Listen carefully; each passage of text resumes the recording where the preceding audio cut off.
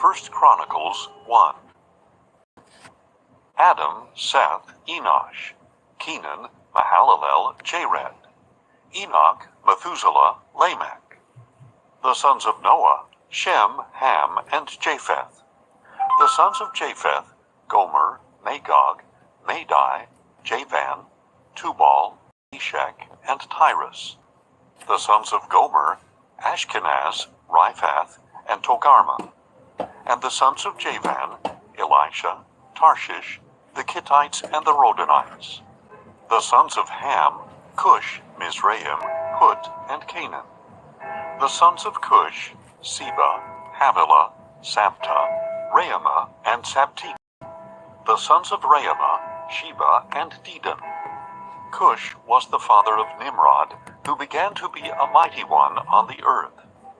Mizraim was the father of the Ludites, the Anamites, the Lehabites, the Naphtuhites, the Pathrusites, the Casluhites, from whom the Philistines came, and the Caphtorites. And Canaan was the father of Sidon, his firstborn, and of the Hittites, the Jebusites, the Amorites, the Girgashites, the Hivites, the Archites, the Sinites, the Arvadites, the Zemarites, and the Hamathites. The sons of Shem, Elam, Asher, Arphaxad, Lud, and Aram. The sons of Aram, Uz, Hul, Gether, and Meshach. Arphaxad was the father of Shelah, and Shelah sons were born to Eber. One was named Peleg, because in his days the earth was divided, and his brother was named Joktan. And Joktan was the father of Almodad, Sheleph, Hazarmaveth, Jerah, Hadoram, Uzal, Diklah, Obal, Abimeo, Sheba, Ophir, Havilah, and Jobab. All these were sons of Joktan. So from Shem came Arphaxad, Shelah, Eber, Peleg, Reu, Serug, Nahor, Terah, and Abram, that is, Abraham. The sons of Abraham were Isaac and Ishmael. These are their genealogies. Nebaioth, the firstborn of Ishmael, then Kedar, Adbeel, Mibsam, Mishma, Massa, Hadad, Tema, Jeter, Naphish, and Kedemah. These were the sons of Ishmael. The sons born to Keturah, Abraham's concubine, Zimran, Jokshan, Medan, Midian, Ishbak, and Shua. The sons of Jokshan, Sheba, and Dedan. The sons of Midian, Ephah, Epher, Hanok, Abida, and Eldaah. All of these were Keturah's sons. Abraham was the father of the sons of Isaac, Esau, and Israel. The sons of Esau, Eliphaz, Ruel, Jeush, Jalem, and Korah. The sons of Eliphaz, Teman, Omar, Zepho, Gatam, and Kenaz. And by Timnah, Amalek. The sons of Ruel, Hath, Zerah, Shammah, and Mizah. The sons of Seir, Lotan, Shobal, Zibeon, Anah, Dishon, Ezer, and Dishan. The sons of Lotan, Hori, and Homan. Timnah was Lotan's sister. The sons of Shobal, Alvan, Manahath, Ebal, Shepho, and Onam. The sons of Zibeon, Ea, and Anah. The son of Anah, Dishon. The sons of Dishon, Hemdan, Eshban, Ithran, and Kiran. The sons of Ezer, Bilhan, Zaavan, and Achan. The sons of Dishan, Uz, and Aran. These are the kings who reigned in the land of Edom before any king reigned over the Israelites.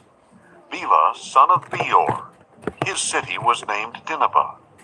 When Bela died, Jobab, son of Zerah from Basra, reigned in his place. When Jobab died, Husham from the land of the Temanites reigned in his place. When Husham died, Hadad, son of Bedad, who defeated Midian in the country of Moab, reigned in his place. And the name of his city was Avith. When Hadad died, Samlah from Masrekah reigned in his place. When Samlah died, Shaul from Rehoboth on the Euphrates reigned in his place. When Shaul died, Baal-Hanan, son of Akbor, reigned in his place. When Baal-Hanan died, Hadad reigned in his place.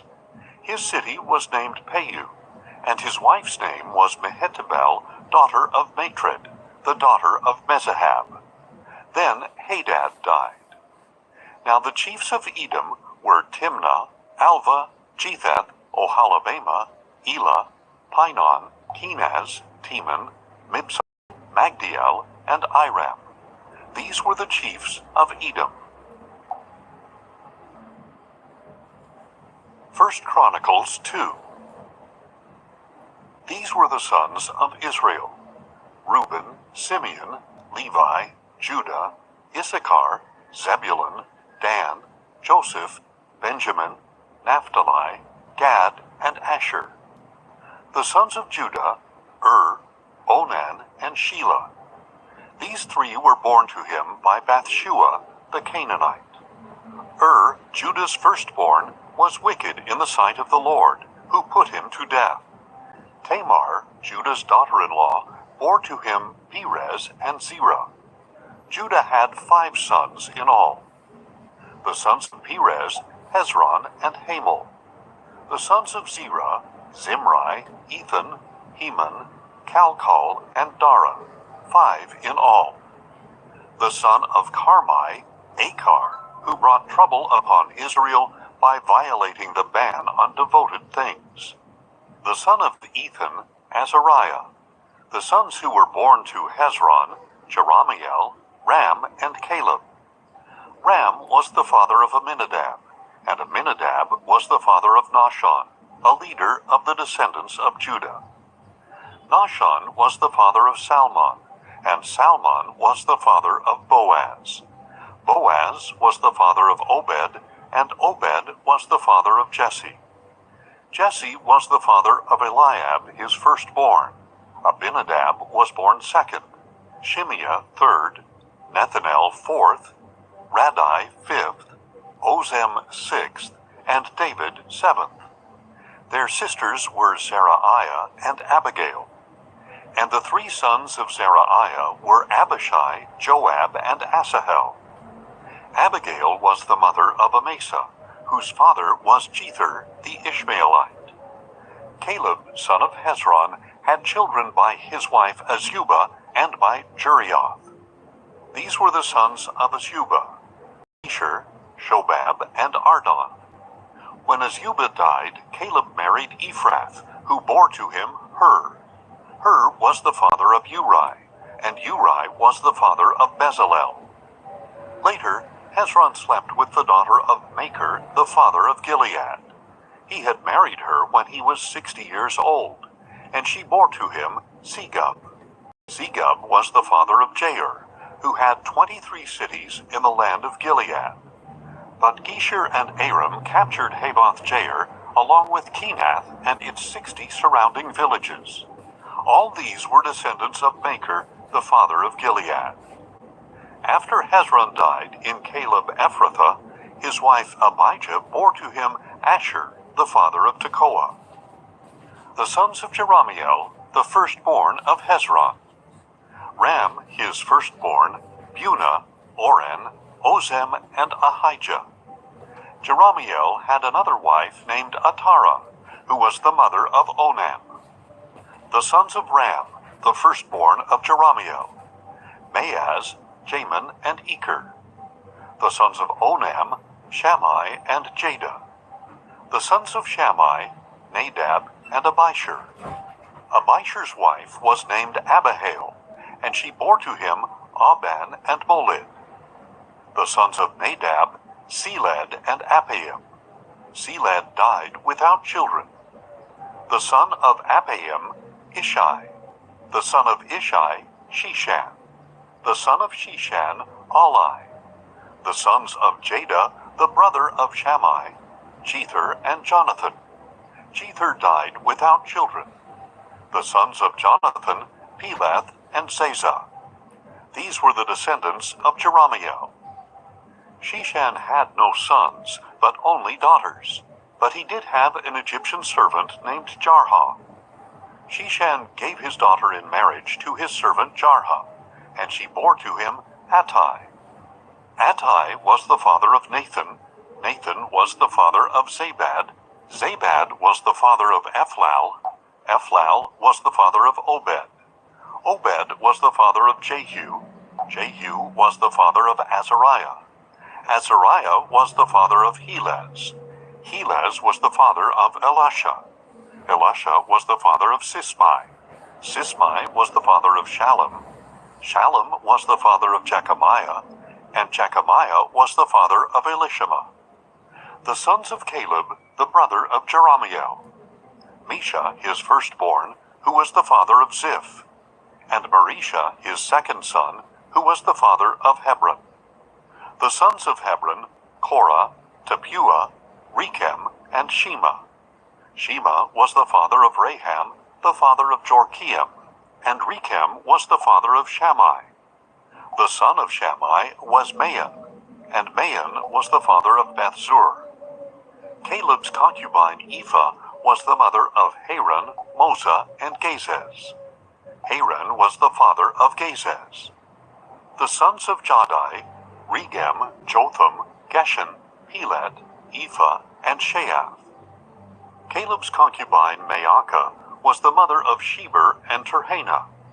She was also the mother of Sheath, father of Madbana, and of Shiva, father of Magbina and Gibeah. Caleb's daughter was Axa. These were the descendants of Caleb. The sons of Hur, the firstborn of Ephrathah. Shobal, the father of Jerim. Salma, the father of Bethlehem, and Hareph, the father of Bethgader. These were the descendants of Shobal, the father of Kiriath Jearim. Haroah, half the Manahathites, and the clans of Kiriath Jearim. The Ithrites, Puthites, Shumathites, and Mishraites. From these descended the Zorathites and Aolites. The descendants of Salma, Bethlehem, the Netophathites, Atroth-Beth Joab, half the Manahathites, the Zorites, and the clans of the scribes who lived at Jabez, the Turathites, Shimeathites, and Sukathites. These are the Kenites who came from Hamath, the father of the house of Rechab. 1 Chronicles 3. These were the sons of David who were born to him in Hebron. The firstborn was Amnon by Ahinoam of Jezreel. The second was Daniel by Abigail of Carmel. The third was Absalom, the son of Maacah, daughter of King Talmai of Geshur. The fourth was Adonijah, the son of Haggith. The fifth was Shephatiah by Abital. And the sixth was Ithream by his wife Eglah. These 6 sons were born to David in Hebron, where he reigned 7 years and 6 months. And David reigned in Jerusalem 33 years. And these sons were born to him in Jerusalem: Shimeah, Shobab, Nathan, and Solomon. These 4 were born to him by Bathsheba, daughter of Ammiel. David's other sons were Ibhar, Elishua, Eliphalet, Nogah, Nepheg, Japhiah, Elishama, Eliada, and Eliphalet, 9 in all. These were all the sons of David, besides the sons by his concubines, and Tamar was their sister. Solomon's son was Rehoboam. Abijah was his son, Asa his son, Jehoshaphat his son, Joram his son, Ahaziah his son, Joash his son, Amaziah his son, Azariah his son, Jotham his son, Ahaz his son, Hezekiah his son, Manasseh his son, Ammon his son, and Josiah his son. The sons of Josiah: Johanan was the firstborn, Jehoiakim the second, Zedekiah the third, and Shallum the fourth. The successors of Jehoiakim: Jeconiah his son, and Zedekiah. The descendants of Jeconiah the captive: Shealtiel his son, Malchiram, Pedaiah, Shenazzar, Jechemiah, Hoshema, and Nedabiah. The sons of Pedaiah, Zerubbabel and Shimei. The children of Zerubbabel, Meshullam and Hananiah, their sister Shalomith, and 5 others, Hashubah, Ohel, Berechiah, Hasadiah, and Jushab Hesed. The descendants of Hananiah, Pelatiah, Jeshaiah, and the sons of Raphiah, of Arnan, of Obadiah, and of Shechaniah. The 6 descendants of Shechaniah were Shemaiah and his sons, Hattush, Igal, Bariah, Neariah, and Shaphat. The sons of Neariah, Elionai, Hizkiah, and Azrikam, 3 in all. The sons of Elionai, Hodaviah, Eliashib, Pelaiah, Akab, Johanan, and Anani, 7 in all. 1 Chronicles 4. The descendants of Judah, Perez, Hezron, Carmi, Hur, and Shobal. Reiah, son of Shobal, was the father of Jahath, and Jahath was the father of Ahumai and Lehi. These were the clans of the Zorathites. These were the sons of Etam, Jezreel, Ishma, and Idbash, and their sister was named Hazalel Poni. Penuel was the father of Gedor, and Ezer was the father of Husha. These were the descendants of Hur, the firstborn of Ephrathah, and the father of Bethlehem. Asher, the father of Tekoa, had 2 wives, Helah and Naarah. Naarah bore to him Ahuzam, Hepher, Temani, and Haahashtarai. These were the descendants of Naarah. The sons of Helah were Zereth, Zohar, Ethnan, and Koz, who was the father of Anub and Zobeba, and of the clans of Aharhel, son of Haram. Now Jabez was more honorable than his brothers. His mother had named him Jabez, saying, "Because I bore him in pain." And Jabez called out to the God of Israel, "If only you would bless me and enlarge my territory. May your hand be with me, and keep me from harm, so that I will be free from pain." And God granted the request of Jabez. Caleb, the brother of Shuha, was the father of Meher, who was the father of Eshton. Eshton was the father of Bethrapha, of Paseah, and of Tehinnah, the father of Nahash.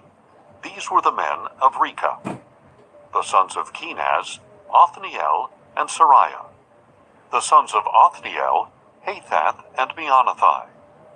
Meonothai was the father of Ophrah, and Sariah was the father of Joab, the father of those living in Geharashim, which was given this name because its people were craftsmen. The sons of Caleb, son of Jephunneh, Iru, Elah, and Naam. The son of Elah, Kenaz. The sons of Jehalalel, Ziph, Ziphah, Turiah, and Asarel. The sons of Ezra, Jether, Mered, Epher, and Jalon. And Mered's wife, Bithiah, gave birth to Miriam, Shammai, and Ishbah, the father of Eshtemoa. These were the children of Pharaoh's daughter, Bithiah. Mered also took a Judean wife, who gave birth to Jered, the father of Gedor, Heber, the father of Soko, and Jekuthiel, the father of Zanoah. The sons of Hodiah's wife, the sister of Naham, were the fathers of Keilah, the Garmite, and of Eshtemoa, the Maachathite. The sons of Shimon, Amnon, Rinnah, Ben-Hanan, and Tilon. The descendants of Ishai, Zoheth, and Ben-Zoheth. The sons of Shelah, son of Judah, the father of Lekah, Laada, the father of Marisha, and the clans of the linen workers at Beth-Ashbea. Joachim, the men of Kozeba, and Joash and Saraph, who ruled in Moab, and Jeshubai-Lehem. These names are from ancient records. These were the potters who lived at Netaim and Gedera. They lived there in the service of the king. The descendants of Simeon, Nemuel, Jamin, Jarib, Zerah, and Shaul. The sons of Shaul, Shallum, Mibsam, and Mishma. The sons of Mishma, Hanuel, Zachar, and Shimei. Shimei had 16 sons and 6 daughters, but his brothers did not have many children, so their whole clan did not become as numerous as the sons of Judah. They lived in Beersheba, Molada, Hazar-Shual, Ilha, Ezem, Tolad, Bethuel, Hormah, Ziklag, Beth-Markaboth, Hazar-Susim, Beth-Biri, and Shearaim. These were their cities until the reign of David. And their villages were Etam, Ain, Rimmon, Token, and Ashan, 5 towns, and all their surrounding villages as far as Baal. These were their settlements, and they kept a genealogical record. Meshobab, Jamlech, Joshua, son of Amaziah, Joel, Jehu, son of Joshabiah, son of Seraiah, son of Asiel, Elioenai, Jacoba, Jeshoiah, Uzziah, Adiel, Jesimiel, Benaiah, and Ziza, son of Shiphi, son of Alon, son of Jediah, son of Shimri, son of Shemaiah. These men listed by name were the leaders of their clans. Their families increased greatly, and they journeyed to the entrance of Gedor, to the east side of the valley, in search of pasture for their flocks. There they found rich, good pasture, and the land was spacious, peaceful, and quiet. For some Hamites had lived there formerly. These who were noted by name came in the days of Hezekiah, king of Judah. They attacked the Hamites and Meunites there in their dwellings, devoting them to destruction even to this day. Then they settled in their place, because there was pasture for their flocks. And 500 of these Simeonites, led by Pelatiah, Neariah, Raphiah, and Uzziel, the sons of Ishi, went to Mount Seir and struck down the remnant of the Amalekites who had escaped, and they have lived there to this day.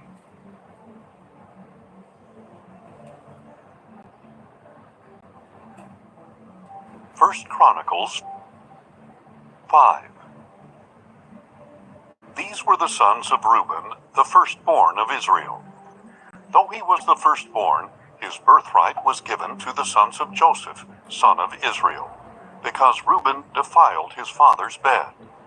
So he is not reckoned according to birthright. And though Judah prevailed over his brothers, and a ruler came from him, the birthright belonged to Joseph. The sons of Reuben, the firstborn of Israel: Hanok, Palu, Hezron, and Carmi.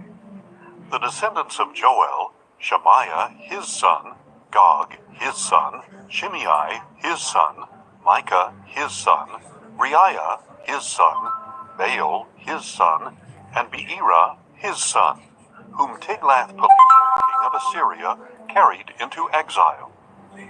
Beerah was a leader of the Reubenites. His relatives by their clans are recorded in their genealogy: Jael the chief, Zechariah, and Bela son of Azaz, the son of Shema, the son of Joel. They settled in Aroer, and as far as Nebo and Baal-Meon.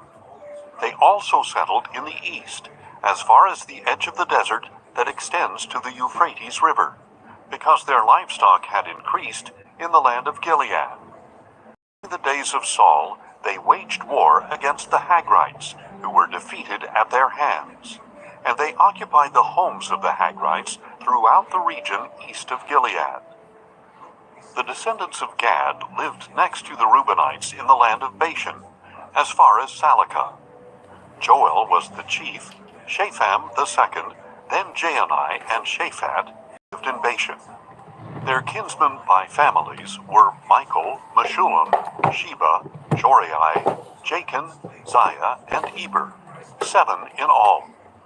These were the sons of Abihail, son of Huri, the son of Jeroah, the son of Gilead, the son of Michael, the son of Jeshishi, the son of Jado, the son of Buz. Ahi, son of Abdiel, the son of Cuni, was head of their family. They lived in Gilead, in Bashan and its towns, and throughout the pasture lands of Sharon. All of them were reckoned in the genealogies during the reigns of Jotham, king of Judah, and Jeroboam, king of Israel. The Reubenites, the Gadites, and the half-tribe of Manasseh had 44,760 warriors, valiant men who carried the shield and sword, drew the bow, and were trained for battle. They waged war against the Hagrites, as well as Jeter, Naphish, and Nodab. And because they cried out to God in battle, they were helped against their enemies. And the Hagrites and all their allies were delivered into their hands. Because they put their trust in God, He answered their prayers. They seized the livestock of the Hagrites, 50,000 camels, 250,000 sheep, and 2,000 donkeys. They also took 100,000 captives, and many others fell slain, because the battle belonged to God. And they occupied the land until the exile. Now the people of the half-tribe of Manasseh were numerous.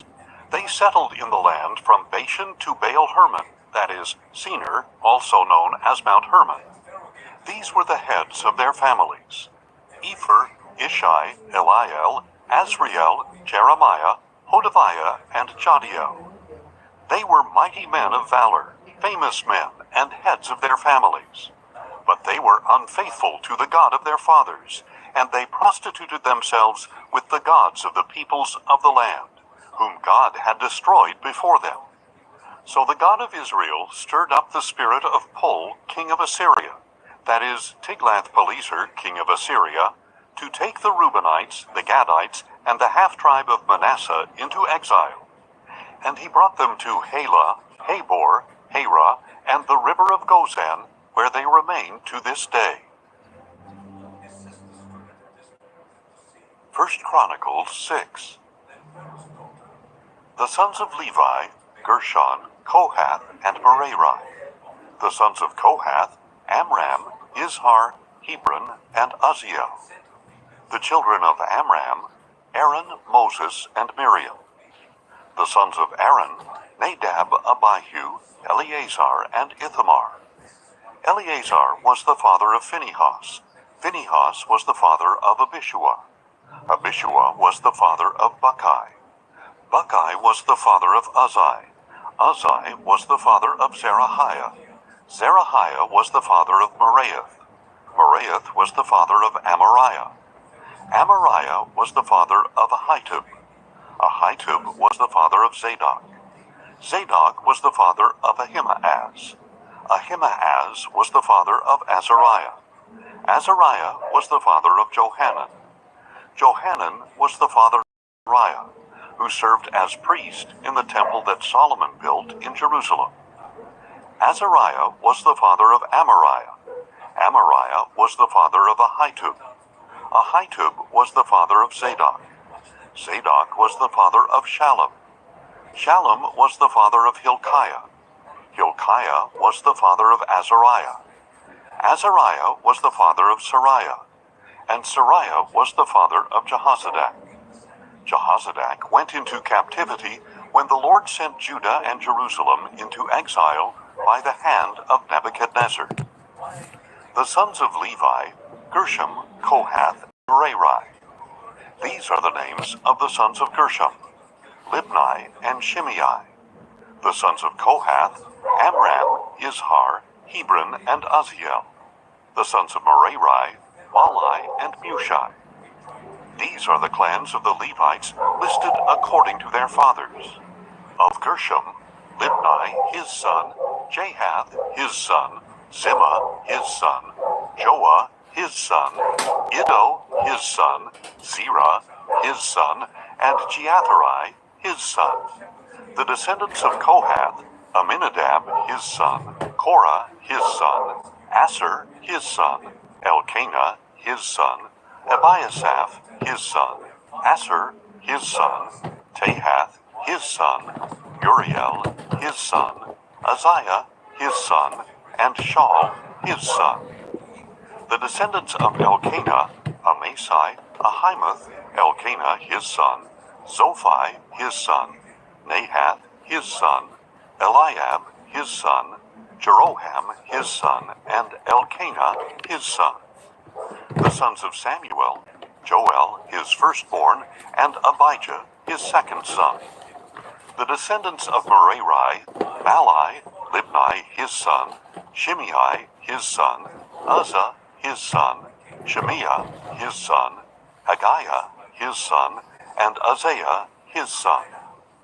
These are the men David put in charge of the music in the house of the Lord after the ark rested there. They ministered with song before the tabernacle, the tent of meeting, until Solomon built the house of the Lord in Jerusalem. And they performed their duties according to the regulations given them. These are the men who served together with their sons. From the Kohathites, Heman the singer, the son of Joel, the son of Samuel, the son of Elkanah, the son of Jeroham, the son of Eliel, the son of Toah, the son of Zoph, the son of Elkanah, the son of Mahath, the son of Amasai, the son of Elkanah, the son of Joel, the son of Azariah, the son of Zephaniah, the son of Tahath, the son of Asher, the son of Abiasaph, the son of Korah, the son of Izhar, the son of Kohath, the son of Levi, the son of Israel. Heman's kinsman was Asaph, who served at his right hand. Asaph, the son of Berechiah, the son of Shimea, the son of Michael, the son of Paasiah, the son of Malchijah, the son of Ethni, the son of Zerah, the son of Adiah, the son of Ethan, the son of Zimmah, the son of Shimei, the son of Jahath, the son of Gershom, the son of Levi. On the left were their kinsmen, the sons of Merari.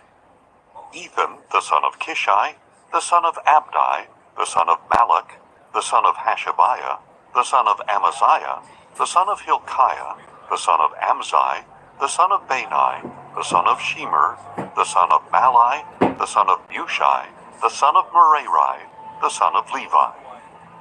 Their fellow Levites were assigned to every kind of service of the tabernacle, the house of God. But Aaron and his sons did all the work of the most holy place. They presented the offerings on the altar of burnt offering and on the altar of incense to make atonement for Israel, according to all that Moses, the servant of God, had commanded.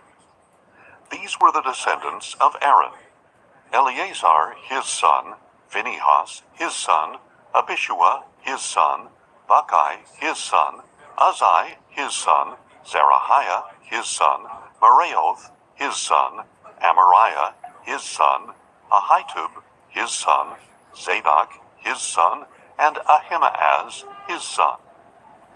Now these were the territories assigned to the descendants of Aaron from the Kohathite clan for their settlements, because the first lot fell to them. They were given Hebron in the land of Judah and its surrounding pasture lands. But the fields and villages around the city were given to Caleb, son of Jephunneh.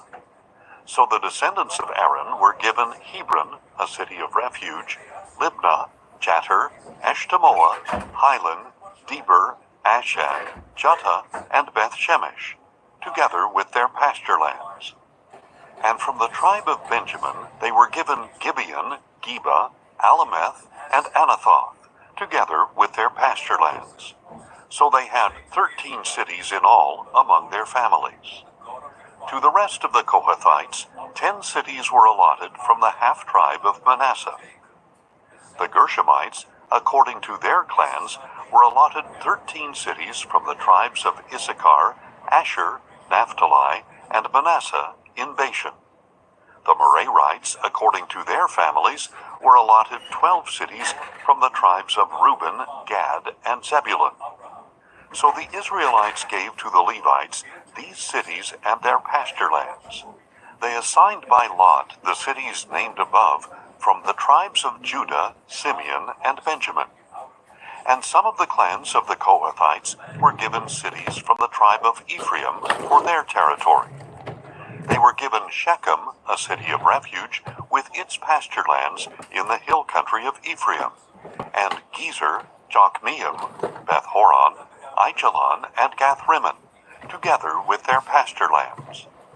And from the half-tribe of Manasseh, the remaining clans of the Kohathites were given Aner and Bileam, together with their pasture lands. The Gershomites received the following. From the clan of the half-tribe of Manasseh, they were given Golan in Bashan, and also Ashtaroth, together with their pasture lands. From the tribe of Issachar, they were given Kedesh, Daberath, Ramoth, and Anam, together with their pasture lands. From the tribe of Asher, they were given Mashal, Abdon, Hukok, and Rehob, together with their pasture lands. And from the tribe of Naphtali, they were given Kedesh in Galilee, Hammon, and Kiriathaim, together with their pasture lands. The Merarites, the rest of the Levites, received the following. From the tribe of Zebulun, they were given Ramono and Tabor, together with their pasture lands. From the tribe of Reuben, east of the Jordan, opposite Jericho, they were given Bezer in the wilderness, Jahzah, Kedemoth, and Mephaeth, together with their pasture lands. And from the tribe of Gad, they were given in Gilead, Mahanaim, Heshbon, and Jazer, together with their pasture lands. 1 Chronicles 7. The sons of Issachar, Tola, Puah, Jashub, and Shimron, 4 in all. The sons of Tola, Uzai, Rephaiah, Juriel, Jamai, Ibsam, and Shemuel, the heads of their families. In the days of David, 22,600 descendants of Tola were numbered in their genealogies as mighty men of valor. The son of Uzai, Izrahiah. The sons of Izrahiah, Michael, Obadiah, Joel, and Ishiah. All 5 of them were chiefs. In addition to them, according to their genealogy, they had 36,000 troops for battle, for they had many wives and children. Their kinsmen belonging to all the families of Issachar, who were mighty men of valor, totaled 87,000 as listed in their genealogies. The 3 sons of Benjamin, Bela, Becher, and Jediael. The sons of Bela, Esbon, Uzai, Uzziel, Jeremoth, and Iri, heads of their families, 5 in all. There were 22,034 mighty men of valor listed in their genealogies. The sons of Becher, Zemira, Joash, Eliezer, Elionai, Omri, Jeremoth, Abijah, Anathoth, and Alameth. All these were Becher's sons. Their genealogies were recorded according to the heads of their families, 20,200 mighty men of valor. The son of Jediael, Bilhan. The sons of Bilhan, Jeush, Benjamin, Ehud, Kenaanah, Zethan, Tarshish, and Ahishahar. All these sons of Jediael were heads of their families, mighty men of valor. There were 17,200 fit for battle. The Shaphites and Huppites were descendants of and the Hushites were descendants of Aher. The sons of Naphtali, Jaziel, Gunai, Jezer, and Shalom, the descendants of Bilhah. The descendants of Manasseh, through his Aramean concubine Asriel, as well as Machir, the father of Gilead. Machir took a wife from among the Huppites and Shuppites. The name of his sister was Maacah. Another descendant was named Zelophehad, who had only daughters. Machir's wife Maacah gave birth to a son, and she named him Peresh. His brother was named Sheresh, and his sons were Ulam and Rechab. The son of Ulam, Bedan. These were the sons of Gilead, son of Machir, the son of Manasseh. His sister Hammoleketh gave birth to Ishhad, Abiezer, and Bala. And these were the sons of Shemida, Ahian, Shechem, Likhai, and Aniam. The descendants of Ephraim, Shuthelah, Bered, his son, Tahath, his son, Eliada, his son, Tahath, his son, Zabad, his son, and Shuthelah, his son.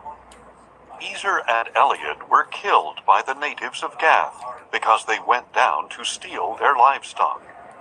Their father Ephraim mourned for many days, and his relatives came to comfort him. And again he slept with his wife, and she conceived and gave birth to a son.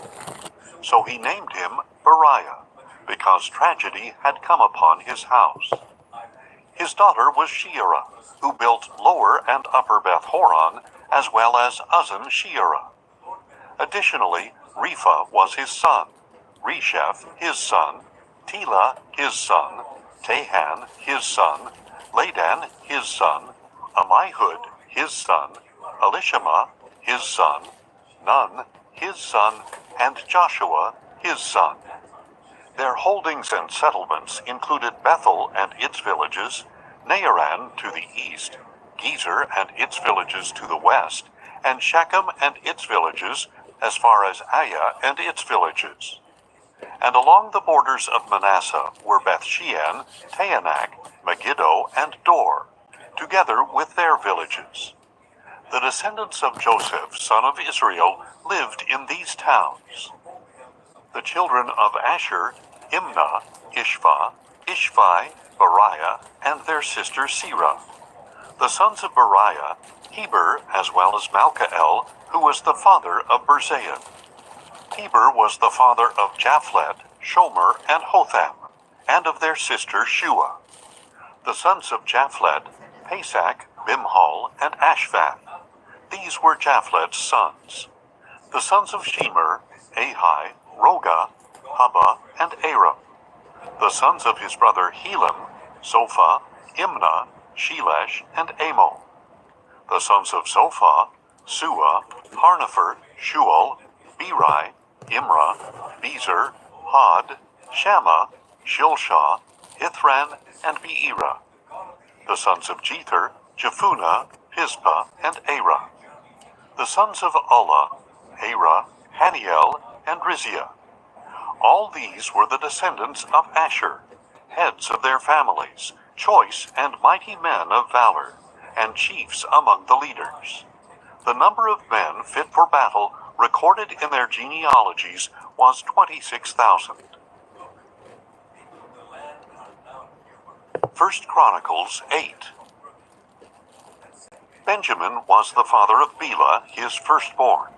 Ashbel was the secondborn, Ahara the third, Noha the fourth, and Rapha the fifth. The sons of Bela, Adar, Gera, Abihud, Abishua, Naaman, Ahoah, Gera, Shephufan, and Huram. These were the descendants of Ehud, who were the heads of the families living in Geba and were exiled to Manahath. Naaman, Ahijah, and Gera, who carried them into exile, and who was the father of Uzzah and Ahihud. Shearaim had sons in the country of Moab, after he had divorced his wives Hushim and Beara. His sons by his wife Hodesh, Jobab, Zibiah, Mesha, Malcolm, Jeaz, Zekiah, and Mirma. These were his sons, heads of families. He also had sons by Hushim, Abitub, and Elpaal. The sons of Elpaal, Eber, Misham, Shemed, who built Ono and Lod with its villages, and Beriah and Shema, who were the heads of families of the inhabitants of Aijalon, and who drove out the inhabitants of Gath. Ahio, Shashak, Jeremoth, Zebediah, Arad, Eder, Michael, Ishpa, and Johah were the sons of Beriah.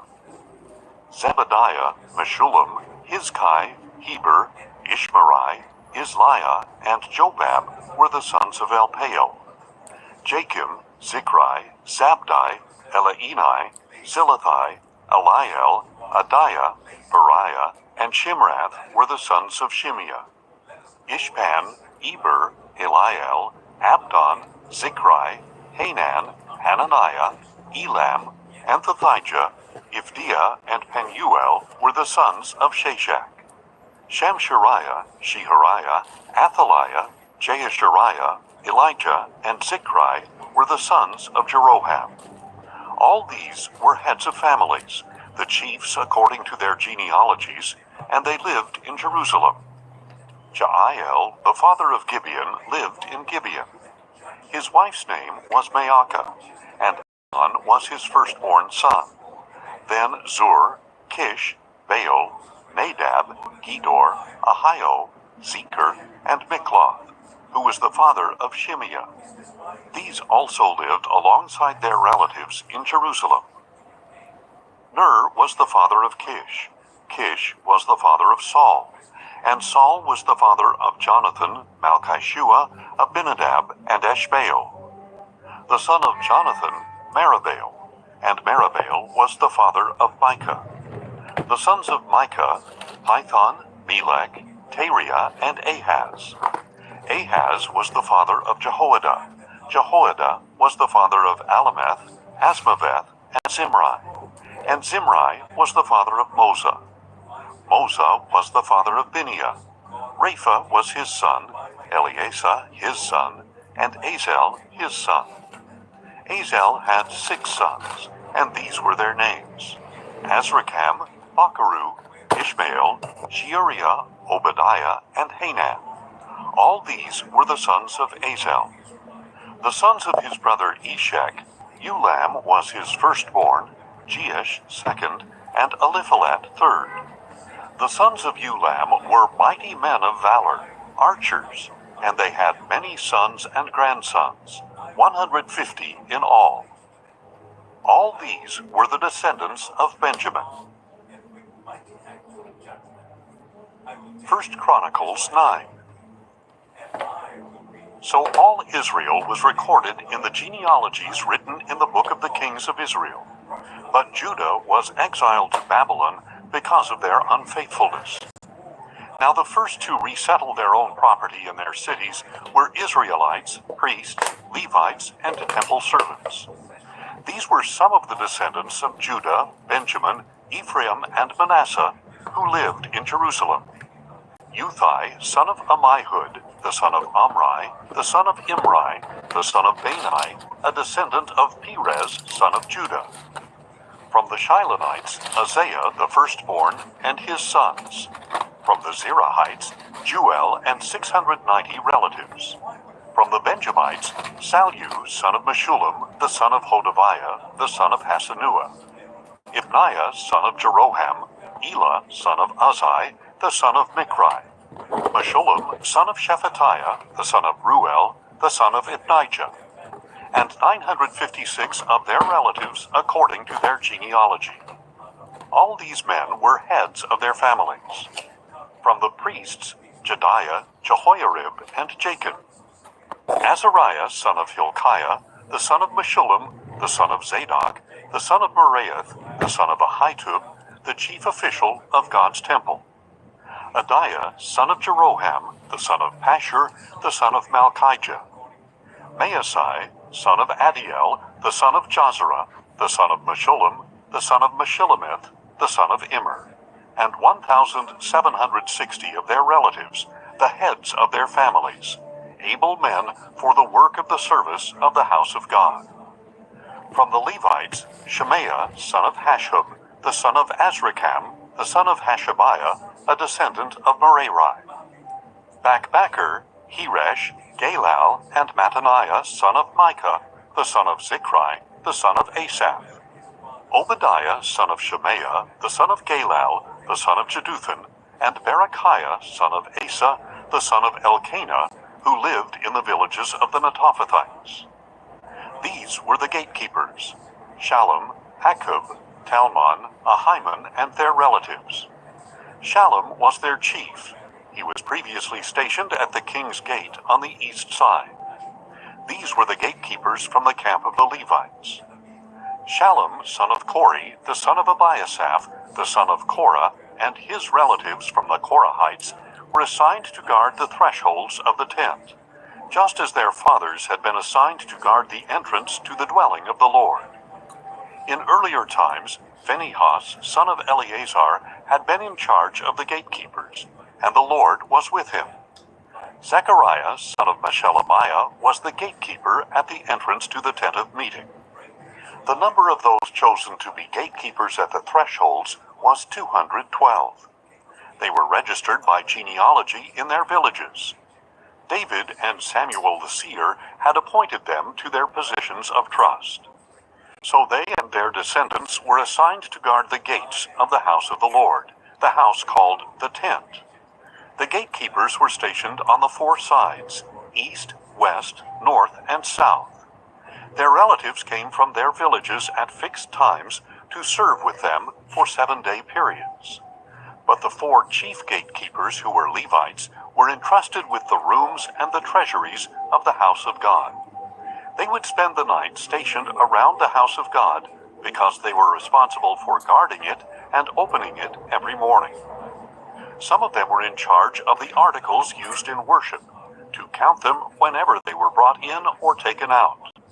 Others were put in charge of the furnishings and other articles of the sanctuary, as well as the fine flour, wine, oil, frankincense, and spices. And some of the sons of the priests mixed the spices. A Levite named Mattathiah, the firstborn son of Shallum the Korahite, was entrusted with baking the bread. Some of their Kohathite brothers were responsible for preparing the rows of the showbread every Sabbath. Those who were musicians, the heads of Levite families, stayed in the temple chambers and were exempt from other duties, because they were on duty day and night. All these were heads of Levite families, chiefs according to their genealogies, and they lived in Jerusalem. Jael, the father of Gibeon, lived in Gibeon. His wife's name was Maacah. Abdon was his firstborn son, then Zur, Kish, Baal, Ner, Nadab, Gedor, Ahio, Zechariah, and Mikloth. Mikloth was the father of Shimeam. They too lived alongside their relatives in Jerusalem. Ner was the father of Kish. Kish was the father of Saul. And Saul was the father of Jonathan, Malchishua, Abinadab, and Eshbaal. The son of Jonathan, Merib-Baal, who was the father of Micah. The sons of Micah, Python, Melech, Tariah, and Ahaz. Ahaz was the father of Jerah. Jerah was the father of Alameth, Asmaveth, and Zimri. And Zimri was the father of Moza. Moza was the father of Bineah. Raphiah was his son, Elisah his son, and Azel his son. And Azel had 6 sons, and these were their names: Azrikam, Bacharu, Ishmael, Sheariah, Obadiah, and Hanan. These were the sons of Azel. 1 Chronicles 10. Now the Philistines fought against Israel, and the men of Israel fled before them, and many fell slain on Mount Gilboa. The Philistines followed hard after Saul and his sons, and they killed Saul's sons Jonathan, Abinadab, and Malchishua.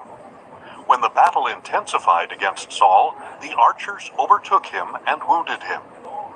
Then Saul said to his armor-bearer, "Draw your sword and run it through me, or these uncircumcised men will come and torture me." But his armor-bearer was terrified and refused to do it. So Saul took his own sword and fell on it. When his armor-bearer saw that Saul was dead, he too fell on his own sword and died. So Saul died together with his 3 sons and all his house. When all the Israelites in the valley saw that the army had fled and that Saul and his sons had died, they abandoned their cities and ran away. So the Philistines came and occupied their cities. The next day, when the Philistines came to strip the dead, they found Saul and his sons fallen on Mount Gilboa. They stripped Saul, cut off his head, took his armor, and sent messengers throughout the land of the Philistines to proclaim the news in the temple of their idols and among their people. They put his armor in the temple of their gods, and hung his head in the temple of Dagon.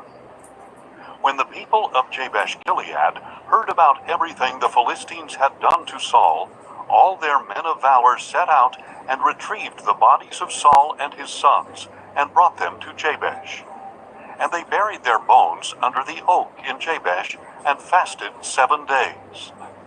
So Saul died for his unfaithfulness to the Lord, because he did not keep the word of the Lord, and even consulted a medium for guidance.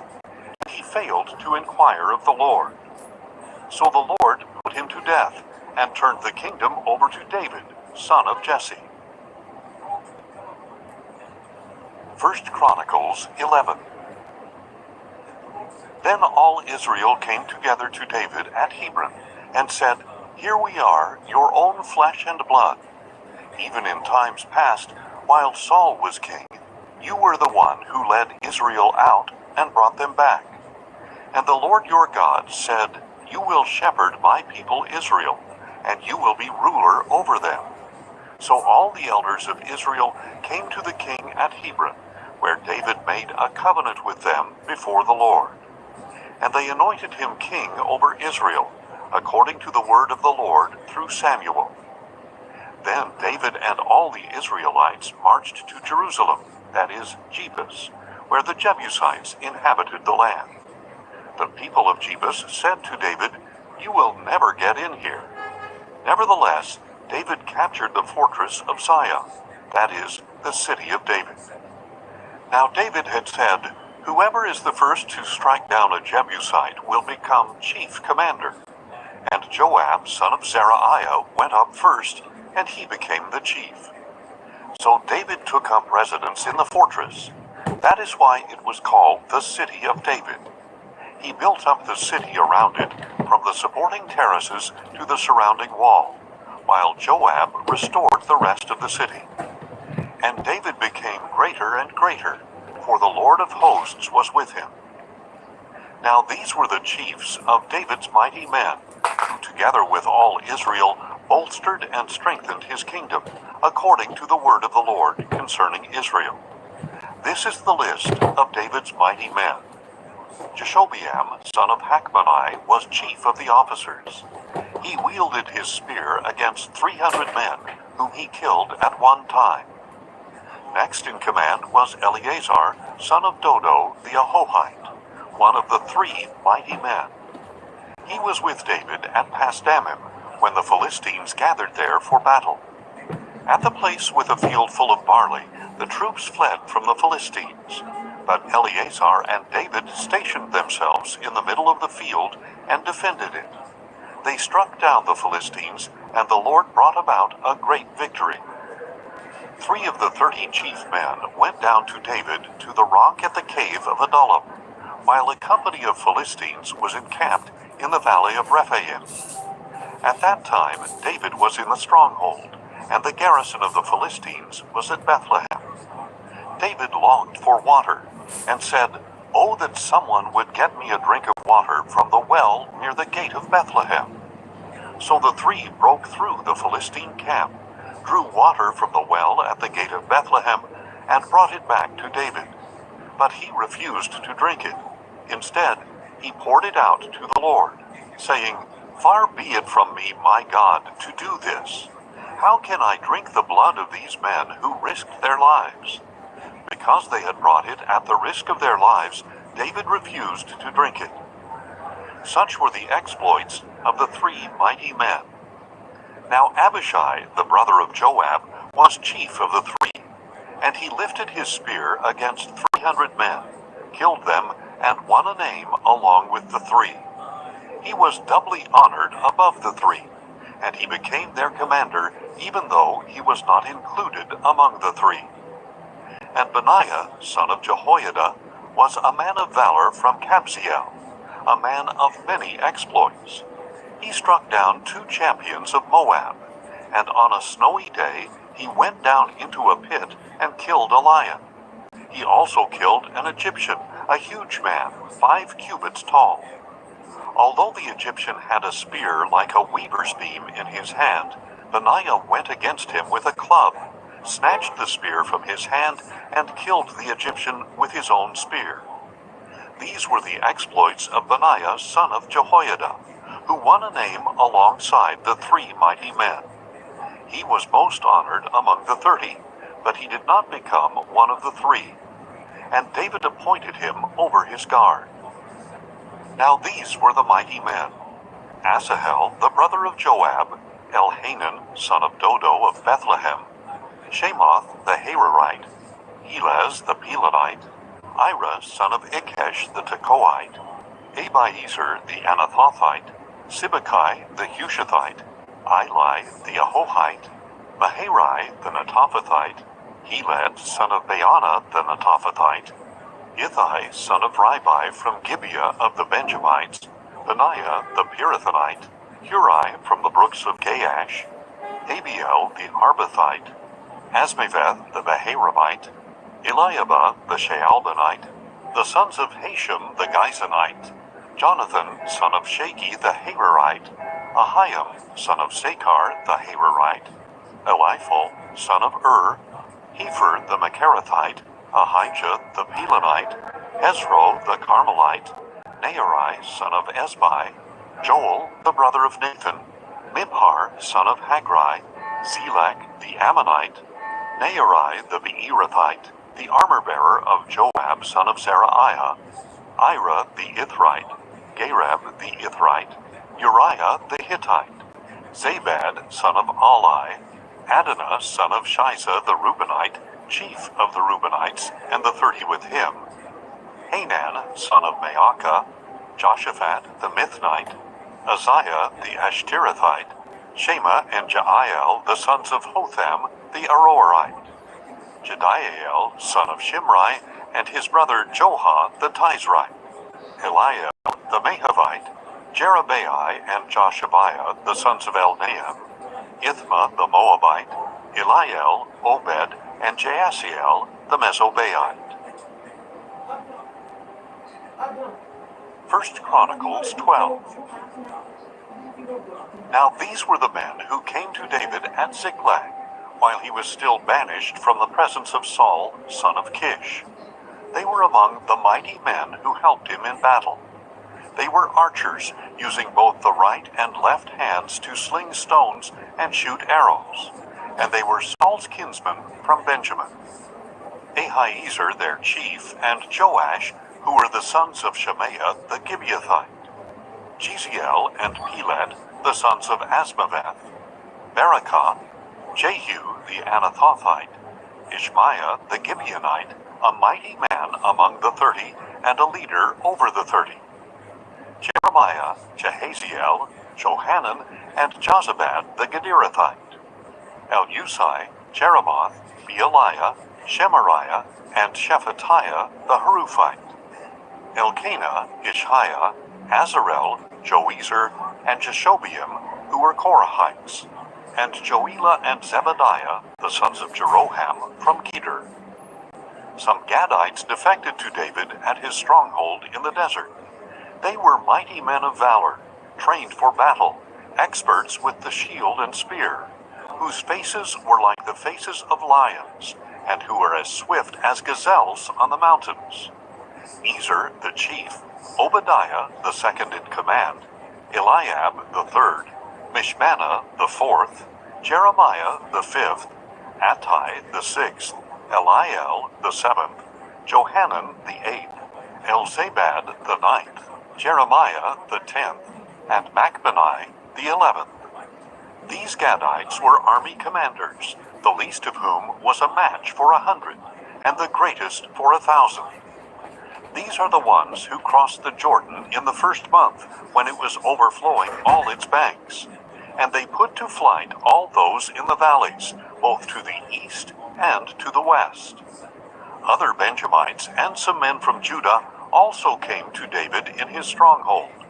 And David went out to meet them, saying, "If you have come to me in peace to help me, my heart will be united with you.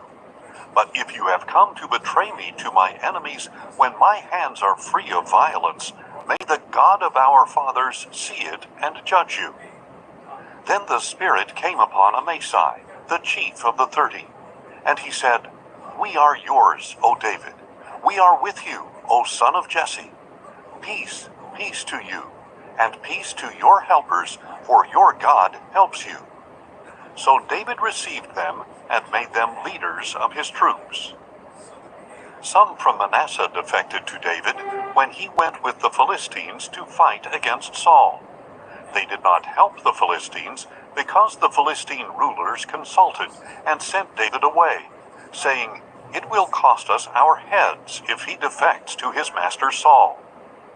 When David went to Ziklag, these men of Manasseh defected to him: Adnah, Jozabad, Jediael, Michael, Jozabad, Elihu, and Zilithai, chiefs of thousands in Manasseh. They helped David against the raiders, for they were all mighty men of valor and commanders in the army. For at that time men came to David day after day to help him, until he had a great army, like the army of God. Now these are the numbers of men armed for battle who came to David at Hebron to turn Saul's kingdom over to him, in accordance with the word of the Lord. From Judah, 6,800 armed troops bearing shields and spears. From Simeon, 7,100 mighty men of valor ready for battle. From Levi, 4,600, including Jehoiada, leader of the house of Aaron, with 3,700 men, and Zadok, a mighty young man of valor, with 22 commanders from his own family. From Benjamin, the kinsman of Saul, 3,000, most of whom had remained loyal to the house of Saul up to that time. From Ephraim, 20,800 mighty men of valor, famous among their own clans. From the half-tribe of Manasseh, 18,000 designated by name to come and make David king. From Issachar, men who understood the times and knew what Israel should do, 200 chiefs with all their kinsmen at their command. From Zebulun, 50,000 fit for service, trained for battle with all kinds of weapons of war, who with one purpose were devoted to David. From Naphtali, 1,000 commanders accompanied by 37,000 men with shield and spear. From Dan, 28,600 prepared for battle. From Asher, 40,000 fit for service, prepared for battle. And from east of the Jordan, from Reuben, Gad, and the half-tribe of Manasseh there, 120,000 armed with every kind of weapon of war. All these men of war, arrayed for battle, came to Hebron fully determined to make David king over all Israel. And all the rest of the Israelites were of one mind to make David king. They spent 3 days there eating and drinking with David, for their relatives had provided for them. And their neighbors from as far away as Issachar, Zebulun, and Naphtali came bringing food on donkeys, camels, mules, and oxen, abundant supplies of flour, fig cakes, and raisin cakes, wine and oil, oxen and sheep. Indeed, there was joy in Israel. 1 Chronicles 13. Then David conferred with all his leaders, the commanders of hundreds and of thousands.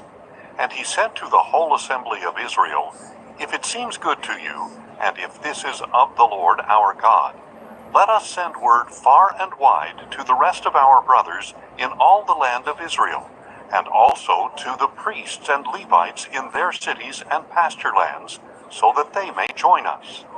Then let us bring back the ark of our God, for we did not inquire of him in the days of Saul." And because this proposal seemed right to all the people, the whole assembly agreed to it. So David assembled all Israel from the river Shihor in Egypt to Lebo-Hamath to bring the ark of God from Kiriath-Jearim. David and all Israel went up to Baalah of Judah, that is, Kiriath-Jearim, to bring up from there the ark of God the Lord, who is enthroned between the cherubim, the ark that is called by the name. So they carried the ark of God from the house of Abinadab on a new cart, with Uzzah and Ahio guiding the cart. David and all the Israelites were celebrating before God with all their might, with songs and on harps and lyres, with tambourines, cymbals, and trumpets. When they came to the threshing floor of Kidon, Uzzah reached out and took hold of the ark, because the oxen had stumbled. And the anger of the Lord burned against Uzzah, and he struck him down because he had put his hand on the ark. So he died there before God. Then David became angry because the Lord had burst forth against Uzzah. So he named that place Perez Uzzah, as it is called to this day. That day David feared God and asked, "How can I ever bring the ark of God to me?" So he did not move the ark with him to the city of David. Instead, he took it aside to the house of Obed-Edom the Gittite. Thus the ark of God remained with the family of Obed-Edom in his house for 3 months, and the Lord blessed his household and everything he owned. 1 Chronicles 14. Now Hiram, king of Tyre, sent envoys to David, along with cedar logs, stonemasons, and carpenters, to build a palace for him. And David realized that the Lord had established him as king over Israel, and had highly exalted his kingdom for the sake of his people Israel. And David took more wives in Jerusalem, and became the father of more sons and daughters. These are the names of the children born to him in Jerusalem: Shemuah, Shobab, Nathan, Solomon, Ibhar, Elishua, Elpelet, Nogah, Nepheg, Japhiah, Elishama, Eliada, and Eliphalet. When the Philistines heard that David had been anointed king over all Israel, they all went in search of him. But David learned of this and went out to face them. Now the Philistines had come and raided the valley of Rephaim. So David inquired of God, "Should I go up against the Philistines? Will you deliver them into my hand?" "Go," replied the Lord, "for I will deliver them into your hand." So David and his men went up to Baal-perazim, where he defeated the Philistines and said, "Like a bursting flood, God has burst out against my enemies by my hand." So they called that place Baal-perazim. There the Philistines abandoned their gods, and David ordered that they be burned in the fire. Once again the Philistines raided the valley. So David again inquired of God, who answered him, "Do not march up after them, but circle around them and attack them in front of the balsam trees. As soon as you hear the sound of marching in the tops of the balsam trees, move out to battle, because this will mean that God has marched out before you to strike the camp of the Philistines." So David did as God had commanded him, and they struck down the army of the Philistines all the way from Gibeon to Gezer. And David's fame went out into every land, and the Lord caused all nations to fear him. 1 Chronicles 15. David constructed buildings for himself in the city of David, and he prepared a place for the ark of God and pitched a tent for it. Then David said, "No one but the Levites may carry the ark of God, because the Lord has chosen them to carry the ark of the Lord and to minister before him forever." And David assembled all Israel in Jerusalem to bring up the ark of the Lord to the place he had prepared for it. Then he gathered together the descendants of Aaron and the Levites. From the Kohathites, Uriel the chief and 120 of his relatives. From the Merarites, Isaiah the chief and 220 of his relatives. From the Gershomites, Joel the chief and 130 of his relatives. From the Elizaphanites, Shemaiah the chief and 200 of his relatives. From the Hebronites, Eliel the chief and 80 of his relatives. And from the Uzzielites, Aminadab the chief and 112 of his relatives. David summoned the priests, Zadok and Abiathar, and the Levites, Uriel, Isaiah, Joel, Shemaiah, Eliel, and Aminadab. And he said to them, "You are the heads of the Levitical families. You and your relatives must consecrate yourselves, so that you may bring the ark of the Lord, the God of Israel, to the place I have prepared for it. It was because you Levites were not with us the first time that the Lord our God burst forth in anger against us, for we did not consult him about the proper order. So the priests and Levites consecrated themselves to bring up the ark of the Lord, the God of Israel. And the Levites carried the ark of God on their shoulders with the poles, as Moses had commanded in accordance with the word of the Lord. David also told the leaders of the Levites to appoint their relatives as singers, to lift up their voices with joy, accompanied by musical instruments, harps, lyres, and cymbals. So the Levites appointed Heman, son of Joel, from his brothers Asaph, son of Berechiah, from their brothers the Merarites, Ethan, son of Cushiah, and with them their brothers next in rank, Zechariah, Jaasiel, Shemiramoth, Jehiel, Unai, Eliab, Benaiah, Maaseiah, Mattithiah, Eliphalihu, Micniah, and the gatekeepers Obed-Edom and Jeiel. The musicians, Heman, Asaph, and Ethan, were to sound the bronze cymbals. Zechariah, Aziel, Shemiramoth, Jehiel, Unai, Eliab, Maaseiah, and Benaiah were to play the harps according to Alamoth. And Mattithiah, Eliphalihu, Micniah, Obed-Edom, Jeiel, and Azaziah were to lead the music with lyres according to Sheminith.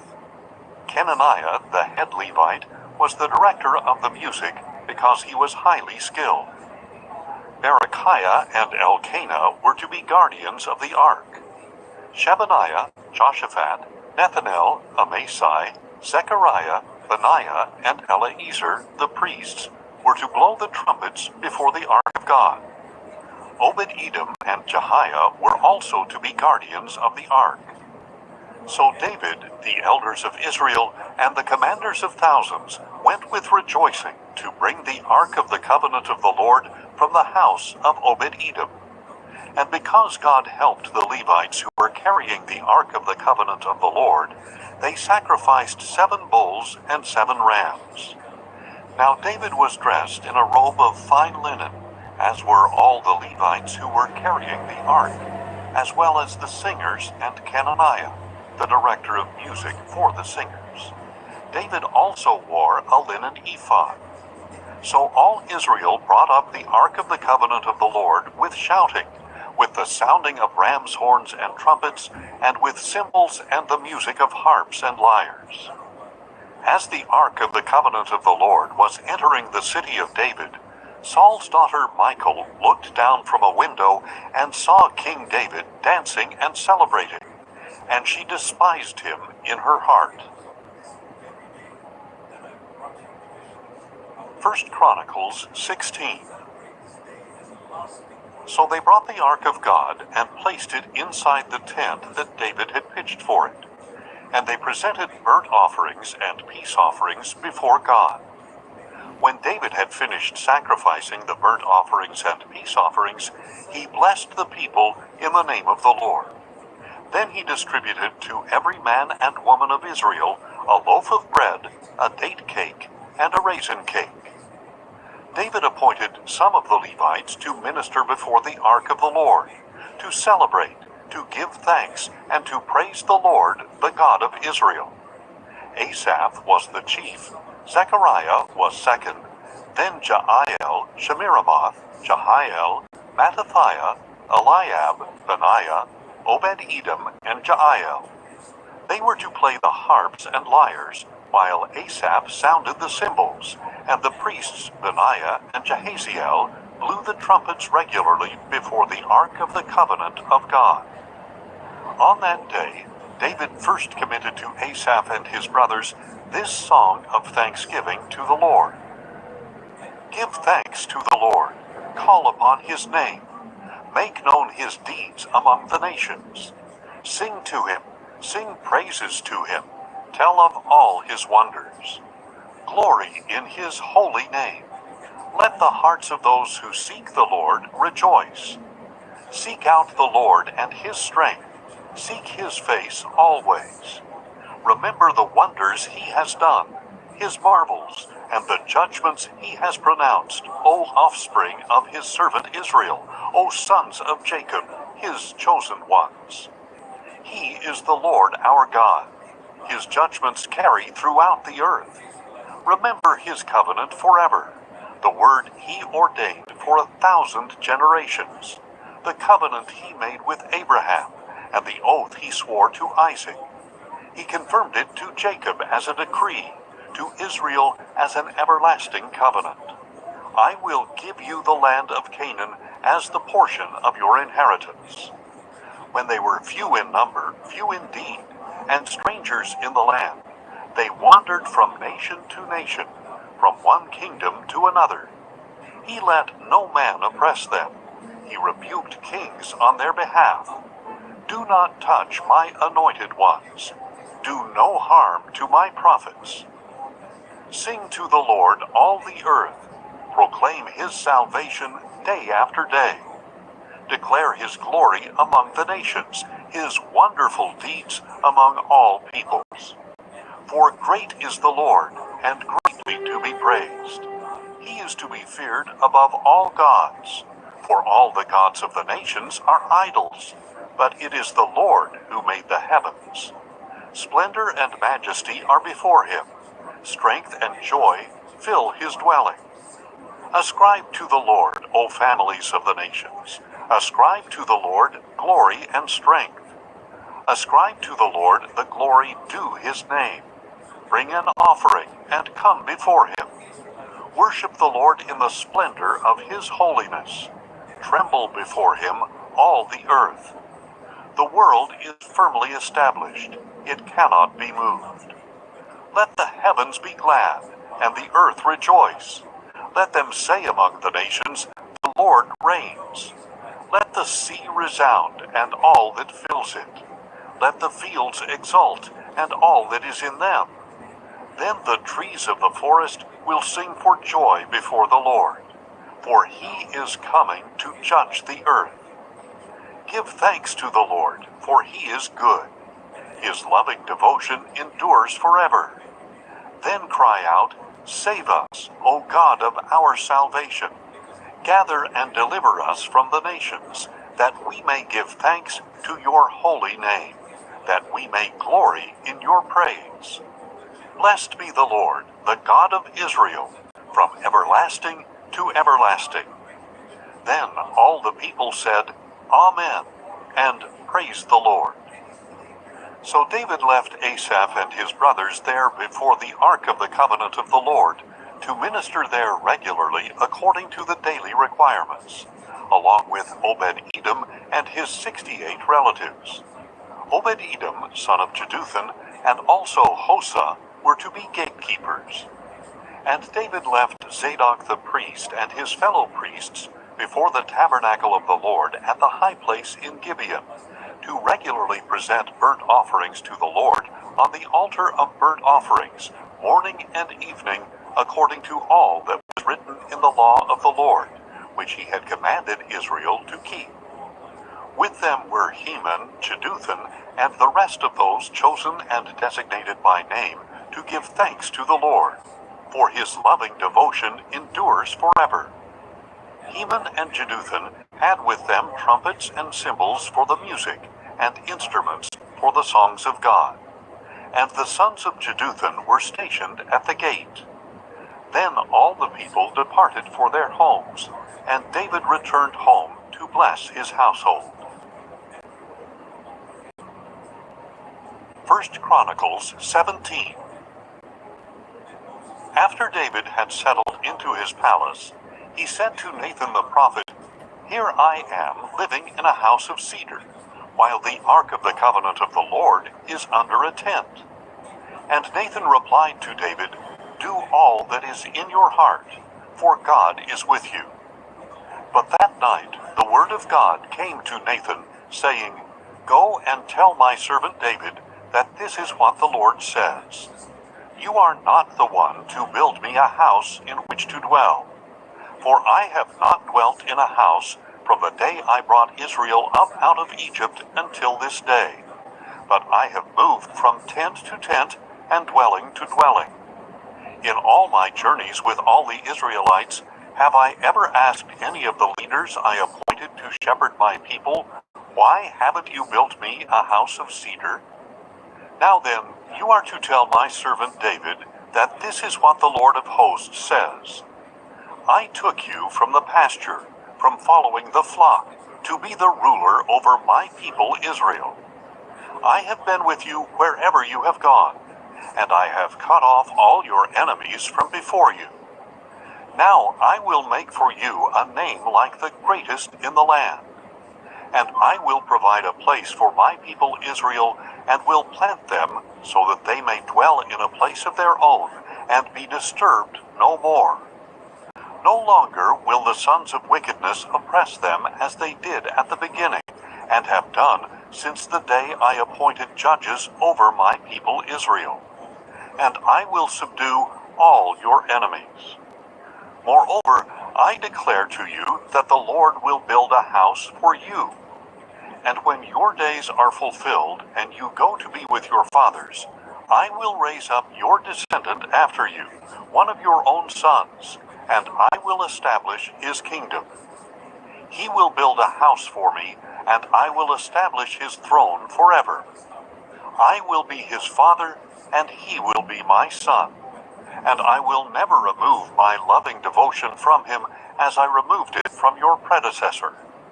But I will set him over my house and my kingdom forever, and his throne will be established forever. So Nathan relayed to David all the words of this entire vision. Then King David went in, sat before the Lord, and said, Who am I, O Lord God, and what is my house that you have brought me this far? And as if this was a small thing in your eyes, O God, you have spoken about the future of the house of your servant, and have regarded me as a man of great distinction, O Lord God. What more can David say to you for so honoring your servant? For you know your servant, O Lord. For the sake of your servant, and according to your own heart, you have accomplished this great thing, and revealed all your greatness.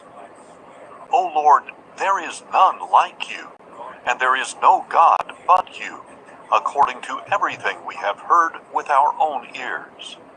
And who is like your people Israel, the one nation on earth whom God went out to redeem as a people for himself? You made a name for yourself through great and awesome wonders, by driving out nations from before your people, whom you redeemed from Egypt. For you have made your people Israel your very own forever, and you, O Lord, have become their God. And now, O Lord, let the word you have spoken concerning your servant and his house be established forever. Do as you have promised, so that your name will be established and magnified forever, when it is said, The Lord of hosts, the God of Israel, is God over Israel. And may the house of your servant David be established before you. For you, my God, have revealed to your servant that you will build a house for him. Therefore, your servant has found the courage to pray before you. And now, O Lord, you are God, and you have promised this goodness to your servant. So now you have been pleased to bless the house of your servant, that it may continue forever before you. For you, O Lord, have blessed it, and it will be blessed forever. 1 Chronicles 18. Sometime later, David defeated the Philistines, subdued them, and took Gath and its villages from the hand of the Philistines. David also defeated the Moabites, and they became subject to David and brought him tribute. As far as Hamath, David also defeated King Hadadezer of Zobah, who had marched out to establish his dominion along the Euphrates River. David captured from him 1,000 chariots, 7,000 charioteers, and 20,000 foot soldiers. And he hamstrung all the horses except 100 he kept for the chariots. When the Arameans of Damascus came to help King Hadadezer of Zobah, David struck down 22,000 men. Then he placed garrisons in Aram of Damascus, and the Arameans became subject to David and brought him tribute. So the Lord made David victorious wherever he went. And David took the gold shields that belonged to the officers of Hadadezer and brought them to Jerusalem. And from Tibhath and Cun, cities of Hadadezer, David took a large amount of bronze, with which Solomon made the bronze sea, the pillars, and various bronze articles. When King Tohu of Hamath heard that David had defeated the entire army of Hadadezer, king of Zobah, he sent his son Hadoram to greet King David and bless him for fighting and defeating Hadadezer, who had been at war with Tohu. Hadoram brought all kinds of articles of gold and silver and bronze, and King David dedicated these to the Lord, along with the silver and gold he had carried off from all these nations, from Edom and Moab, and from the Ammonites, Philistines, and Amalekites. Moreover, Abishai, son of Zeruiah, struck down 18,000 Edomites in the valley of Salt. He placed garrisons in Edom, and all the Edomites were subject to David. So the Lord made David victorious wherever he went. Thus David reigned over all Israel, and administered justice and righteousness for all his people. Joab, son of Zeruiah, was over the army. Jehoshaphat, son of Ahilud, was the recorder.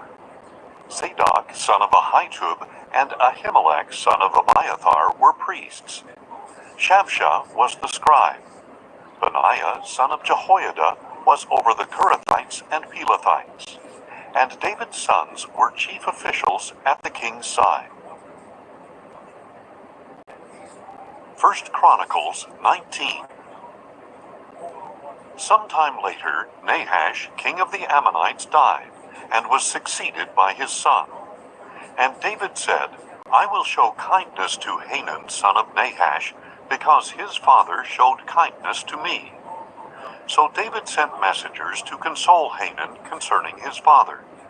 But when David's servants arrived in the land of the Ammonites to console him, the princes of the Ammonites said to Hanun, Just because David has sent you comforters, do you really believe he is showing respect for your father?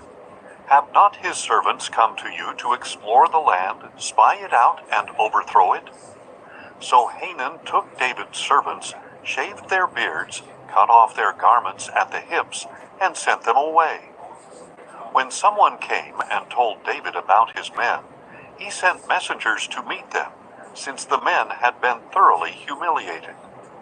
The king told them, Stay in Jericho until your beards have grown back, and then return.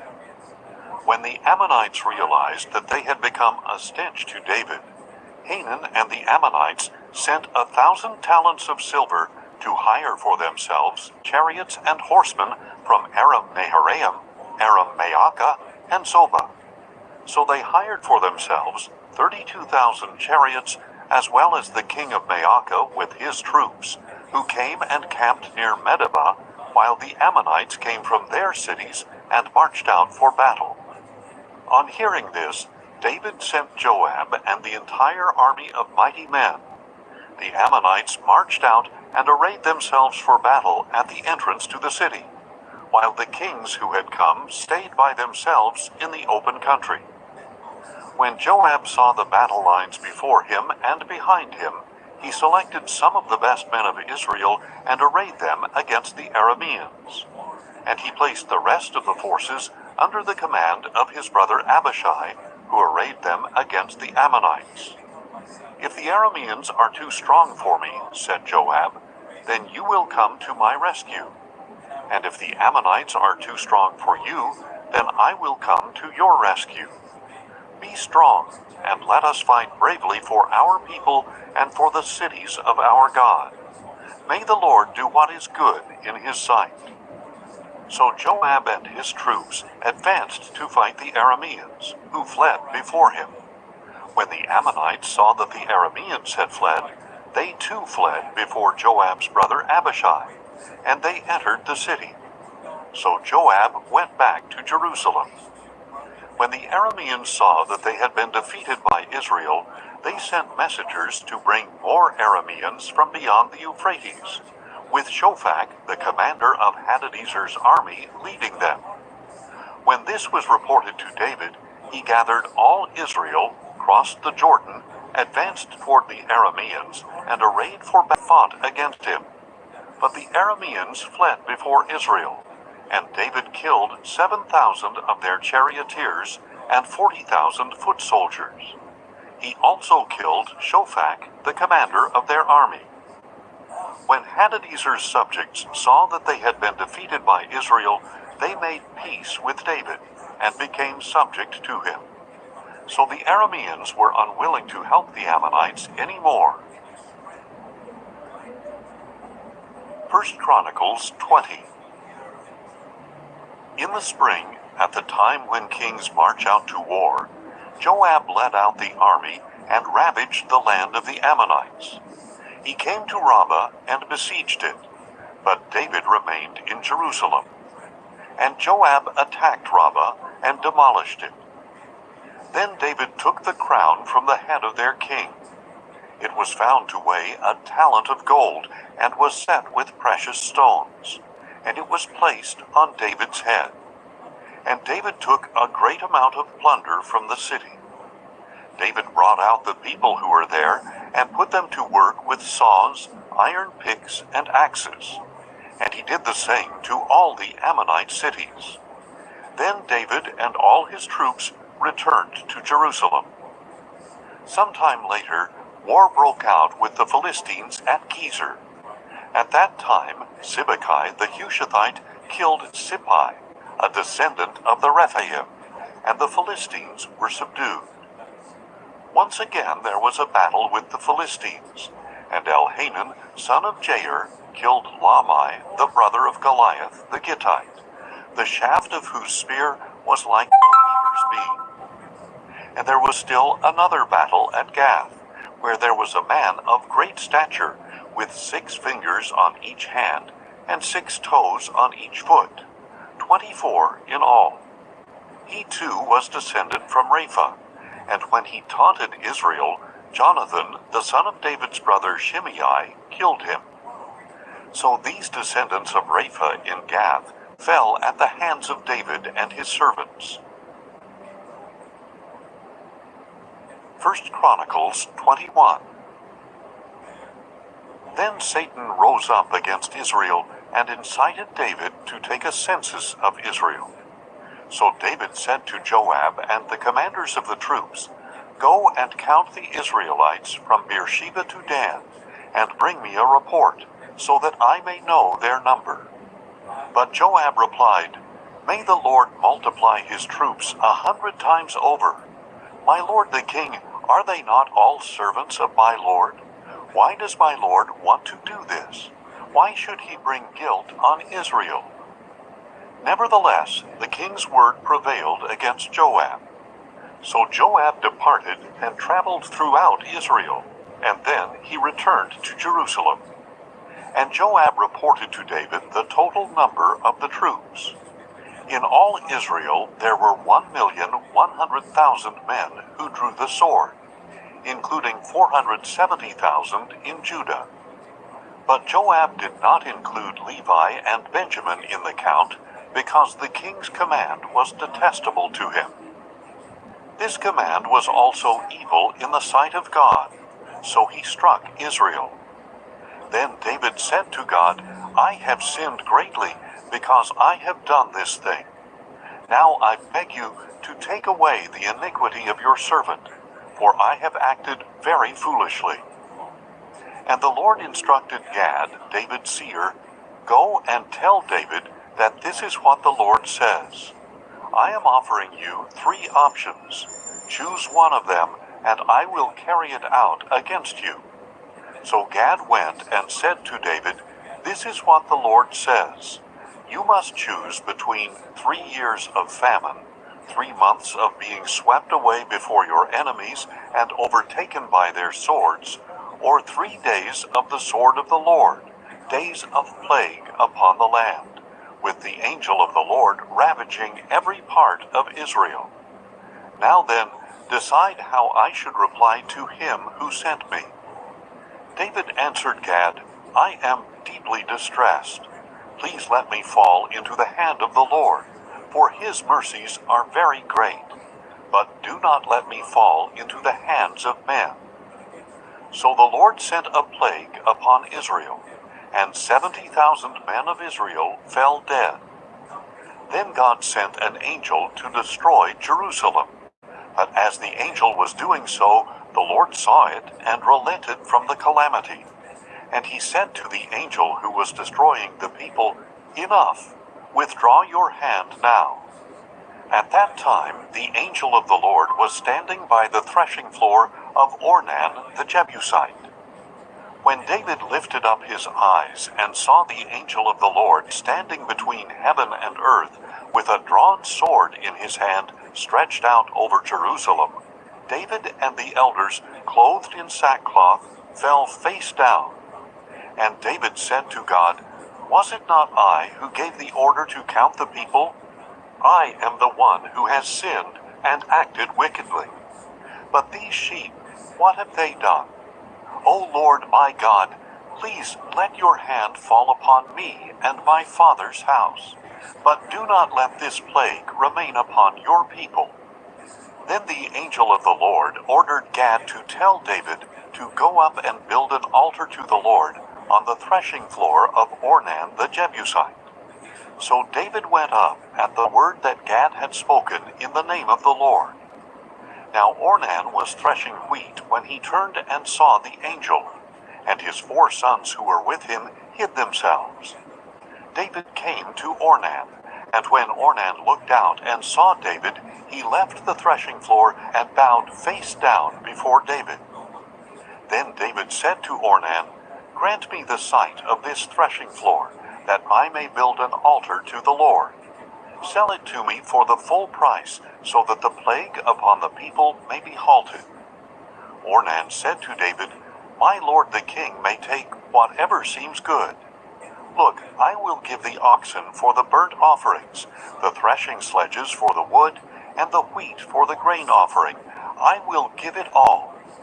"No," replied King David, "I insist on paying the full price, for I will not take for the Lord what belongs to you, nor will I offer burnt offerings that cost me nothing." So David paid Ornan 600 shekels of gold for the site, and there he built an altar to the Lord, and offered burnt offerings and peace offerings. He called upon the Lord, who answered him with fire from heaven on the altar of burnt offering. Then the Lord spoke to the angel, who put his sword back into its sheath.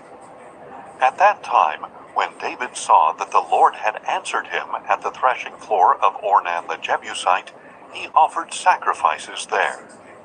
For the tabernacle of the Lord that Moses had made in the wilderness, and the altar of burnt offering, were presently at the high place in Gibeon. But David could not go before it to inquire of God, because he was afraid of the sword of the angel of the Lord. 1 Chronicles 22. Then David said, "Here shall be the house of the Lord God, as well as the altar of burnt offering for Israel." So David gave orders to gather the foreigners in the land of Israel, from whom he appointed stone cutters to prepare finished stones for building the house of God. David provided a large quantity of iron to make the nails for the doors of the gateways and for the fittings, together with more bronze than could be weighed, and more cedar logs than could be counted. For the Sidonians and Tyrians had brought a large quantity of cedar logs to David. And David said, "My son Solomon is young and inexperienced, and the house to be built for the Lord must be exceedingly magnificent, famous and glorious throughout all lands. Therefore I must make preparations for it." So David made lavish preparations before his death. Then David called for his son Solomon and instructed him to build a house for the Lord, the God of Israel. "My son," said David to Solomon, "it was in my heart to build a house for the name of the Lord my God. But this word of the Lord came to me. You have shed much blood and waged great wars. You are not to build a house for my name, because you have shed so much blood on the ground before me. But a son will be born to you who will be a man of rest.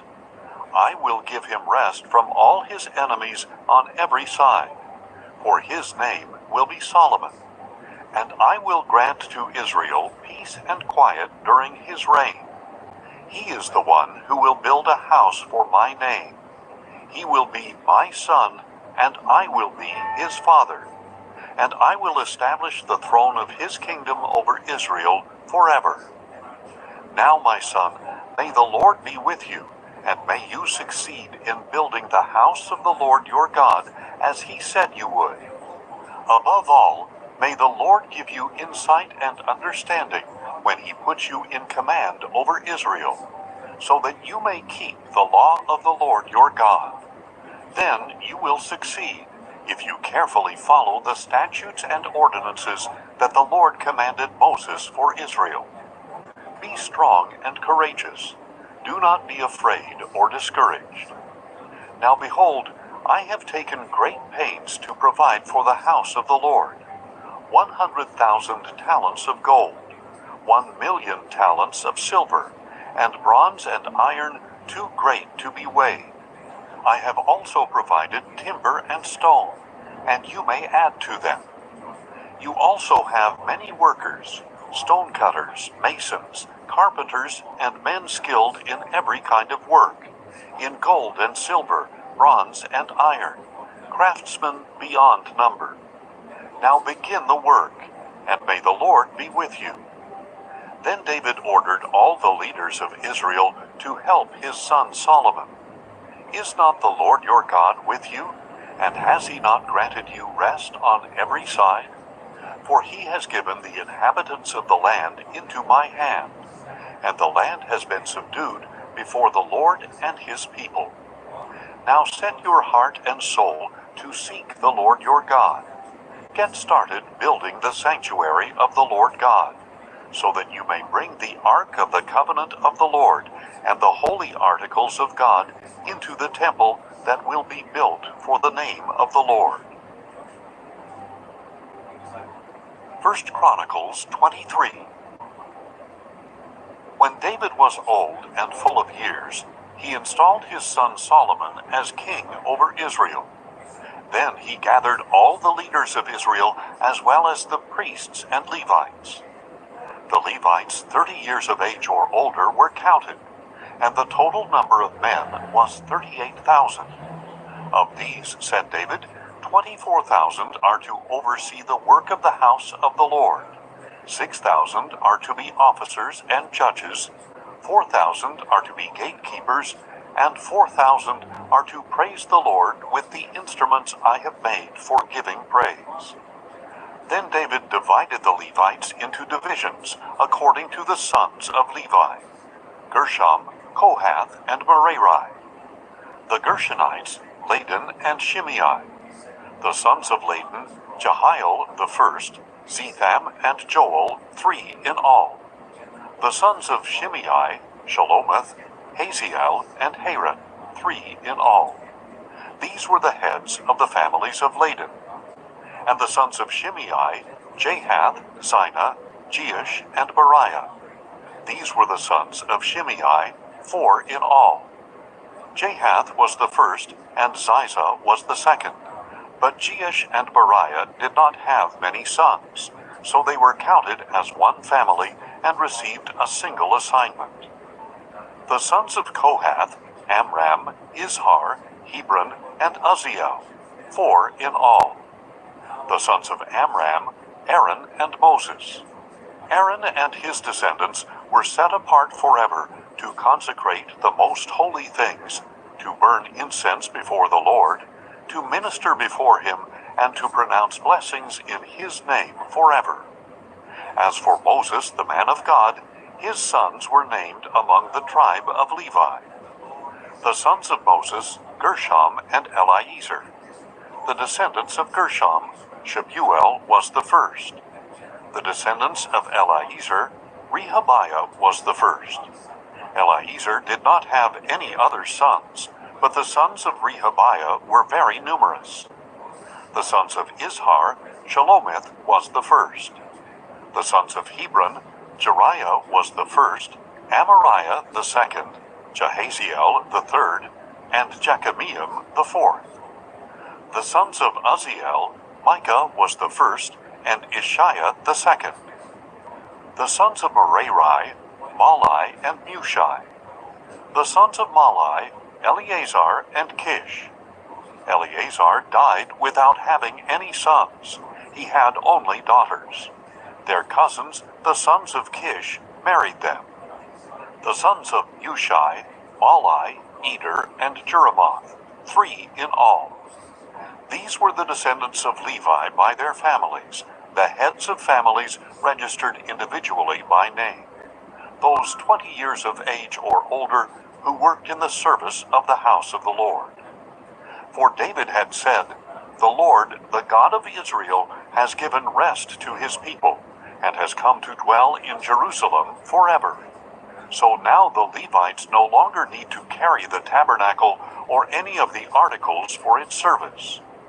For according to the final instructions of David, the Levites 20 years of age or older were counted, but their duty was to assist the descendants of Aaron with the service of the house of the Lord, being responsible for the courts and chambers, the purification of all the holy things, and the work of the service of the house of God, as well as for the rows of the showbread, the fine flour for the grain offering, the wafers of unleavened bread, the baking, the mixing, and all measurements of quantity and size.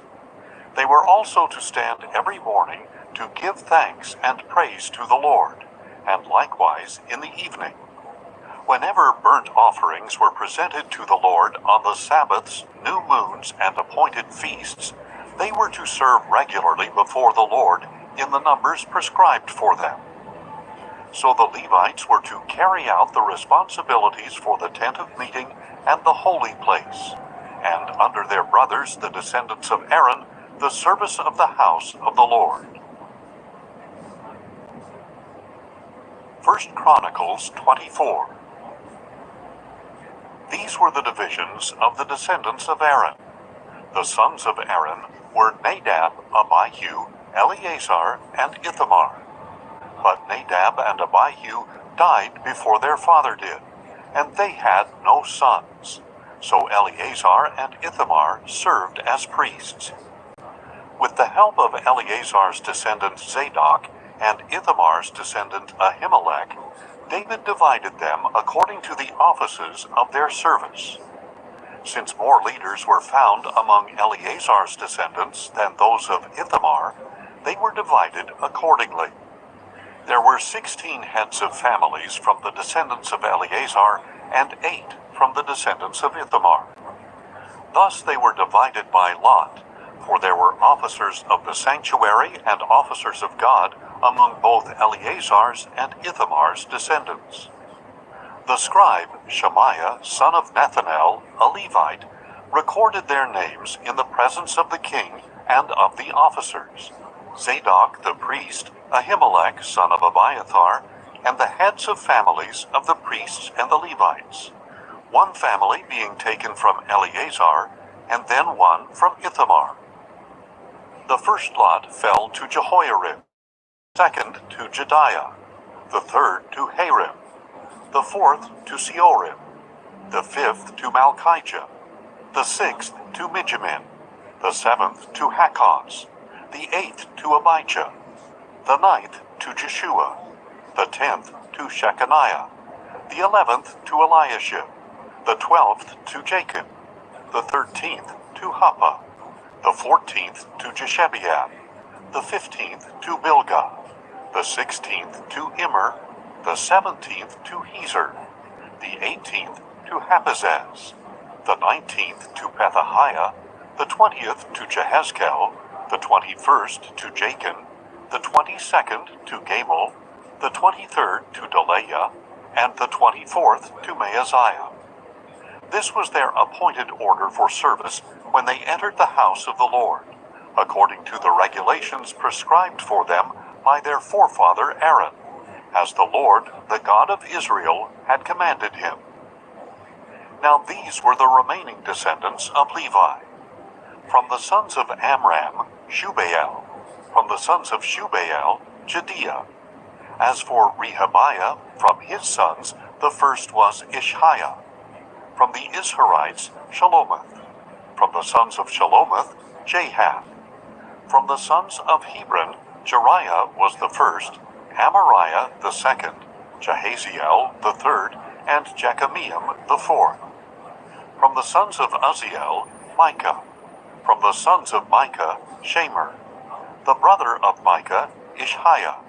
From the sons of Ishiah, Zechariah. The sons of Merari, Malai and Mushai. The son of Jaaziah, Beno. The descendants of Merari from Jaaziah, Beno, Shoham, Zachar, and Ibri. From Malai, Eleazar, who had no sons. From Kish, Jeramiel, the son of Kish. And the sons of Mushai, Malai, Eder, and Jeremoth. These were the sons of the Levites according to their families. As their brothers, the descendants of Aaron, did, they also cast lots in the presence of King David and of Zadok, Ahimelech, and the heads of the families of the priests and Levites, the family heads and their younger brothers alike. 1 Chronicles 25. Additionally, David and the commanders of the army set apart some of the sons of Asaph, Heman, and Jeduthun to prophesy with the accompaniment of lyres, harps, and cymbals. The following is the list of the men who performed this service. From the sons of Asaph, Zachar, Joseph, Nethaniah, and Asarelah. These sons of Asaph were under the direction of Asaph, who prophesied under the direction of the king. From the sons of Jeduthun, Gedaliah, Zeri, Jeshiah, Shimei, Hashabiah, and Mattathiah, 6 in all, under the direction of their father Jeduthun, who prophesied with the harp, giving thanks and praise to the Lord. From the sons of Heman, Bechiah, Mattaniah, Uzziel, Shebuel, Jeremoth, Hananiah, Hanani, Eliathah, Gedaltai, Romamti-Ezer, Joshbekashah, Malathi, Hother, and Mahaziah. All these sons of Heman the king's seer were given him through the promises of God to exalt him. For God had given Heman 14 sons and 3 daughters. All these were under the direction of their fathers for the music of the house of the Lord, with cymbals, harps, and lyres, for the service of the house of God. Asaph, Jeduthun, and Heman were under the direction of the king. Together with their relatives, who were all trained and skillful in the songs of the Lord, they numbered 288. They cast lots for their duties, young and old alike, teacher as well as pupil. The first lot, which was for Asaph, fell to Joseph, his sons, and his brothers, 12 in all. The second to Gedaliah, his sons, and his brothers, 12 in all. The third to Zachar, his sons, and his brothers, 12 in all. The fourth to Isri, his sons, and his brothers, 12 in all. The fifth to Nethaniah, his sons, and his brothers, 12 in all.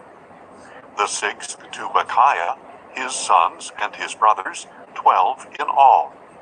The seventh to Jesarela, his sons, and his brothers, 12 in all. The eighth to Jeshiah, his sons, and his brothers, 12 in all. The ninth to Mattaniah, his sons, and his brothers, 12 in all. The 10th to Shimei, his sons, and his brothers, 12 in all. The The 11th to Azarel, his sons and his brothers, 12 in all. The 12th to Hashabiah, his sons and his brothers, 12 in all. The 13th to Shubael, his sons and his brothers, 12 in all. The 14th to Mattathiah, his sons and his brothers, 12 in all. The 15th to Jeremoth, his sons and his brothers, 12 in all. The 16th to Hananiah, his sons and his brothers, 12 in all. The 17th to Joshbekasha, his sons and his brothers, 12 in all.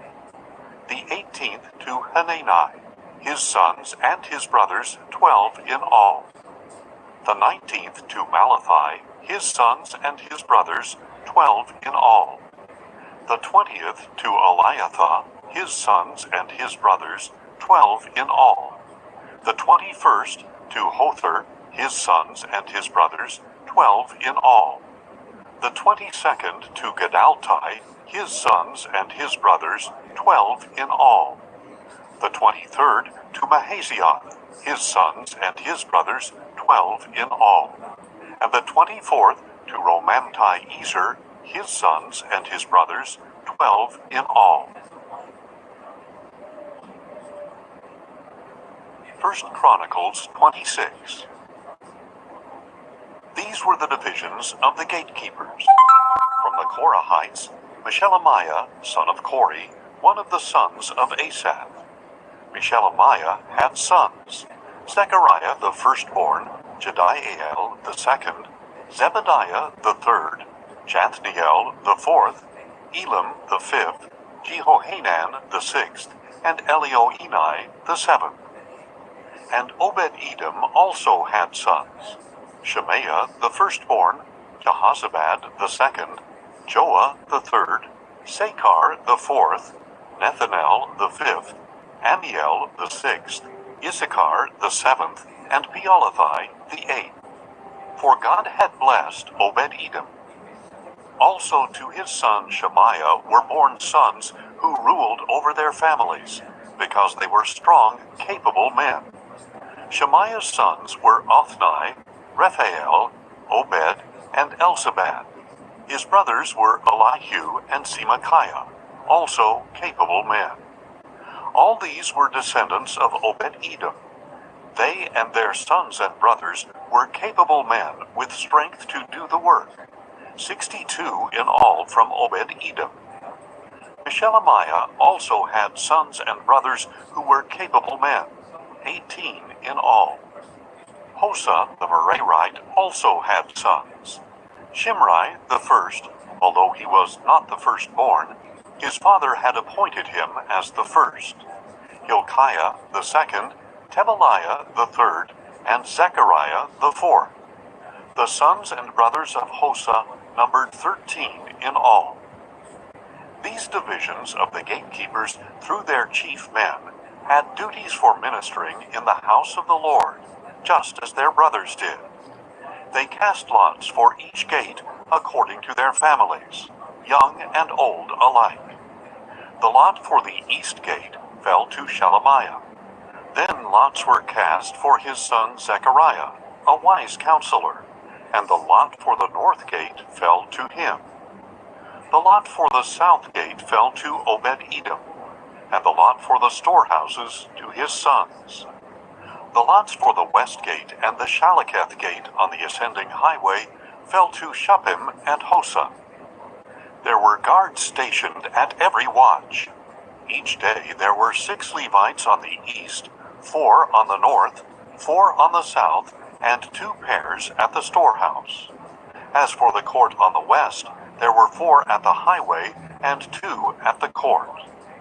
These were the divisions of the gatekeepers, who were descendants of Korah and Merari. Now their fellow Levites were in charge of the treasuries of the house of God, and the treasuries of the dedicated things. From the descendants of Ladan, who were Gershonites through Ladan, and heads of the families of Ladan the Gershonite, were Jehieli, the sons of Jehieli, Zetham, and his brother Joel. They were in charge of the treasuries of the house of the Lord. From the Amramites, the Isharites, the Hebronites, and the Uzzaelites, Shebuel, a descendant of Gershom, son of Moses, was the officer in charge of the treasuries. His relatives through Eleazar included Rehabiah, his son, Jeshiah, his son, Joram, his son, Zichri, his son, and Shalomith, his son. This Shalomith and his brothers were in charge of all the treasuries for the things dedicated by King David by the heads of families who were the commanders of thousands and of hundreds, and by the army commanders. They had dedicated some of the plunder from their battles to the repair of the house of the Lord. Everything that had been dedicated by Samuel the seer, Saul son of Kish, Abner son of Ner, and Joab son of Zeruiah, along with everything else that was dedicated, was under the care of Shalomith and his brothers. From the Isharites, Kenaniah and his sons had the outside duties as officers and judges over Israel. From the Hebronites, Hashabiah and his relatives, 1,700 capable men, had charge of the affairs of Israel west of the Jordan for all the work of the Lord and for the service of the king. As for the Hebronites, Jerijah was the chief of the Hebronites, according to the genealogies of his ancestors. In the 40th year of David's reign, the records were searched, and strong, capable men were found among the Hebronites at Jazer in Gilead.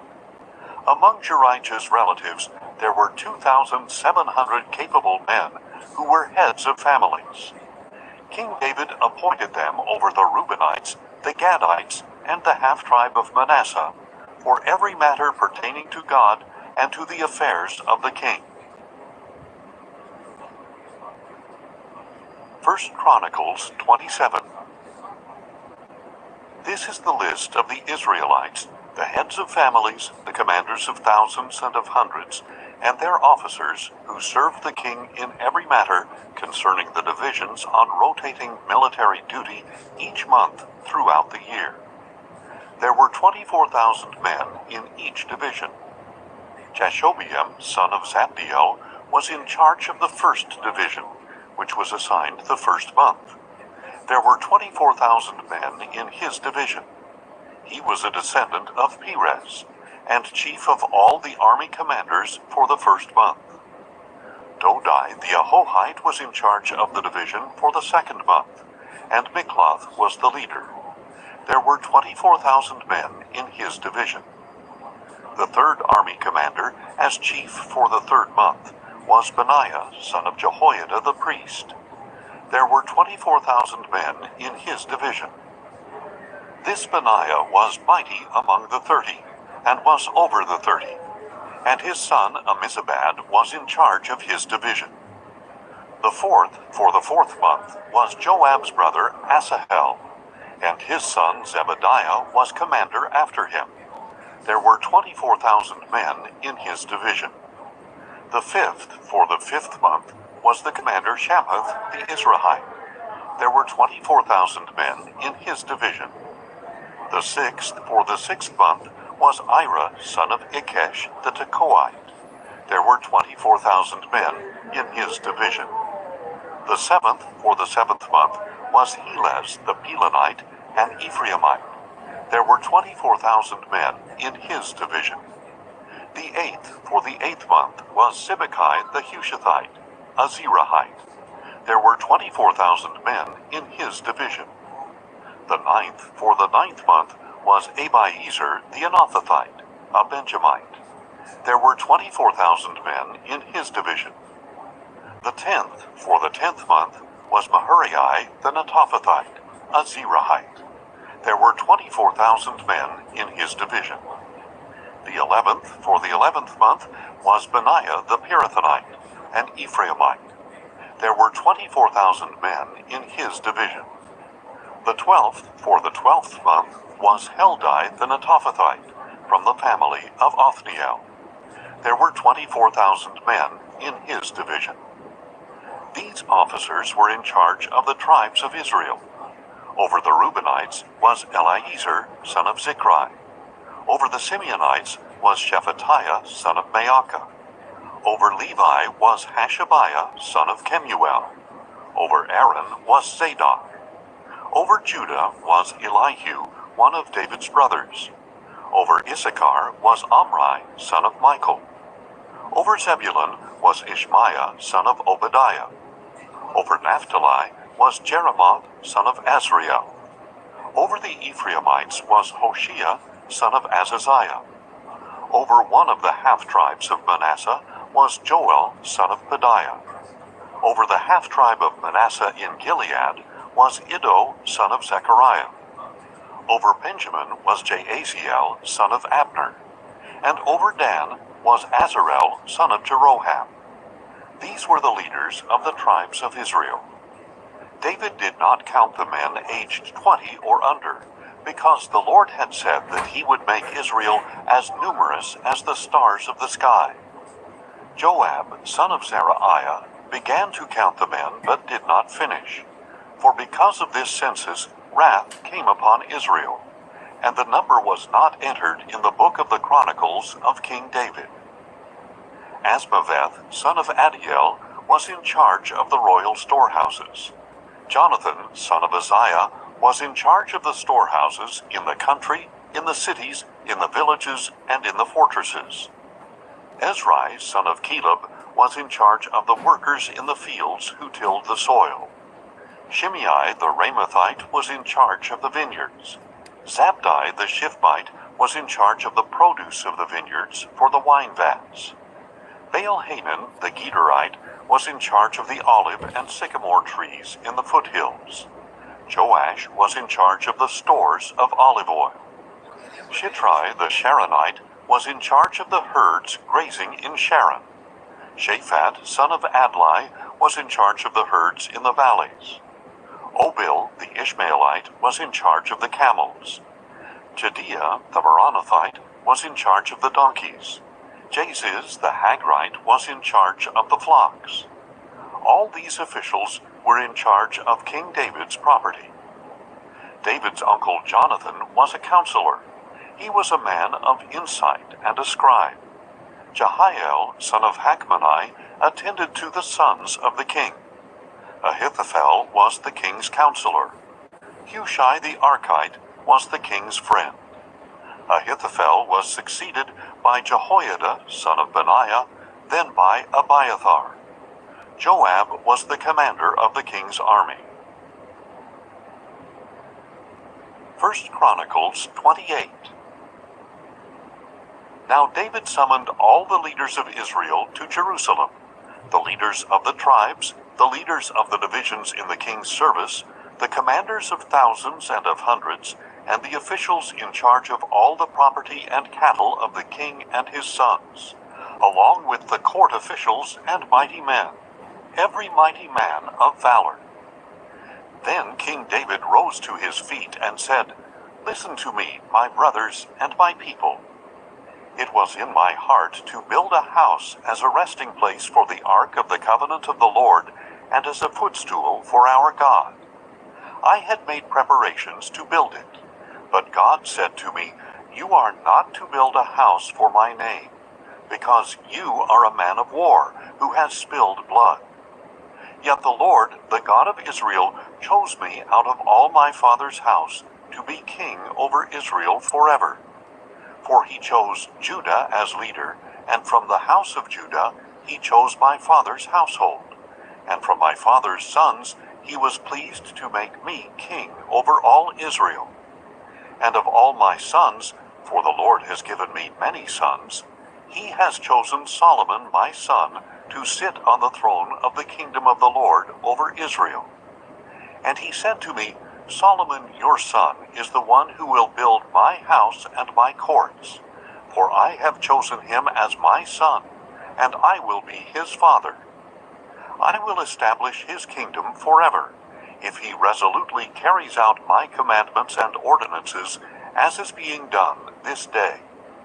So now, in the sight of all Israel, the assembly of the Lord, and in the hearing of our God, keep and seek out all the commandments of the Lord your God, so that you may possess this good land, and leave it as an inheritance to your descendants forever. As for you, Solomon, my son, know the God of your father, and serve him wholeheartedly and with a willing mind. For the Lord searches every heart, and understands the intent of every thought. If you seek him, he will be found by you. But if you forsake him, he will reject you forever. Consider now that the Lord has chosen you to build a house for the sanctuary. Be strong and do it. Then David gave his son Solomon the plans for the portico of the temple, its buildings, storehouses, upper rooms, inner rooms, and the room for the mercy seat. The plans contained everything David had in mind for the courts of the house of the Lord, for all the surrounding rooms, for the treasuries of the house of God and of the dedicated things, for the divisions of the priests and Levites, for all the work of service in the house of the Lord, and for all the articles of service in the house of the Lord. The weight of all the gold articles for every kind of service, the weight of all the silver articles for every kind of service, the weight of the gold lampstands and their lamps, including the weight of each lampstand and its lamps, the weight of each silver lampstand and its lamps, according to the use of each lampstand, the weight of gold for each table of showbread, and of silver for the silver tables, the weight of the pure gold for the forks, sprinkling bowls, and pitchers, the weight of each gold dish, the weight of each silver bowl, the weight of the refined gold for the altar of incense, and the plans for the chariot of the gold cherubim that spread their wings and overshadowed the ark of the covenant of the Lord. All this, said David, all the details of this plan, the Lord has made clear to me in writing by his hand upon me. David also said to Solomon his son, Be strong and courageous, and do it. Do not be afraid or discouraged, for the Lord God, my God, is with you. He will neither fail you nor forsake you before all the work for the service of the house of the Lord is finished. The divisions of the priests and Levites are ready for all the service of the house of God, and every willing man of every skill will be at your disposal for the work. The officials and all the people are fully at your command. 1 Chronicles 29. Then King David said to the whole assembly, My son Solomon, the one whom God has chosen, is young and inexperienced. The task is great, because this palace is not for man, but for the Lord God. Now with all my ability I have made provision for the house of my God. Gold for the gold articles, silver for the silver, bronze for the bronze, iron for the iron, and wood for the wood, as well as onyx for the settings, turquoise, stones of various colors, all kinds of precious stones, and slabs of marble, all in abundance. Moreover, because of my delight in the house of my God, I now give for it my personal treasures of gold and silver, over and above all that I have provided for this holy temple. 3,000 talents of gold, the gold of Ophir, and 7,000 talents of refined silver, to overlay the walls of the buildings, for the gold work and the silver work, and for all the work to be done by the craftsmen. Now, who will volunteer to consecrate himself to the Lord today? Then the leaders of the households, the officers of the tribes of Israel, the commanders of thousands and of hundreds, and the officials in charge of the king's work gave willingly. Toward the service of God's house, they gave 5,000 talents and 10,000 derricks of gold, 10,000 talents of silver, 18,000 talents of bronze, and 100,000 talents of iron. Whoever had precious stones gave them to the treasury of the house of the Lord, under the care of Jehiel the Gershonite. and the people rejoiced at the willing response of their leaders, for they had given to the Lord freely and wholeheartedly. And King David also rejoiced greatly. Then David blessed the Lord in the sight of all the assembly, and said, May you be blessed, O Lord, God of our father Israel, from everlasting to everlasting. Yours, O Lord, is the greatness and the power and the glory and the splendor and the majesty, for everything in heaven and on earth belongs to you. Yours, O Lord, is the kingdom, and you are exalted as head over all. Both riches and honor come from you, and you are the ruler over all. In your hands are power and might to exalt and give strength to all. Now therefore, our God, we give you thanks, and we praise your glorious name. But who am I, and who are my people, that we should be able to give as generously as this? For everything comes from you, and from your own hand we have given to you. For we are foreigners and strangers in your presence, as were all our forefathers. Our days on earth are like a shadow, without hope. O Lord our God, from your hand comes all this abundance that we have provided to build you a house for your holy name, and all of it belongs to you. I know, my God, that you test the heart and delight in uprightness. All these things I have given willingly and with an upright heart. And now I have seen your people who are present here giving joyfully and willingly to you. O Lord, God of our fathers, Abraham, Isaac, and Israel, keep this desire forever in the intentions of the hearts of your people, and direct their hearts toward you. And give my son Solomon a whole heart to keep and carry out all your commandments, decrees, and statutes, and to build your palace for which I have made provision.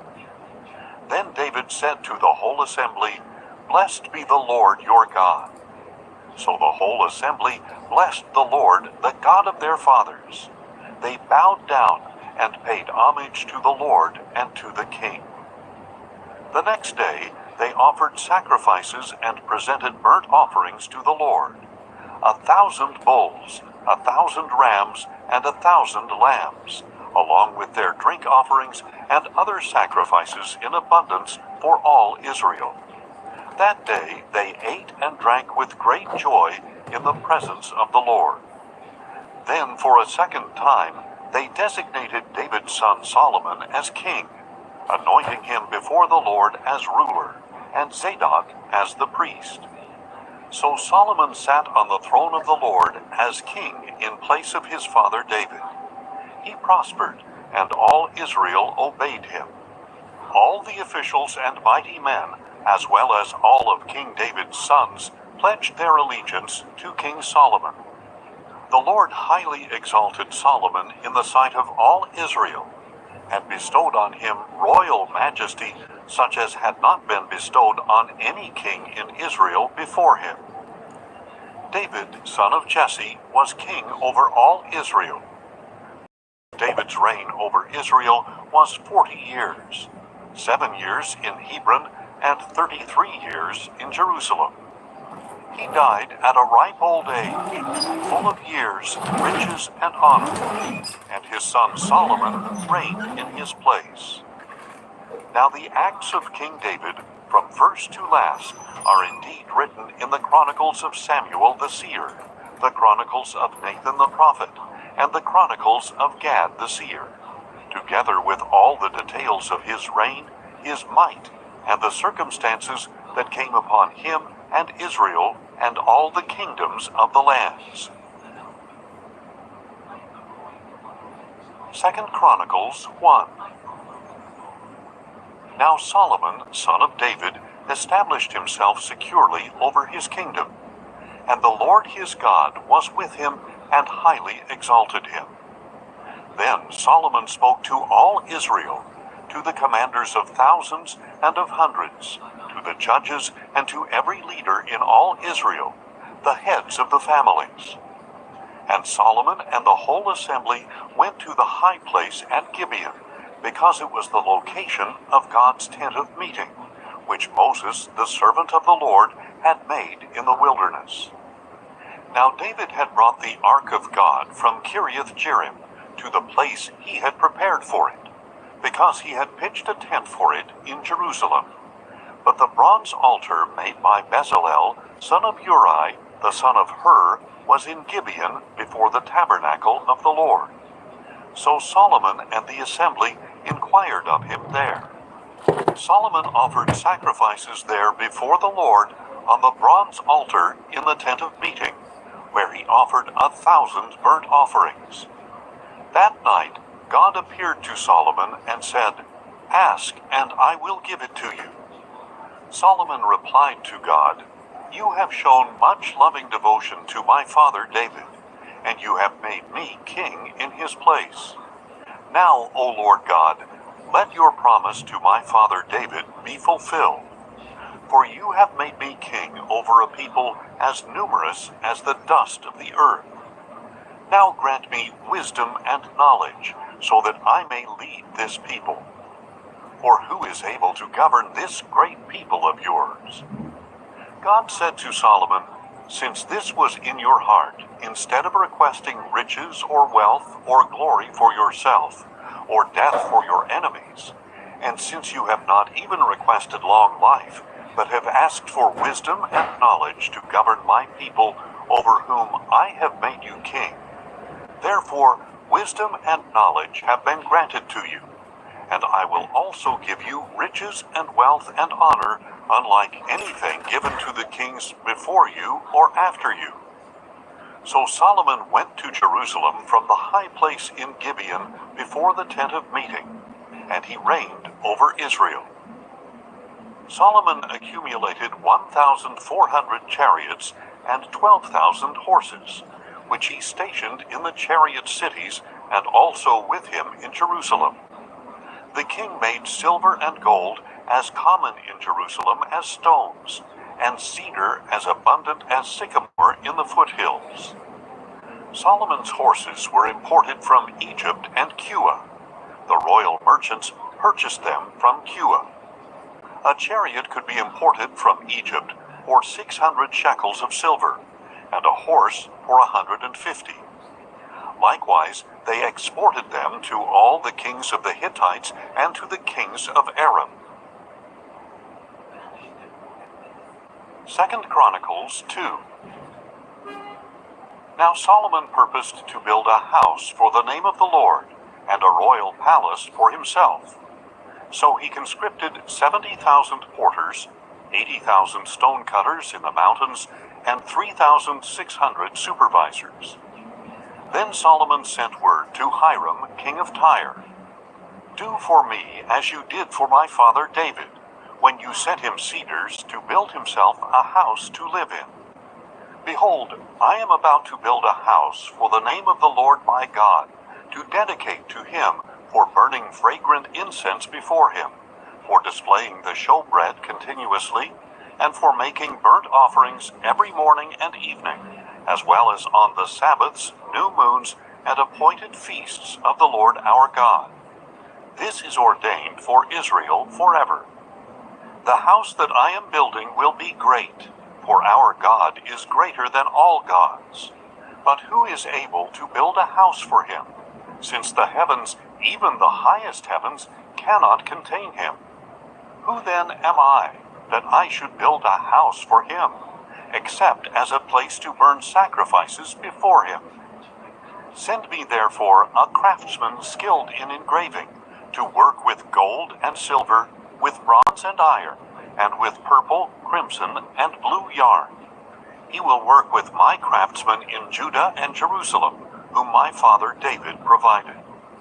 Send me also cedar, cypress, and algum logs from Lebanon, for I know that your servants have skill to cut timber there. And indeed, my servants will work with yours, to prepare for me timber in abundance, because the temple I am building will be great and wonderful.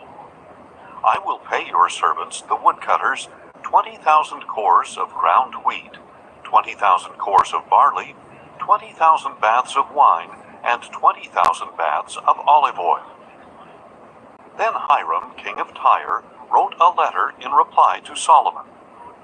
Because the Lord loves his people, he has set you over them as king. And Hiram added, Blessed be the Lord, the God of Israel, who made the heavens and the earth.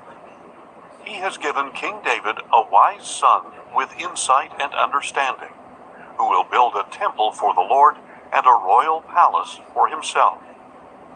So now I am sending you Huram-Abi, a skillful man endowed with creativity. He is the son of a woman from the daughters of Dan, and his father is a man of Tyre. He is skilled in work with gold and silver, bronze and iron, stone and wood, purple, blue, and crimson yarn, and fine linen. He is experienced in every kind of engraving, and can execute any design that is given him. He will work with your craftsmen and with those of my lord, your father David. Now let my lord send to his servants the wheat, barley, olive oil, and wine he promised. We will cut logs from Lebanon, as many as you need, and we will float them to you as rafts by sea down to Joppa. Then you can take them up to Jerusalem. Solomon numbered all the foreign men in the land of Israel, following the census his father David had conducted, and there were found to be 153,600 in all. Solomon made 70,000 of them porters, 80,000 stonecutters in the mountains, and 3,600 supervisors. 2 Chronicles 3.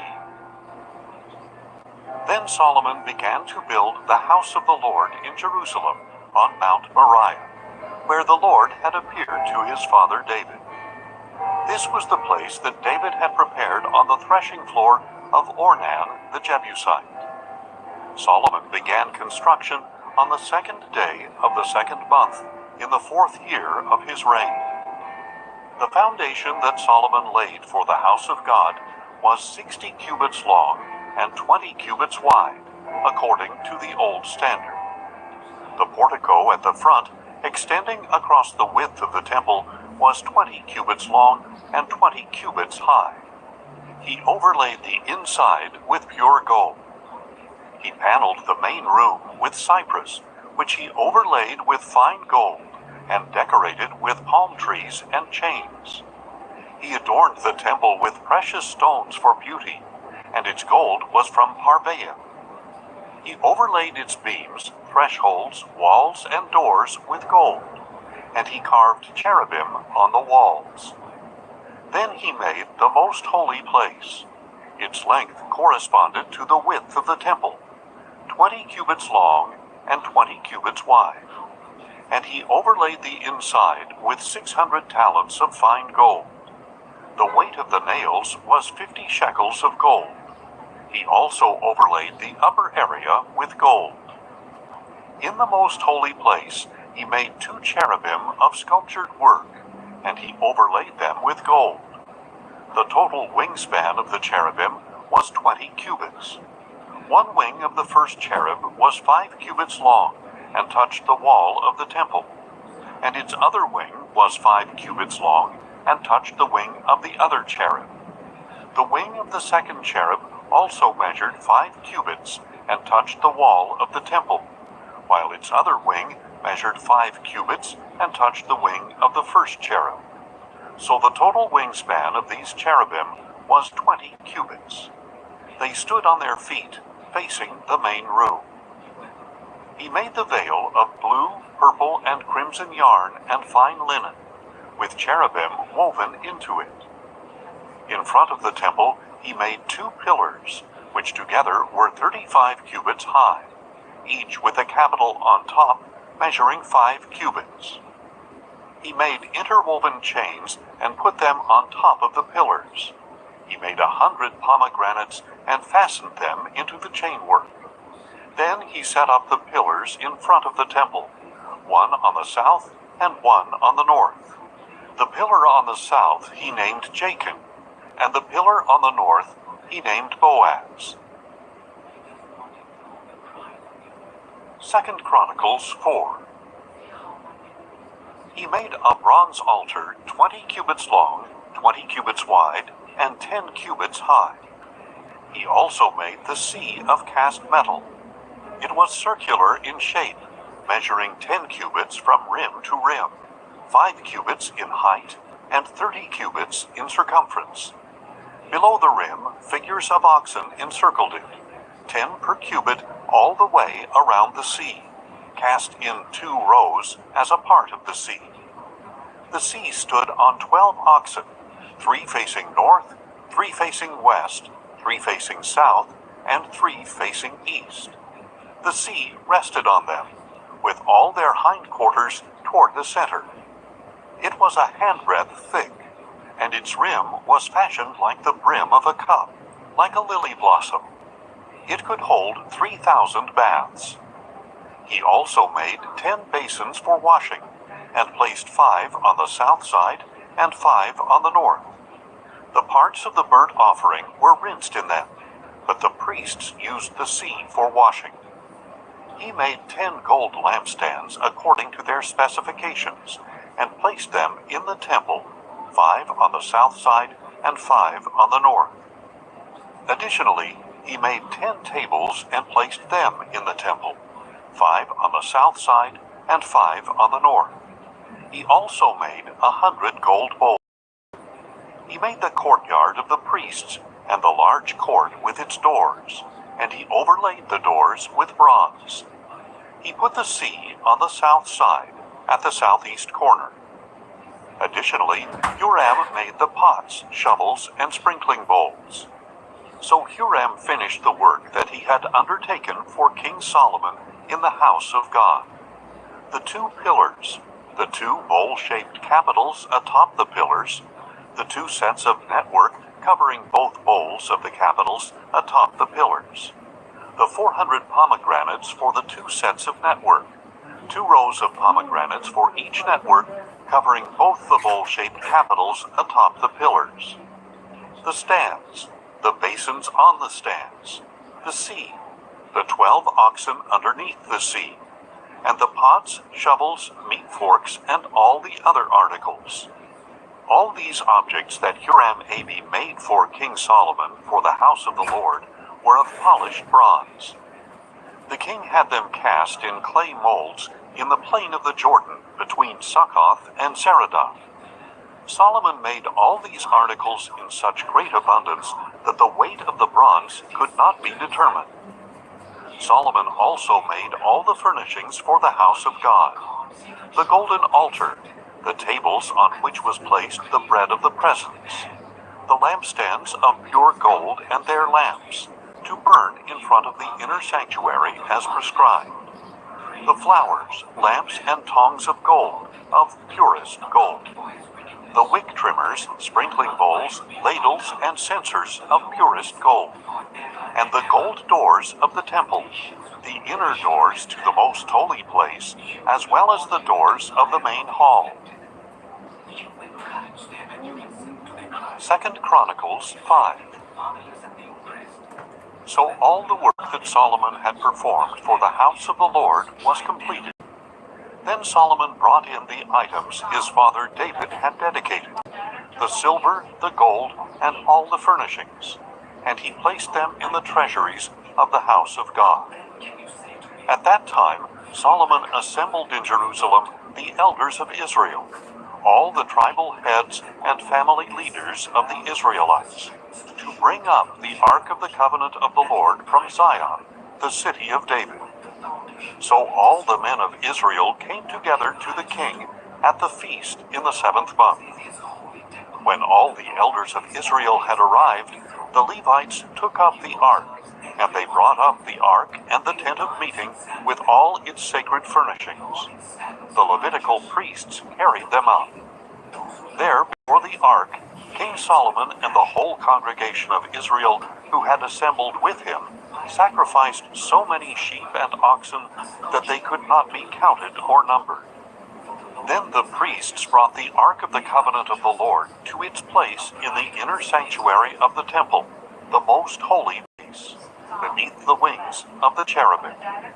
For the cherubim spread their wings over the place of the ark, and overshadowed the ark and its poles. The poles of the ark extended far enough that their ends were visible from in front of the inner sanctuary, but not from outside the holy place, and they are there to this day. There was nothing in the ark except the 2 tablets that Moses had placed in it at Horeb, where the Lord had made a covenant with the Israelites after they had come out of Egypt. Now all the priests who were present had consecrated themselves regardless of their divisions. And when the priests came out of the holy place, all the Levitical singers, Asaph, Heman, Jeduthun, and their sons and relatives, stood on the east side of the altar, dressed in fine linen and playing cymbals, harps, and lyres, accompanied by 120 priests sounding trumpets. The trumpeters and singers joined together to praise and thank the Lord with one voice. They lifted up their voices, accompanied by trumpets, cymbals, and musical instruments, in praise to the Lord. For he is good, his loving devotion endures forever. And the temple, the house of the Lord, was filled with a cloud, so that the priest could not stand there to minister because of the cloud. For the glory of the Lord filled the house of God. 2 Chronicles 6. Then Solomon declared, "The Lord has said that he would dwell in the thick cloud, and I have built you an exalted house, a place for you to dwell forever." And as the whole assembly of Israel stood there, the king turned around and blessed them all, and said, "Blessed be the Lord, the God of Israel, who has fulfilled with his own hand what he spoke with his mouth to my father David, saying, 'Since the day I brought my people out of the land of Egypt, I have not chosen a city from any tribe of Israel in which to build a house so that my name would be there. Nor have I chosen anyone to be ruler over my people Israel. But now I have chosen Jerusalem for my name to be there, and I have chosen David to be over my people Israel.' Now it was in the heart of my father David to build a house for the name of the Lord, the God of Israel. But the Lord said to my father David, 'Since it was in your heart to build a house for my name, you have done well to have this in your heart. Nevertheless, you are not the one to build it, but your son, your own offspring, will build the house for my name.' Now the Lord has fulfilled the word that he spoke. I have succeeded my father David, and I sit on the throne of Israel, as the Lord promised. I have built the house for the name of the Lord, the God of Israel, and there I have provided a place for the ark, which contains the covenant of the Lord that he made with the children of Israel." Then Solomon stood before the altar of the Lord in front of the whole assembly of Israel, and spread out his hands. Now Solomon had made a bronze platform 5 cubits long, 5 cubits wide, and 3 cubits high, and had placed it in the middle of the courtyard.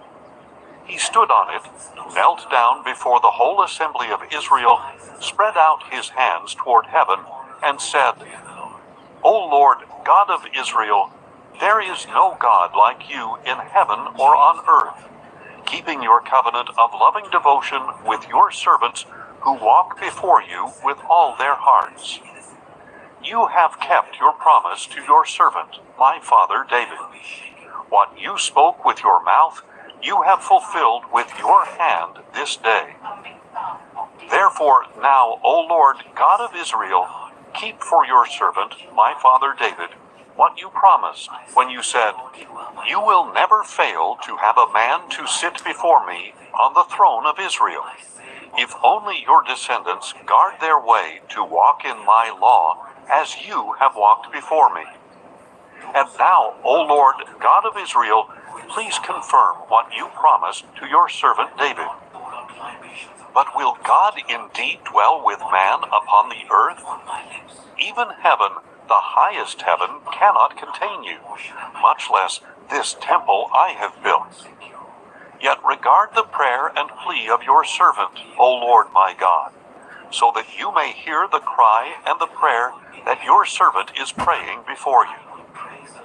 May your eyes be open toward this temple day and night, toward the place where you said you would put your name, so that you may hear the prayer that your servant prays toward this place.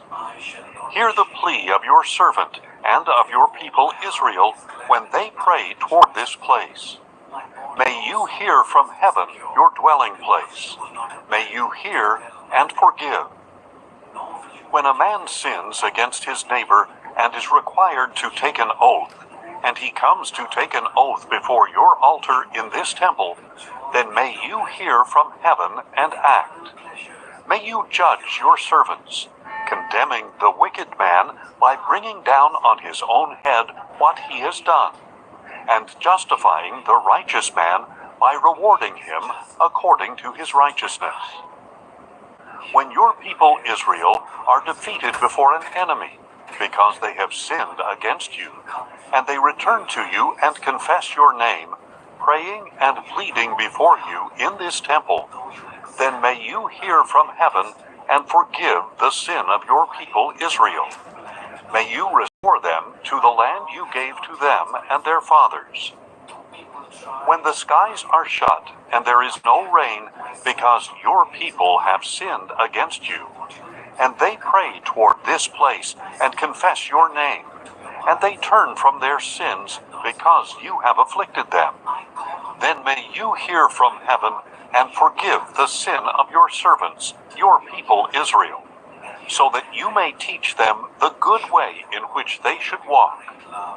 May you send rain on the land that you gave your people as an inheritance. When famine or plague comes upon the land, or blight or mildew, or locusts or grasshoppers, or when their enemies besiege them in their cities, whatever plague or sickness may come, then may whatever prayer or petition your people Israel make, each knowing his own afflictions and spreading out his hands toward this temple, be heard by you from heaven, your dwelling place. And may you forgive and repay each man according to all his ways, since you know his heart. For you alone know the hearts of men, so that they may fear you and walk in your ways all the days they live in the land that you gave to our fathers.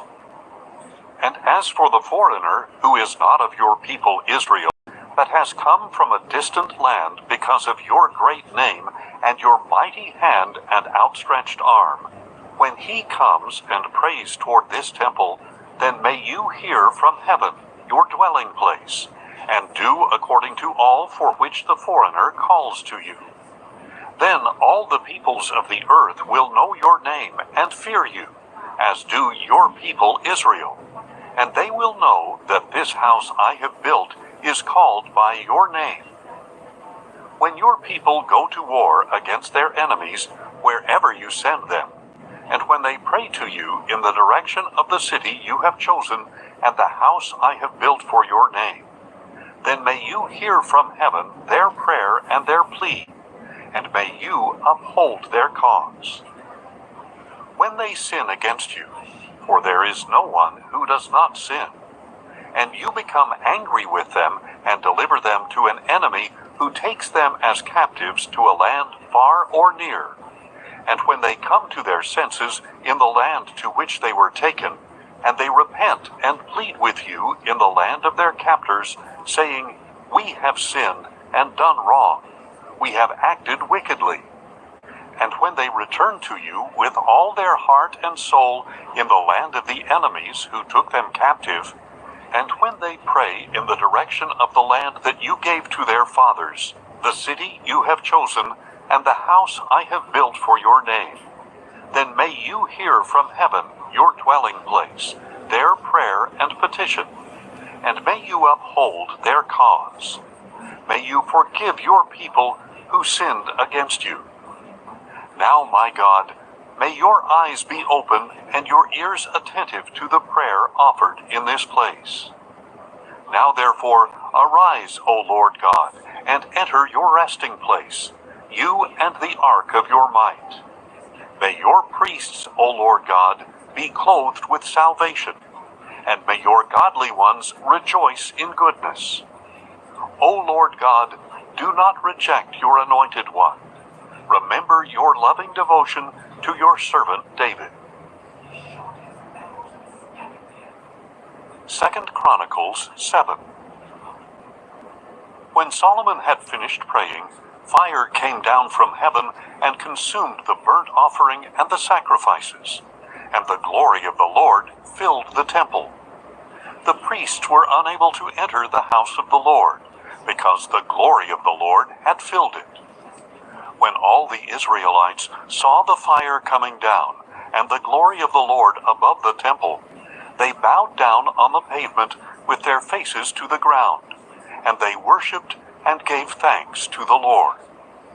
For he is good, his loving devotion endures forever.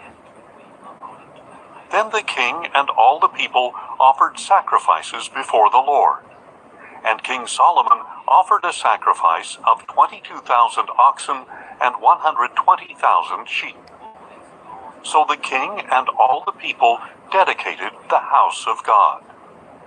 The priests stood at their posts, as did the Levites with the musical instruments of the Lord, which King David had made for giving thanks to the Lord, and with which David had offered praise, saying, For his loving devotion endures forever.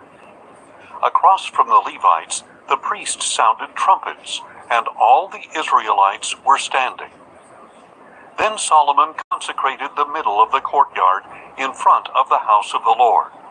And there he offered the burnt offerings and the fat of the peace offerings, since the bronze altar he had made could not contain all these offerings. So at that time Solomon and all Israel with him, a very great assembly of people from Lebo-Hamath to the brook of Egypt, kept the feast for 7 days. On the 8th day they held a solemn assembly, for the dedication of the altar had lasted 7 days, and the feast 7 days more. On the 23rd day of the 7th month, Solomon sent the people away to their homes, joyful and glad of heart, for the good things that the Lord had done for David, for Solomon, and for his people Israel.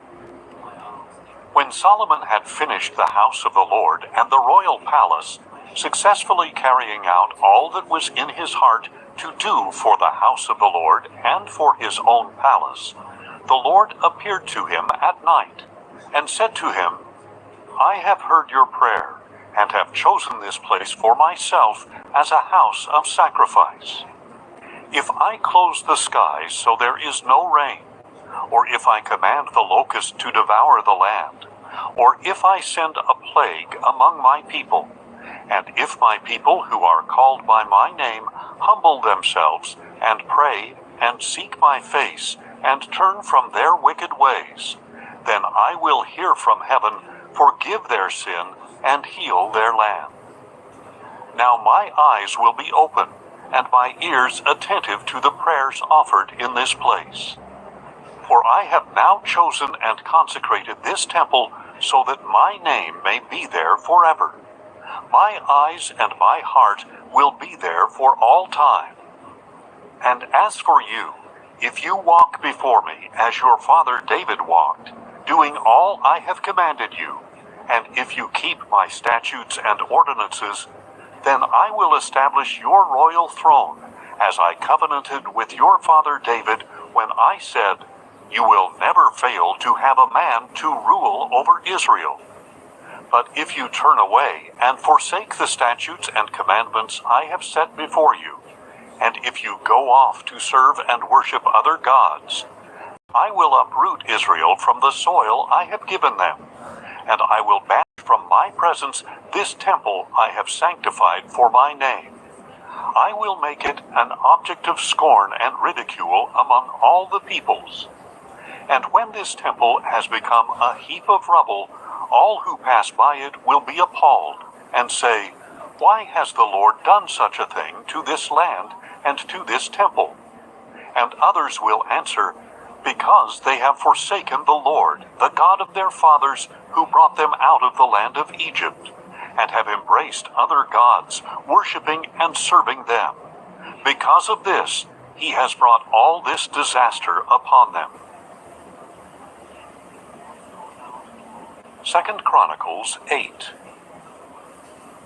Now at the end of the 20 years during which Solomon had built the house of the Lord and his own palace, Solomon rebuilt the cities Hiram had given him and settled Israelites there. Then Solomon went to Hamath-Zobah and captured it. He built Tadmor in the wilderness, in addition to all the store cities that he had built in Hamath. He rebuilt Upper and Lower Beth-horon as fortified cities, with walls, gates, and bars, as well as Baalath, all the store cities that belonged to Solomon, and all the cities for his chariots and horses. Whatever he desired to build in Jerusalem, Lebanon, and throughout the land of his dominion. As for all the people who remained of the Hittites, Amorites, Perizzites, Hivites, and Jebusites, the people who were not Israelites, their descendants who remained in the land, those whom the Israelites were unable to destroy, Solomon conscripted these people to be forced laborers as they are to this day.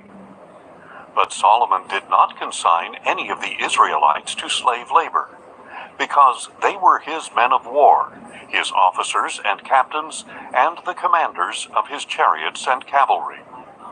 They were also the chief officers for King Solomon, 250 supervisors. Solomon brought the daughter of Pharaoh up from the city of David to the palace he had built for her. For he said, My wife must not live in the house of David, king of Israel, because the places the ark of the Lord has entered are holy. At that time, Solomon offered burnt offerings to the Lord on the altar of the Lord he had built in front of the portico. He observed the daily requirement for offerings according to the commandment of Moses, for Sabbaths, new moons, and the 3 annual appointed feasts, the Feast of Unleavened Bread, the Feast of Weeks, and the Feast of Tabernacles. In keeping with the ordinances of his father David, Solomon appointed the divisions of the priests over their service, and the Levites for their duties to offer praise, and to minister before the priests according to the daily requirement. He also appointed gatekeepers by their divisions at each gate, for this had been the command of David, the man of God. They did not turn aside from the king's command regarding the priests or the Levites, or any matter concerning the treasuries. Thus all the work of Solomon was carried out, from the day the foundation was laid for the house of the Lord until it was finished. So the house of the Lord was completed. Then Solomon went to Ezion-Geber and to Eloth on the coast of Edom. So Hiram sent him ships captained by his servants, along with crews of experienced sailors. They went with Solomon's servants to Ophir, and acquired from there 450 talents of gold, which they delivered to King Solomon. 2 Chronicles 9. Now when the queen of Sheba heard about the fame of Solomon, she came to test him with difficult questions. She arrived in Jerusalem with a very large caravan, with camels bearing spices, gold in abundance, and precious stones. So she came to Solomon and spoke with him about all that was on her mind. And Solomon answered all her questions. Nothing was too difficult for him to explain. When the queen of Sheba saw the wisdom of Solomon, the palace he had built, the food at his table, the seating of his servants, the service and attire of his attendants and cupbearers, and the burnt offerings he presented at the house of the Lord, it took her breath away. She said to the king, "The report I heard in my own country about your words and wisdom is true. But I did not believe the reports until I came and saw with my own eyes. Indeed, not half of the greatness of your wisdom was told to me. You have far exceeded the report I heard. How blessed are your men! How blessed are these servants of yours who stand continually before you and hear your wisdom. Blessed be the Lord your God, who has delighted in you to set you on his throne to be king for the Lord your God. Because your God loved Israel enough to establish them forever, he has made you king over them to carry out justice and righteousness." Then she gave the king 120 talents of gold, a great quantity of spices and precious stones. There had never been such spices as those the queen of Sheba gave to King Solomon. The servants of Hiram and of Solomon who brought gold from Ophir also brought algum wood and precious stones. The king made the algum wood into steps for the house of the Lord and for the king's palace, and into lyres and harps for the singers. Never before had anything like them been seen in the land of Judah. King Solomon gave the queen of Sheba all she desired, whatever she asked, far more than she had brought the king. Then she left and returned to her own country, along with her servants. The weight of gold that came to Solomon each year was 666 talents, not including the revenue from the merchants and traders. And all the Arabian kings and governors of the land also brought gold and silver to Solomon. King Solomon made 200 large shields of hammered gold. 600 shekels of hammered gold went into each shield. He also made 300 small shields of hammered gold. 300 shekels of gold went into each shield. And the king put them in the house of the forest of Lebanon. Additionally, the king made a great throne of ivory, and overlaid it with pure gold. The throne had 6 steps, and a footstool of gold was attached to it. There were armrests on both sides of the seat, with a lion standing beside each armrest. 12 lions stood on the 6 steps, one at either end of each step. Nothing like this had ever been made for any kingdom. All King Solomon's drinking cups were gold, and all the utensils of the house of the forest of Lebanon were pure gold. There was no silver, because it was accounted as nothing in the days of Solomon. For the king had the ships of Tarshish that went with Hiram's servants, and once every 3 years the ships of Tarshish would arrive bearing gold, silver, ivory, apes, and peacocks. So King Solomon surpassed all the kings of the earth in riches and wisdom. All the kings of the earth sought an audience with Solomon to hear the wisdom that God had put in his heart. Year after year, each visitor would bring his tribute: articles of silver and gold, clothing, weapons, spices, horses, and mules. Solomon had 4,000 stalls for horses and chariots, and 12,000 horses, which he stationed in the chariot cities and also with him in Jerusalem. He reigned over all the kings from the Euphrates to the land of the Philistines, as far as the border of Egypt. The king made silver as common in Jerusalem as stones, and cedar as abundant as sycamore in the foothills.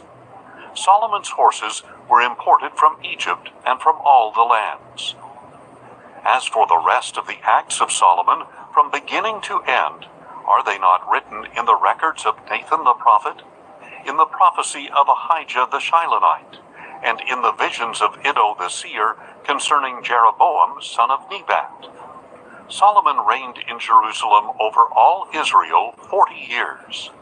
And Solomon rested with his fathers and was buried in the city of his father David. And his son Rehoboam reigned in his place. 2 Chronicles 10.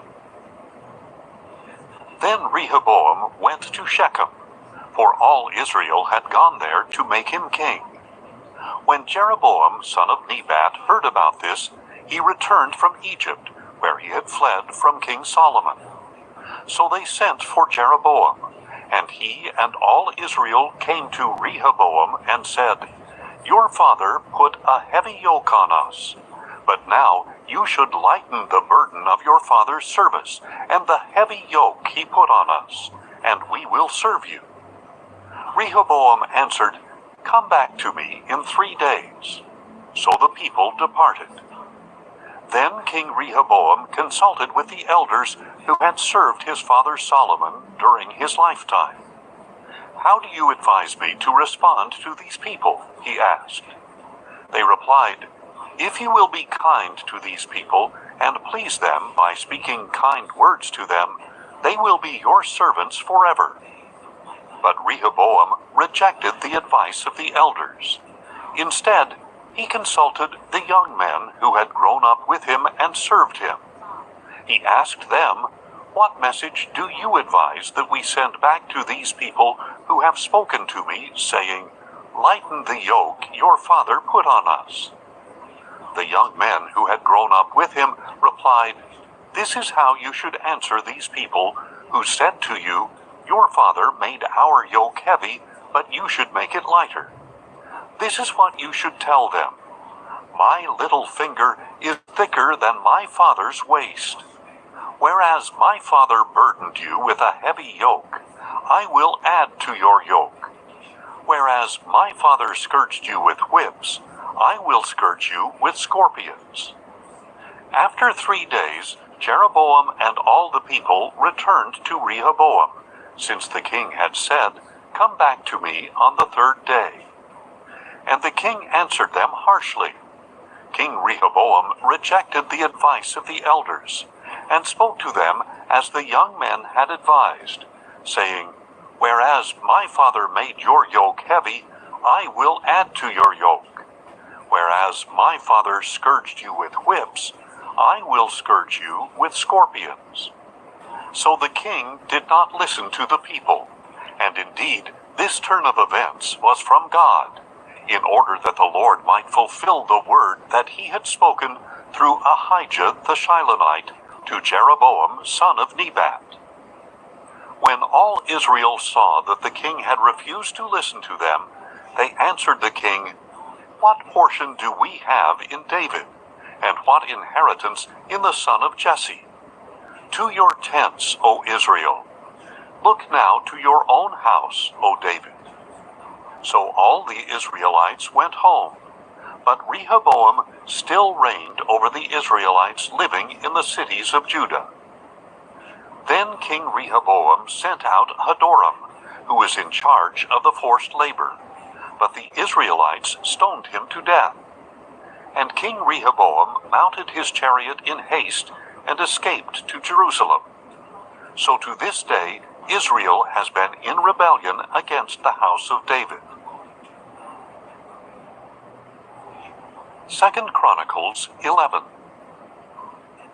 When Rehoboam arrived in Jerusalem, he mobilized the house of Judah and Benjamin, 180,000 chosen warriors, to fight against Israel and restore the kingdom to Rehoboam. But the word of the Lord came to Shemaiah, the man of God.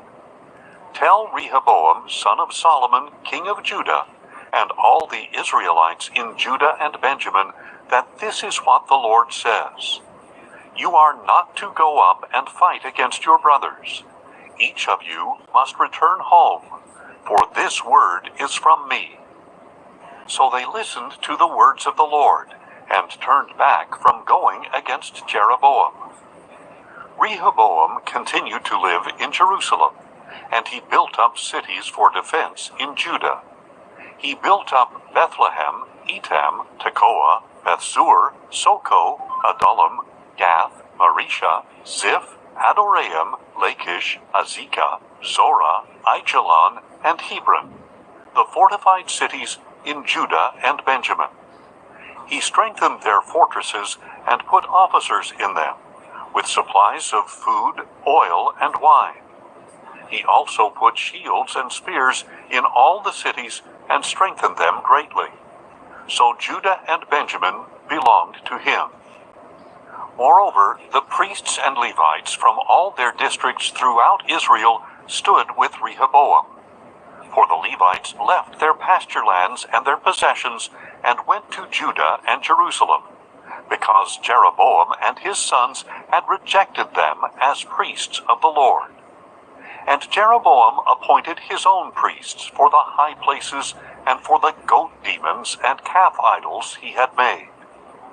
Those from every tribe of Israel who had set their hearts to seek the Lord their God followed the Levites to Jerusalem to sacrifice to the Lord, the God of their fathers. So they strengthened the kingdom of Judah and supported Rehoboam, son of Solomon, for 3 years, because they walked for 3 years in the way of David and Solomon. And Rehoboam married Mahalath, who was the daughter of David's son Jeremoth, and of Abihail, the daughter of Jesse's son Eliab. She bore sons to him, Jeush, Shemariah, and Zaham. After her he married Maacah, daughter of Absalom, and she bore to him Abijah, Attai, Ziza, and Shalomith. Rehoboam loved Maacah, daughter of Absalom, more than all his wives and concubines. In all, he had 18 wives and 60 concubines, and he was the father of 28 sons and 60 daughters. Rehoboam appointed Abijah, son of Maacah, as chief prince among his brothers, intending to make him king. Rehoboam also acted wisely by dispersing some of his sons throughout the districts of Judah and Benjamin, and to all the fortified cities. He gave them abundant provisions and sought many wives for them. 2 Chronicles 12. After Rehoboam had established his sovereignty and royal power, he and all Israel with him forsook the law of the Lord. In the 5th year of Rehoboam's reign, because they had been unfaithful to the Lord, Shishak, king of Egypt, came up and attacked Jerusalem with 1,200 chariots, 60,000 horsemen, and countless troops who came with him out of Egypt, Libyans, Suckites, and Cushites. He captured the fortified cities of Judah and came as far as Jerusalem. Then Shemaiah the prophet came to Rehoboam and the leaders of Judah who had gathered at Jerusalem because of Shishak, and he said to them, "This is what the Lord says. You have forsaken me, therefore I have forsaken you into the hand of Shishak." So the leaders of Israel and the king humbled themselves and said, "The Lord is righteous." When the Lord saw that they had humbled themselves, the word of the Lord came to Shemaiah, saying, "They have humbled themselves. I will not destroy them, but will soon grant them deliverance. My wrath will not be poured out on Jerusalem through Shishak. Nevertheless, they will become his servants, so that they may learn the difference between serving me and serving the kings of other lands." So King Shishak of Egypt attacked Jerusalem and seized the treasures of the house of the Lord and of the royal palace. He took everything, including the gold shields that Solomon had made. Then King Rehoboam made bronze shields in their place, and committed them to the care of the captains of the guard on duty at the entrance to the royal palace. And whenever the king entered the house of the Lord, the guards would go with him, bearing the shields, and later they would return them to the guard room. Because Rehoboam humbled himself, the anger of the Lord turned away from him, and he did not destroy him completely. Indeed, conditions were good in Judah. Thus King Rehoboam established himself in Jerusalem. He was 41 years old when he became king, and he reigned 17 years in Jerusalem, the city the Lord had chosen from all the tribes of Israel in which to put his name. His mother's name was Naamah the Ammonite. And Rehoboam did evil because he did not set his heart to seek the Lord. Now the acts of Rehoboam from first to last, are they not written in the records of Shemaiah the prophet and of Iddo the seer concerning the genealogies? There was war between Rehoboam and Jeroboam throughout their days. And Rehoboam rested with his fathers, and was buried in the city of David. And his son Abijah reigned in his place. 2 Chronicles 13. In the 18th year of Jeroboam's reign, Abijah became king of Judah, and he reigned in Jerusalem 3 years. His mother's name was Micaiah, daughter of Uriel. She was from Gibeah. And there was war between Abijah and Jeroboam. Abijah went into battle with an army of 400,000 chosen men, while Jeroboam drew up in formation against him with 800,000 chosen and mighty men of valor. Then Abijah stood on Mount Zemaraim in the hill country of Ephraim, and said, Hear me, O Jeroboam and all Israel. Do you not know that the Lord, the God of Israel, has given the kingship of Israel to David and his descendants forever by a covenant of salt? Yet Jeroboam, son of Nebat, a servant of Solomon, son of David, rose up and rebelled against his master. Then worthless and wicked men gathered around him to resist Rehoboam, son of Solomon, when he was young, inexperienced, and unable to resist them. And now you think you can resist the kingdom of the Lord, which is in the hands of David's descendants. You are indeed a vast army, and you have with you the golden calves that Jeroboam made for you as gods. But did you not drive out the priests of the Lord, the sons of Aaron and the Levites? And did you not make priests for yourselves, as do the peoples of other lands?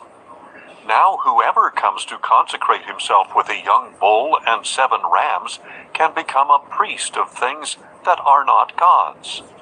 But as for us, the Lord is our God. We have not forsaken him. The priests who minister to the Lord are sons of Aaron, and the Levites attend to their duties. Every morning and every evening they present burnt offerings and fragrant incense to the Lord. They set out the rows of showbread on the ceremonially clean table, and every evening they light the lamps of the gold lampstand, carrying out the requirements of the Lord our God, while you have forsaken him. Now behold, God himself is with us as our head, and his priests with their trumpets sound the battle call against you. O children of Israel, do not fight against the Lord, the God of your fathers, for you will not succeed. Now Jeroboam had sent troops around to ambush from the rear, so that while he was in front of Judah, the ambush was behind them. When Judah turned and discovered that the battle was both before and behind them, they cried out to the Lord. Then the priests blew the trumpets, and the men of Judah raised the battle cry. And when they raised the cry, God routed Jeroboam and all Israel before Abijah and Judah.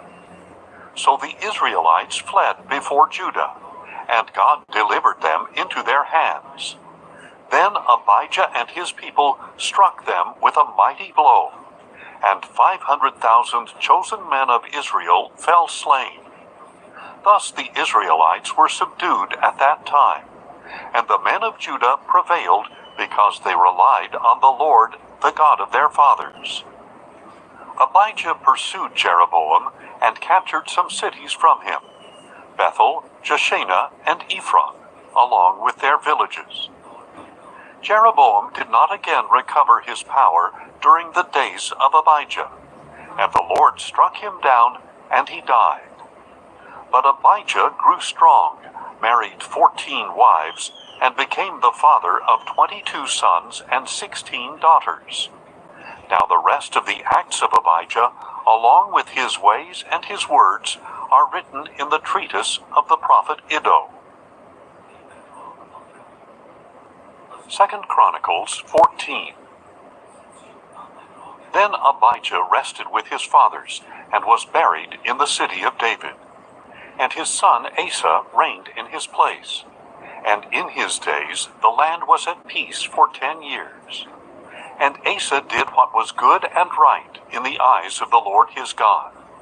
He removed the foreign altars and high places, shattered the sacred pillars, and chopped down the Asherah poles. He commanded the people of Judah to seek the Lord, the God of their fathers, and to observe the law and the commandments. He also removed the high places and incense altars from all the cities of Judah, and under him the kingdom was at peace. Because the land was at peace, Asa built fortified cities in Judah. In those days no one made war with him, because the Lord had given him rest. So he said to the people of Judah, "Let us build these cities, and surround them with walls and towers, with doors and bars. The land is still ours, because we have sought the Lord our God. We have sought him, and he has given us rest on every side." So they built and prospered.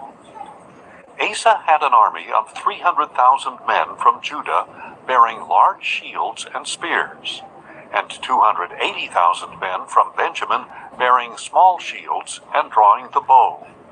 All these were mighty men of valor. Then Zerah the Cushite came against them with an army of 1,000,000 men and 300 chariots, and they advanced as far as Maresha. So Asa marched out against him and lined up in battle formation in the valley of Zephathah near Maresha. Then Asa cried out to the Lord his God, "O Lord, there is no one besides you to help the powerless against the mighty. Help us, O Lord our God, for we rely on you, and in your name we have come against this multitude. O Lord, you are our God. Do not let a mere mortal prevail against you." So the Lord struck down the Cushites before Asa and Judah, and the Cushites fled. Then Asa and his army pursued them as far as Gerar. The Cushites fell and could not recover, for they were crushed before the Lord and his army. So the people of Judah carried off a great amount of plunder, and attacked all the cities around Gerar, because the terror of the Lord had fallen upon them. They plundered all the cities, since there was much plunder there. They also attacked the tents of the herdsmen, and carried off many sheep and camels. Then they returned to Jerusalem. 2 Chronicles 15. Now the Spirit of God came upon Azariah son of Oded. So he went out to meet Asa, and said to him, "Listen to me, Asa, and all Judah and Benjamin. The Lord is with you when you are with him. If you seek him, he will be found by you. But if you forsake him, he will forsake you. For many years Israel has been without the true God, without a priest to instruct them, and without the law. But in their distress they turned to the Lord, the God of Israel, and sought him, and he was found by them.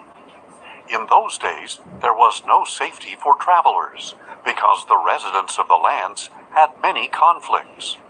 Nation was crushed by nation, and city by city, for God afflicted them with all kinds of adversity. But as for you, be strong. Do not be discouraged, for your work will be rewarded." When Asa heard these words and the prophecy of Azariah son of Oded the prophet, he took courage and removed the detestable idols from the whole land of Judah and Benjamin, and from the cities he had captured, hill country of Ephraim. He then restored the altar of the Lord that was in front of the portico of the Lord's temple. And he assembled all Judah and Benjamin, along with those from the tribes of Ephraim, Manasseh, and Simeon, who had settled among them. for great numbers had come over to him from Israel when they saw that the Lord his God was with him. So they gathered together in Jerusalem in the 3rd month of the 15th year of Asa's reign. At that time they sacrificed to the Lord 700 oxen and 7,000 sheep from all the plunder they had brought back. Then they entered into a covenant to seek the Lord, the God of their fathers, with all their heart and soul. And whoever would not seek the Lord, the God of Israel, would be put to death, whether young or old, man or woman. They took an oath to the Lord with a loud voice, with shouting, trumpets, and ram's horns. And all Judah rejoiced over the oath, for they had sworn it with all their heart. They had sought him earnestly, and he was found by them. So the Lord gave them rest on every side. King Asa also removed his grandmother Maacah from her position as queen mother, because she had made a detestable Asherah pole. Asa chopped down the pole, crushed it, and burned it in the Kidron Valley. The high places were not removed from Israel, but Asa's heart was fully devoted all his days. And he brought into the house of God the silver and gold articles that he and his father had dedicated. And there was no war until the 35th year of Asa's reign. 2 Chronicles 16. In the 36th year of Asa's reign, Baasha, king of Israel, went up against Judah, and fortified Ramah to prevent anyone from leaving or entering the territory of Asa, king of Judah. So Asa withdrew the silver and gold from the treasuries of the house of the Lord and the royal palace. And he sent it with this message to Ben-Hadad, king of Aram, who was ruling in Damascus. Let there be a treaty between me and you, between my father and your father. See, I have sent you silver and gold. Now go and break your treaty with Baasha, king of Israel, so that he will withdraw from me. And Ben-Hadad listened to King Asa, and sent the commanders of his armies against the cities of Israel, conquering Ijon, Dan, Abel-Maim, and all the store cities of Naphtali. When Baasha learned of this, he stopped fortifying Ramah, and abandoned his work. Then King Asa brought all the men of Judah, and they carried away the stones of Ramah and the timbers Baasha had used for building. And with these materials he built up Geba and Mizpah. At that time Hanani the seer came to King Asa of Judah and told him, Because you have relied on the king of Aram and not on the Lord your God, the army of the king of Aram has escaped from your hand. Were not the Cushites and Libyans a vast army with many chariots and horsemen? Yet because you relied on the Lord, he delivered them into your hand. For the eyes of the Lord roam to and fro over all the earth, to show himself strong on behalf of those whose hearts are fully devoted to him. You have acted foolishly in this matter. From now on, therefore, you will be at war. Asa was angry with the seer, and became so enraged over this matter that he put the man in prison. And at the same time Asa oppressed some of the people. Now the rest of the acts of Asa, from beginning to end, are indeed written in the book of the kings of Judah and Israel. In the 39th year of his reign, Asa became diseased in his feet, and his malady became increasingly severe. Yet even in his illness he did not seek the Lord, but only the physicians. So in the 41st year of his reign, Asa died and rested with his fathers. And he was buried in the tomb that he had cut out for himself in the city of David. They laid him on a bier that was full of spices and various blended perfumes. Then they made a great fire in his honor. 2 Chronicles 17. Asa's son Jehoshaphat reigned in his place, and he strengthened himself against Israel. He stationed troops in every fortified city of Judah, and put garrisons in the land of Judah and in the cities of Ephraim that his father Asa had captured. Now the Lord was with Jehoshaphat, because he walked in the earlier ways of his father David. He did not seek out the Baals, but he sought the God of his father, and walked by his commandments rather than the practices of Israel. So the Lord established the kingdom in his hand, and all Judah brought him tribute, so that he had an abundance of riches and honor. And his heart took delight in the ways of the Lord. Furthermore, he removed the high places and Asherah poles from Judah.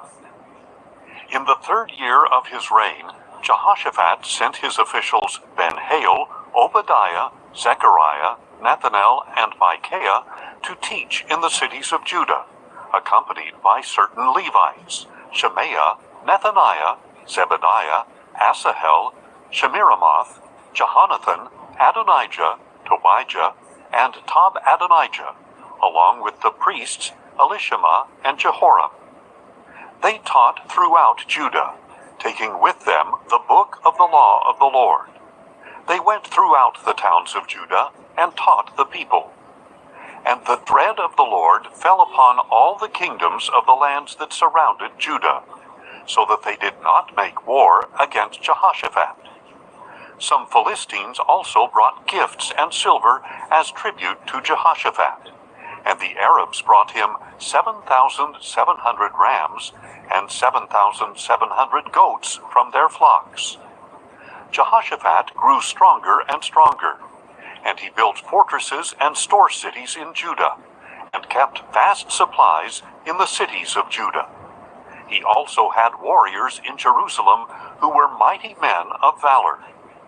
These are their numbers according to the houses of their fathers. From Judah, the commanders of thousands, Adnah the commander, and with him 300,000 mighty men of valor. Next to him, Jehohanan the commander, and with him 280,000. And next to him, Amaziah son of Zichri, the volunteer for the Lord, and with him 200,000 mighty men of valor. From Benjamin, Eliada, a mighty man of valor, and with him 200,000 armed with bows and shields. And next to him Jehozabad, and with him 180,000 armed for battle. These were the men who served the king, besides those he stationed in the fortified cities throughout Judah. 2 Chronicles 18. Now Jehoshaphat had riches and honor in abundance, and he allied himself with Ahab by marriage. And some years later he went down to visit Ahab in Samaria, where Ahab sacrificed many sheep and cattle for him and the people with him, and urged him to march up to Ramoth-Gilead. Ahab, king of Israel, asked Jehoshaphat, king of Judah, "Will you go with me against Ramoth-Gilead?" And Jehoshaphat replied, "I am like you, and my people are your people. We will join you in the war." But Jehoshaphat also said to the king of Israel, "Please inquire first for the word of the Lord." So the king of Israel assembled the prophets, 400 men, and asked them, "Should we go to war against Ramoth-Gilead, or should we refrain?" "Go up," they replied, "and God will deliver it into the hand of the king." But Jehoshaphat asked, "Is there not still a prophet of the Lord here, of whom we can inquire?" The king of Israel answered, "There is still one man who can ask the Lord, but I hate him, because he never prophesies anything good for me, but only bad. He is Micaiah, son of Imlah." "The king should not say that," Jehoshaphat replied. So the king of Israel called one of his officials and said, "Bring Micaiah, son of Imlah, at once." Dressed in royal attire, the king of Israel and Jehoshaphat, king of Judah, were sitting on their thrones at the threshing floor by the entrance of the gate of Samaria, with all the prophets prophesying before them. Now Zedekiah, son of Chenaanah, had made for himself iron horns, and declared, "This is what the Lord says. With these you shall gore the Arameans until they are finished off." And all the prophets were prophesying the same, saying, "Go up to Ramoth-Gilead and prosper, for the Lord will deliver it into the hand of the king." Then the messenger who had gone to call Micaiah instructed him, "Behold, with one accord the words of the prophets are favorable to the king. So please let your words be like theirs, and speak favorably."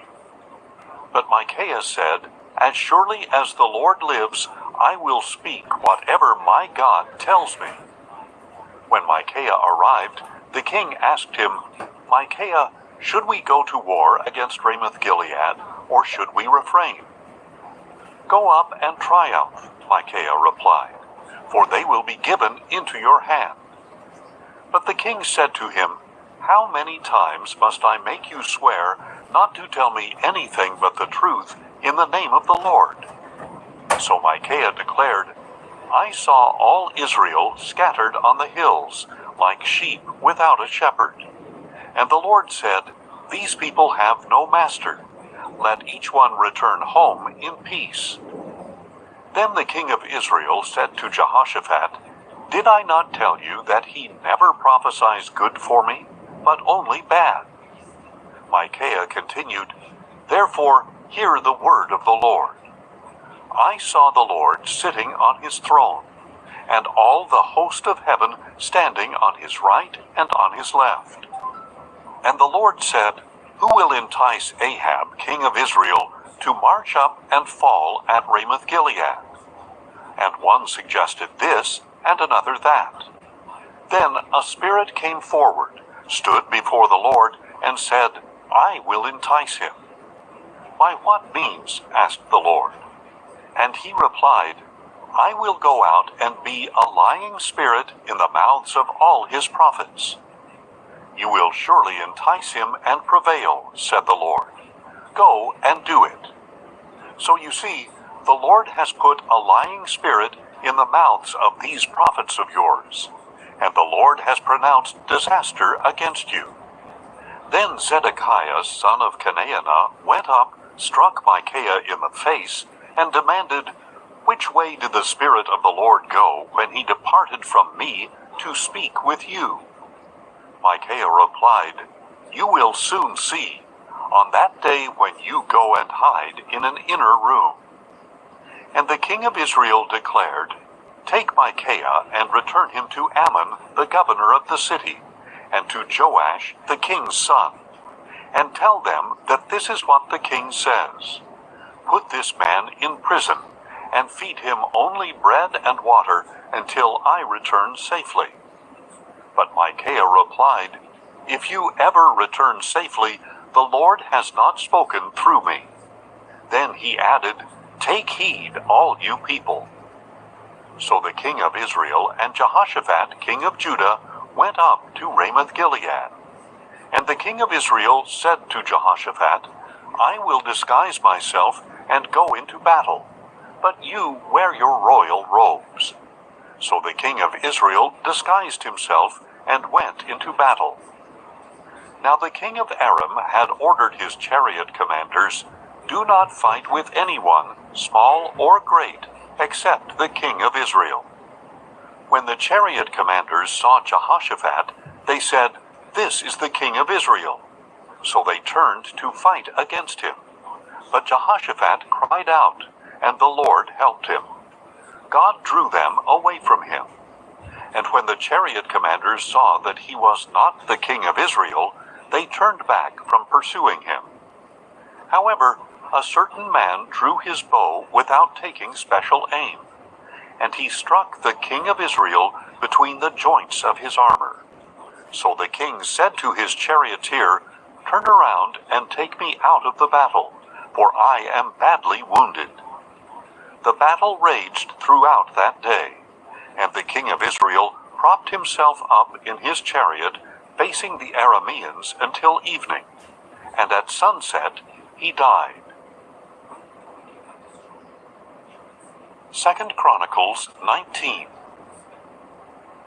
When Jehoshaphat, king of Judah, had returned safely to his home in Jerusalem, Jehu, son of Hanani the seer, went out to confront him, and said to King Jehoshaphat, "Should you help the wicked and love those who hate the Lord? Because of this, the wrath of the Lord is upon you. However, some good is found in you, for you have removed the Asherah poles from the land, and have set your heart on seeking God." Jehoshaphat lived in Jerusalem, and once again he went out among the people from Beersheba to the hill country of Ephraim, and turned them back to the Lord, the God of their fathers. He appointed judges in the land, in each of the fortified cities of Judah. Then he said to the judges, "Consider carefully what you do, for you are not judging for man, but for the Lord, who is with you when you render judgment. And now may the fear of the Lord be upon you. Be careful what you do, for with the Lord our God there is no injustice or partiality or bribery." Moreover, Jehoshaphat appointed in Jerusalem some of the Levites, priests, and heads of the Israelite families to judge on behalf of the Lord and to settle disputes.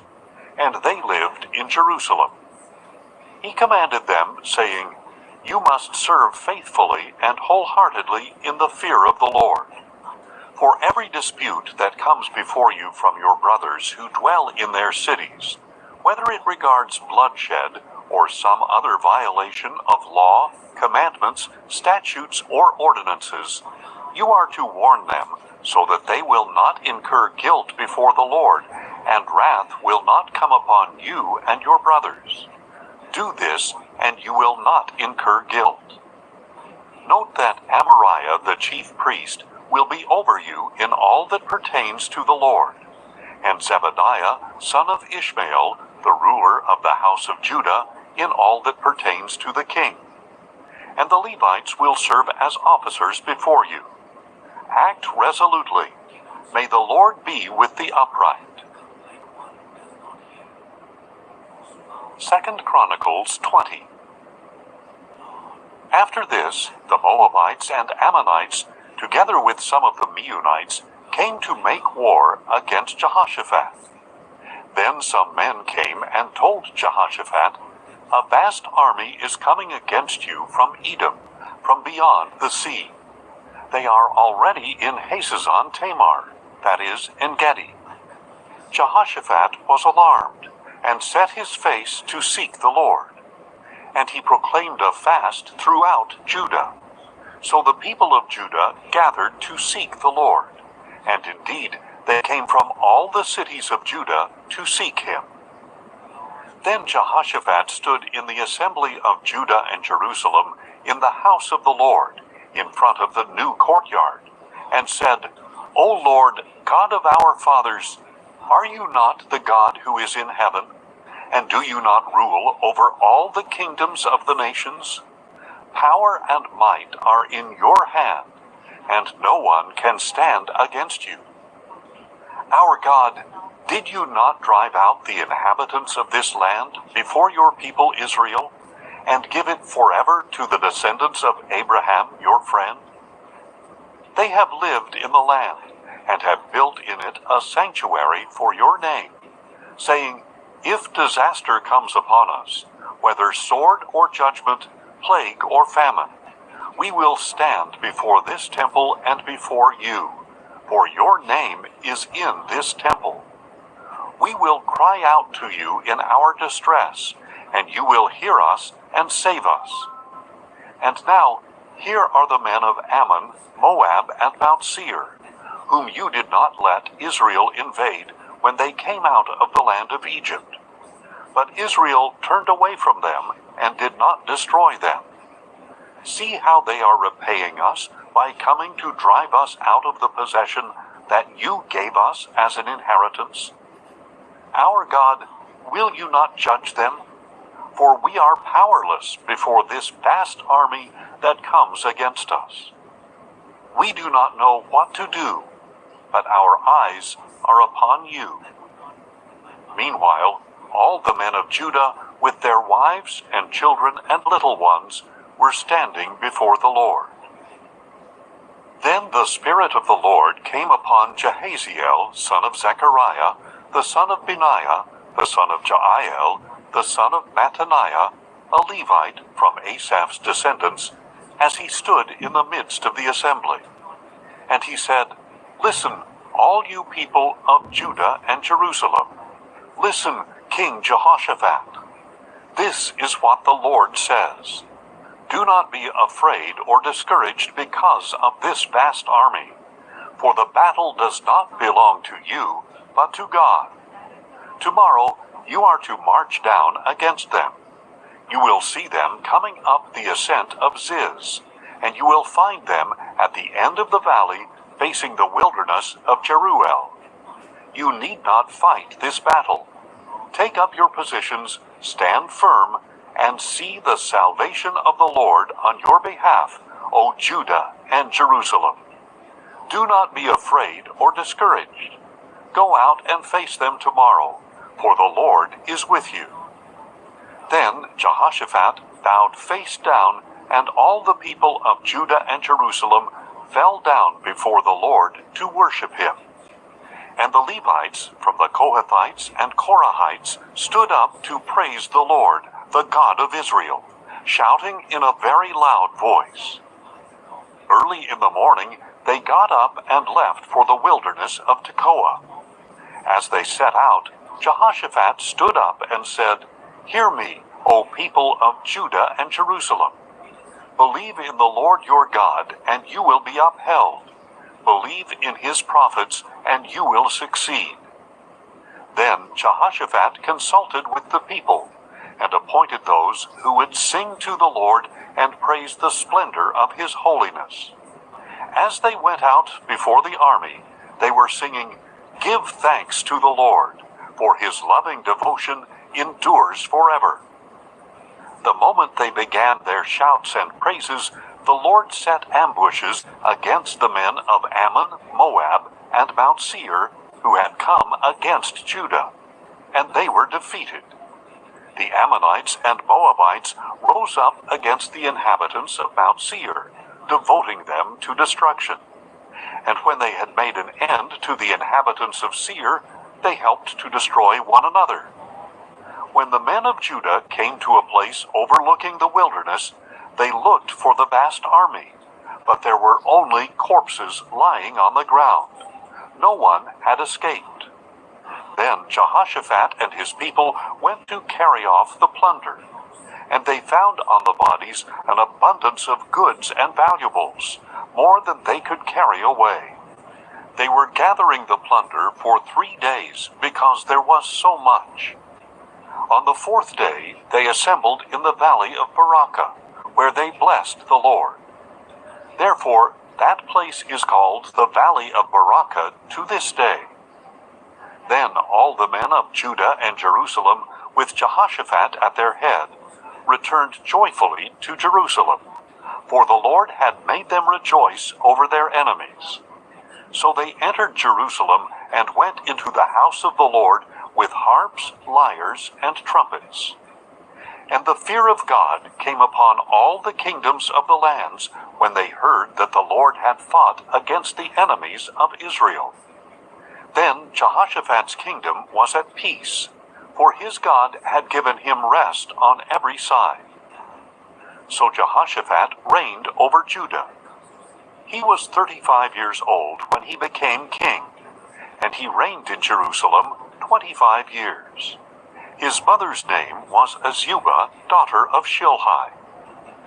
And Jehoshaphat walked in the way of his father Asa, and did not turn away from it. He did what was right in the eyes of the Lord. The high places, however, were not removed.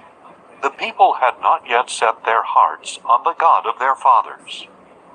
As for the rest of the acts of Jehoshaphat, from beginning to end, they are indeed written in the Chronicles of Jehu, son of Hanani, which are recorded in the book of the kings of Israel.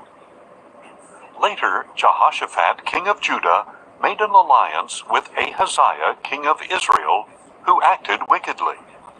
They agreed to make ships to go to Tarshish, and these were built in Ezion-Geber. Then Eliezer, son of Dodavehu of Marisha, prophesied against Jehoshaphat, saying, "Because you have allied yourself with Ahaziah, the Lord has destroyed your works." So the ships were wrecked and were unable to sail to Tarshish. 2 Chronicles 21. And Jehoshaphat rested with his fathers, and was buried with them in the city of David. And his son Jehoram reigned in his place. Jehoram's brothers, the sons of Jehoshaphat, were Azariah, Jehiel, Zechariah, Azariah, Michael, and Shephatiah. These were all sons of Jehoshaphat, king of Israel. Their father had given them many gifts of silver and gold and precious things, as well as the fortified cities in Judah. But he gave the kingdom to Jehoram, because he was the firstborn. When Jehoram had established himself over his father's kingdom, he strengthened himself by putting to the sword all his brothers, along with some of the princes of Israel. Jehoram was 32 years old when he became king, and he reigned in Jerusalem 8 years. And Jehoram walked in the ways of the kings of Israel, just as the house of Ahab had done. For he married a daughter of Ahab, and did evil in the sight of the Lord. Yet the Lord was unwilling to destroy the house of David, because of the covenant he had made with David, and since he had promised to maintain a lamp for David and his descendants forever. In the days of Jehoram, Edom rebelled against the hand of Judah, and appointed their own king. So Jehoram crossed into Edom with his officers and all his chariots.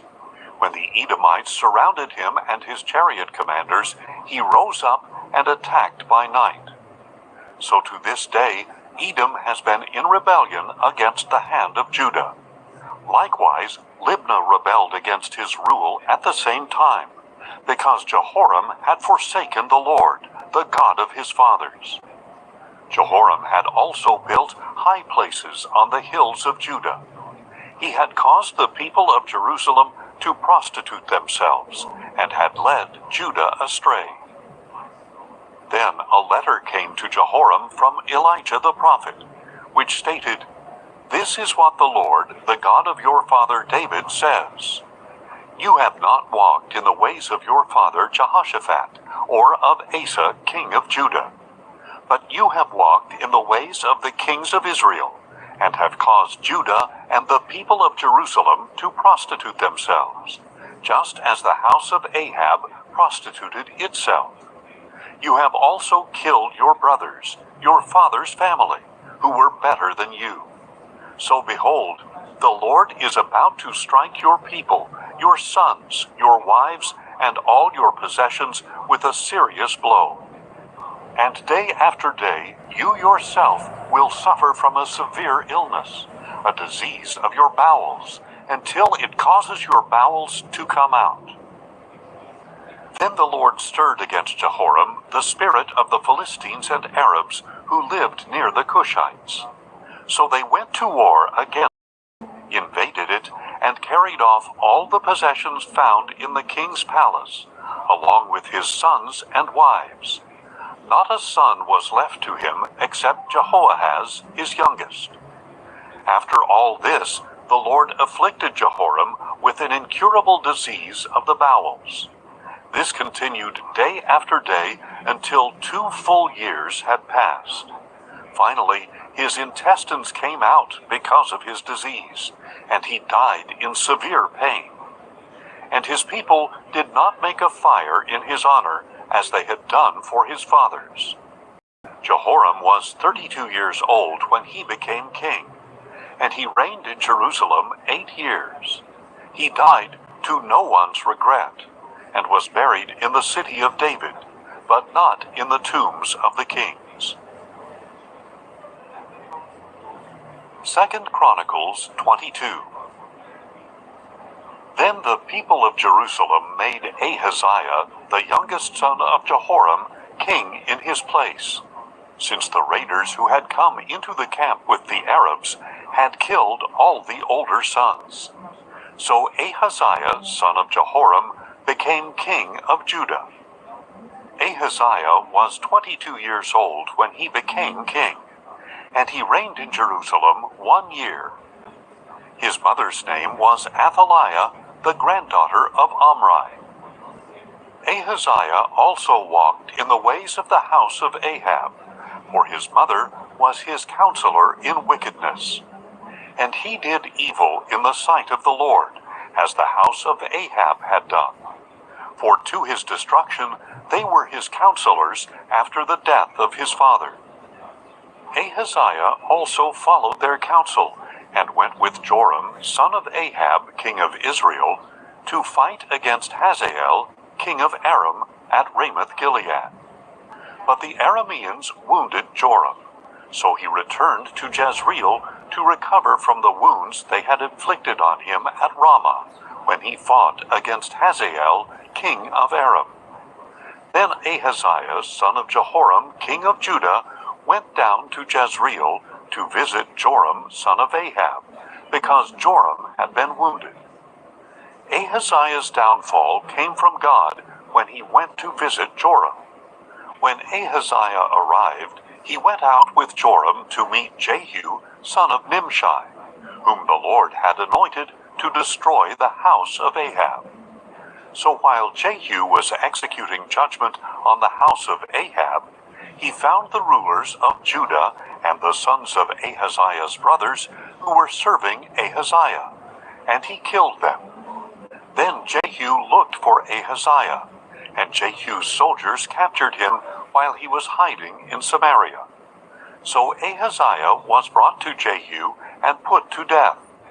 They buried him, for they said, "He is the grandson of Jehoshaphat, who sought the Lord with all his heart." So no one was left from the house of Ahaziah with the strength to rule the kingdom. When Athaliah, the mother of Ahaziah, saw that her son was dead, she proceeded to annihilate all the royal heirs of the house of Judah. But Jehoshabeath, daughter of King Jehoram, took Joash, son of Ahaziah, and stole him away from among the sons of the king who were being murdered. And she put him and his nurse in a bedroom. Because Jehoshabeath, the daughter of King Jehoram, and the wife of Jehoiada the priest, was Ahaziah's sister, she hid Joash from Athaliah so that she could not kill him. And Joash remained hidden with them in the house of God for 6 years, while Athaliah ruled the land. 2 Chronicles 23.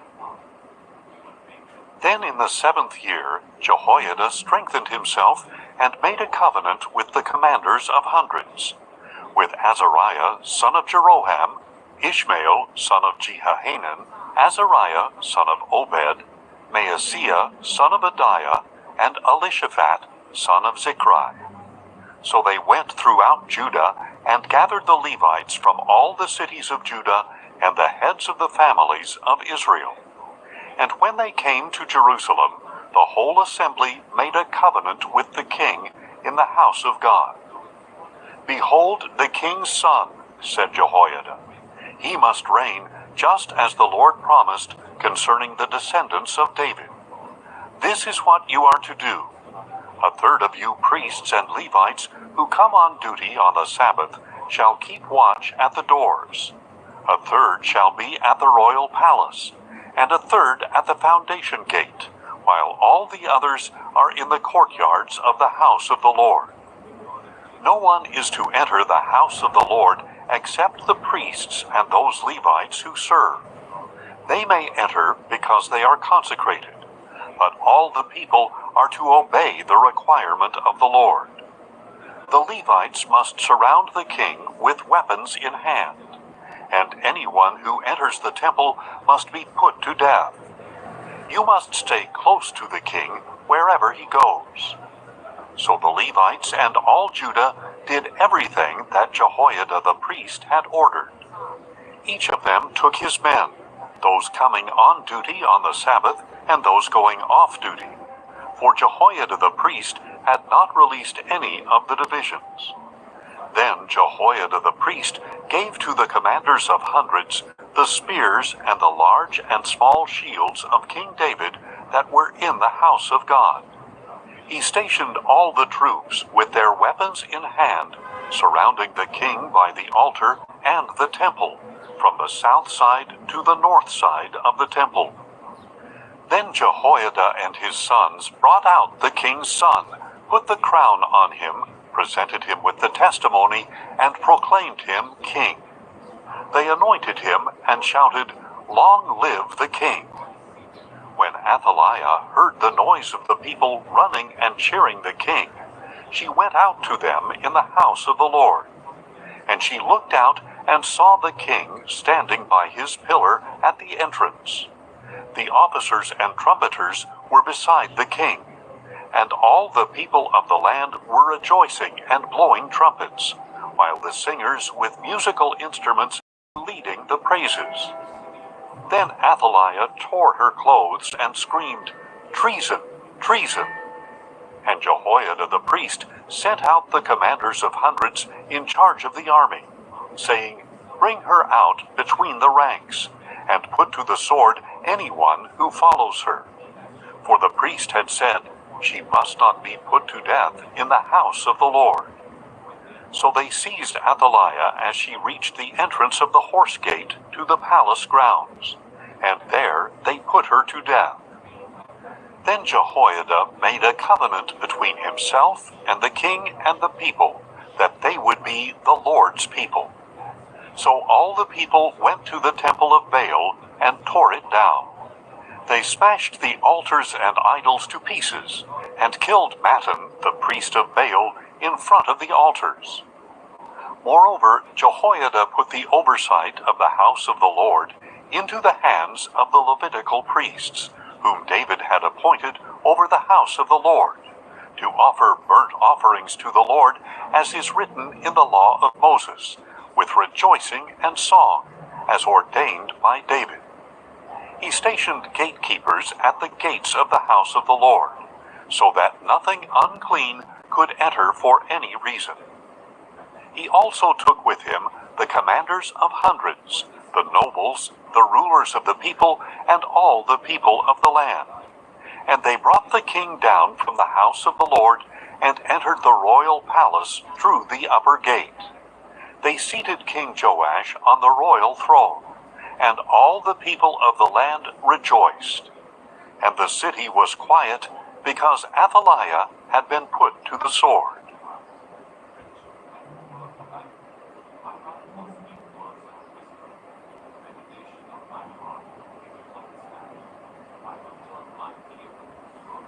Second Chronicles 24. Joash was 7 years old when he became king, and he reigned in Jerusalem 40 years. His mother's name was Zibiah. She was from Beersheba. And Joash did what was right in the eyes of the Lord all the days of Jehoiada the priest. Jehoiada took for him 2 wives, and he had sons and daughters. Sometime later, Joash set his heart on repairing the house of the Lord. So he gathered the priests and Levites and said, "Go out to the cities of Judah and collect the money due annually from all Israel to repair the house of your God. Do it quickly." The Levites, however, did not make haste. So the king called Jehoiada the high priest and said, "Why have you not required the Levites to bring from Judah and Jerusalem the tax imposed by Moses, the servant of the Lord, and by the assembly of Israel, for the tent of the testimony?" For the sons of that wicked woman Athaliah had broken into the house of God, and had even used the sacred objects of the house of the Lord for the Baals. At the king's command, a chest was made and placed outside at the gate of the house of the Lord. And a proclamation was issued in Judah and Jerusalem that they were to bring to the Lord the tax imposed by Moses, the servant of God, on Israel in the wilderness. All the officers and all the people rejoiced and brought their contributions, and they dropped them in the chest until it was full. Whenever the chest was brought by the Levites to the king's overseers, and they saw that there was a large amount of money, the royal scribe and the officer of the high priest would come and empty the chest and carry it back to its place. They did this daily, and gathered the money in abundance. Then the king and Jehoiada would give the money to those who supervised the labor on the house of the Lord, to hire stonecutters and carpenters to restore the house of the Lord, as well as workers in iron and bronze to repair the house of the Lord. So the workmen labored, and in their hands the repair work progressed. They restored the house of God according to its specifications, and they reinforced it. When they were finished, they brought the rest of the money to the king and Jehoiada to make with it the articles for the house of the Lord, utensils for the service and for the burnt offerings, dishes and other objects of gold and silver. Throughout the days of Jehoiada, burnt offerings were presented regularly in the house of the Lord. When Jehoiada was old and full of years, he died at the age of 130. And Jehoiada was buried with the kings in the city of David, because he had done what was good in Israel for God and his temple. After the death of Jehoiada, however, the officials of Judah came and paid homage to the king, and he listened to them. They abandoned the house of the Lord, the God of their fathers, and served the Asherah poles and idols. So wrath came upon Judah and Jerusalem for this guilt of theirs. Nevertheless, the Lord sent prophets to bring the people back to him, and to testify against them, but they would not listen. Then the Spirit of God came upon Zechariah, son of Jehoiada the priest, who stood up before the people and said to them, "This is what God says. Why do you transgress the commandments of the Lord so that you cannot prosper? Because you have forsaken the Lord, he has forsaken you." But they conspired against Zechariah, and by order of the king, they stoned him in the courtyard of the house of the Lord. Thus King Joash failed to remember the kindness that Zechariah's father Jehoiada had extended to him. Instead, Joash killed Jehoiada's son. As he lay dying, Zechariah said, "May the Lord see this and call you to account." In the spring, the army of Aram went to war against Joash. They entered Judah and Jerusalem and destroyed all the leaders of the people, and they sent all the plunder to their king in Damascus. Although the Aramean army had come with only a few men, the Lord delivered into their hand a very great army. Because Judah had forsaken the Lord, the God of their fathers, judgment was executed on Joash. And when the Arameans had withdrawn, they left Joash severely wounded. His own servants conspired against him for shedding the blood of the son of Jehoiada the priest, and they killed him on his bed. So he died and was buried in the city of David, but not in the tombs of the kings. Those who conspired against Joash were Zabad, son of Shimeath the Ammonitess, and Jehozabad, son of Shimrith the Moabitess. The accounts of the sons of Joash, as well as the many pronouncements about him and about the restoration of the house of God, are indeed written in the treatise of the book of the Kings. And his son Amaziah reigned in his place. 2 Chronicles 25. Amaziah was 25 years old when he became king, and he reigned in Jerusalem 29 years. His mother's name was Jehoaddan. She was from Jerusalem. And he did what was right in the eyes of the Lord, but not wholeheartedly. As soon as the kingdom was firmly in his grasp, Amaziah executed the servants who had murdered his father the king. Yet he did not put their son to death, but acted according to what is written in the law, in the book of Moses, where the Lord commanded, "Fathers must not be put to death for their children, and children must not be put to death for their fathers. Each is to die for his own sin." Then Amaziah gathered the people of Judah and assigned them according to their families to commanders of thousands and of hundreds. And he numbered those 20 years of age or older throughout Judah and Benjamin, and found 300,000 chosen men able to serve in the army, bearing the spear and shield. He also hired 100,000 mighty warriors from Israel for 100 talents of silver. But a man of God came to him and said, "O king, do not let the army of Israel go with you, for the Lord is not with Israel, not with any of the Ephraimites. Even if you go and fight bravely in battle, God will make you stumble before the enemy. For God has power to help and power to overthrow." Amaziah asked the man of God, "What should I do about the 100 talents I have given to the army of Israel?" And the man of God replied, "The Lord is able to give you much more than this." So Amaziah dismissed the troops who had come to him from Ephraim and sent them home. And they were furious with Judah and returned home in great anger. Amaziah, however, summoned his strength and led his troops to the valley of Salt, where he struck down 10,000 men of Seir. And the army of Judah also captured 10,000 men alive. They took them to the top of a cliff and threw them down, so that all were dashed to pieces.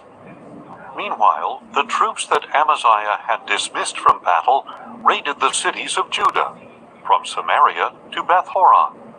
They struck down 3,000 people and carried off a great deal of plunder. When Amaziah returned from the slaughter of the Edomites, he brought back the gods of the Seirites, set them up as his own gods, bowed before them, and burned sacrifices to them. Therefore the anger of the Lord burned against Amaziah, and he sent him a prophet, who said, "Why have you sought this people's gods, which could not deliver them from your hand?" While he was still speaking, the king asked, "Have we made you the counselor to the king? Stop! Why be struck down?" So the prophet stopped. But he said, "I know that God has determined to destroy you, because you have done this and have not heeded my advice." Then Amaziah, king of Judah, took counsel and sent word to the king of Israel, Jehoash, son of Jehoahaz, the son of Jehu. "Come, let us meet face to face," he said. But Jehoash, king of Israel, replied to Amaziah, king of Judah, "A thistle in Lebanon sent a message to a cedar in Lebanon, saying, 'Give your daughter to my son in marriage.' Then a wild beast in Lebanon came along and trampled the thistle. You have said, 'Look, I have defeated Edom,' and your heart has become proud and boastful. Now stay at home. Why should you stir up trouble so that you fall, you and Judah with you?" But Amaziah would not listen, for this had come from God, in order to deliver them into the hand of Jehoash, because they had sought the gods of Edom. So Jehoash, king of Israel, advanced, and he and Amaziah, king of Judah, faced each other at Beth-shemesh in Judah. And Judah was routed before Israel, and every man fled to his own home. There at Beth-shemesh, Jehoash, king of Israel, captured Amaziah, king of Judah, the son of Joash, the son of Jehoahaz. Then Jehoash brought him to Jerusalem, and broke down the wall of Jerusalem from the Ephraim gate to the corner gate, a section of 400 cubits. He took all the gold and silver and all the articles found in the house of God with Obed-Edom, and in the treasuries of the royal palace, as well as some hostages. Then he returned to Samaria. Amaziah, son of Joash, king of Judah, lived for 15 years after the death of Jehoash, son of Jehoahaz, king of Israel. As for the rest of the acts of Amaziah, from beginning to end, are they not written in the book of the kings of Judah and Israel? From the time that Amaziah turned from following the Lord, a conspiracy was formed against him in Jerusalem, and he fled to Lachish. But men were sent after him to Lachish, and they killed him there. They carried him back on horses and buried him with his fathers in the city of Judah. 2 Chronicles 26. All the people of Judah took Uzziah, who was 16 years old, and made him king in place of his father Amaziah. Uzziah was the one who rebuilt Eloth and restored it to Judah after King Amaziah rested with his fathers. Uzziah was 16 years old when he became king, and he reigned in Jerusalem 52 years. His mother's name was Jechaliah. She was from Jerusalem. And he did what was right in the eyes of the Lord, just as his father Amaziah had done.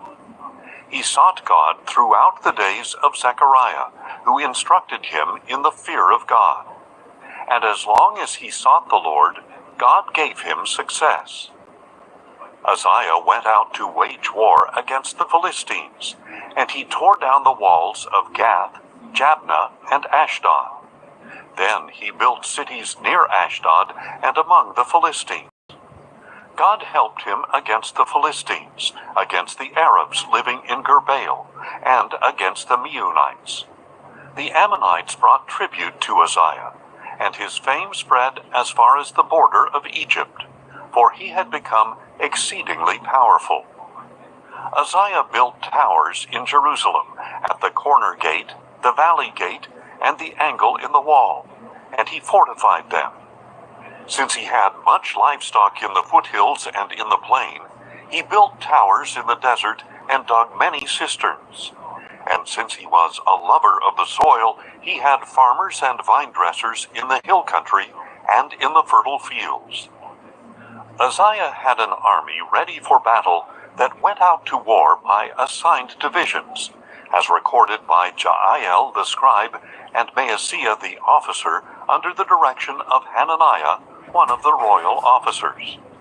The total number of family leaders of the mighty men of valor was 2,600.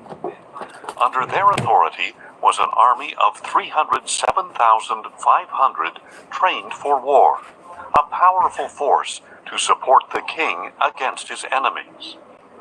Uzziah supplied the entire army with shields, spears, helmets, armor, bows, and sling stones. And in Jerusalem he made skillfully designed devices to shoot arrows and catapult large stones from the towers and corners. So his fame spread far and wide, for he was helped tremendously so that he became powerful. But when Uzziah grew powerful, his arrogance led to his own destruction. He was unfaithful to the Lord his God, for he entered the temple of the Lord to burn incense on the altar of incense. Then Azariah the priest, along with 80 brave priests of the Lord, went in after him. They took their stand against King Uzziah, and said, "Uzziah, you have no right to offer incense to the Lord. Only the priests, the descendants of Aaron, are consecrated to burn incense. Leave the sanctuary, for you have acted unfaithfully. You will not receive honor from the Lord God." Uzziah, with a censer in his hand to offer incense, was enraged. But while he raged against the priests in their presence in the house of the Lord, before the altar of incense, leprosy broke out on his forehead. When Azariah the chief priest and all the priests turned to him and saw his leprous forehead, they rushed him out. Indeed, he himself hurried to get out, because the Lord had afflicted him. So King Uzziah was a leper until the day of his death. He lived in isolation, leprous, and cut off from the house of the Lord, while his son Jotham had charge of the royal palace to govern the people of the land. As for the rest of the acts of Uzziah, from beginning to end, they are recorded by the prophet Isaiah, son of Amoz. And Uzziah rested with his fathers, and was buried near them in a field of burial that belonged to the kings. For the people said, he was a leper. And his son Jotham reigned in his place. 2 Chronicles 27. Jotham was 25 years old when he became king, and he reigned in Jerusalem 16 years. His mother's name was Jerusha, daughter of Zadok. And he did what was right in the eyes of the Lord, just as his father Uzziah had done. In addition, he did not enter the temple of the Lord, but the people still behaved corruptly. Jotham rebuilt the upper gate of the house of the Lord, and he worked extensively on the wall at the hill of Ophel.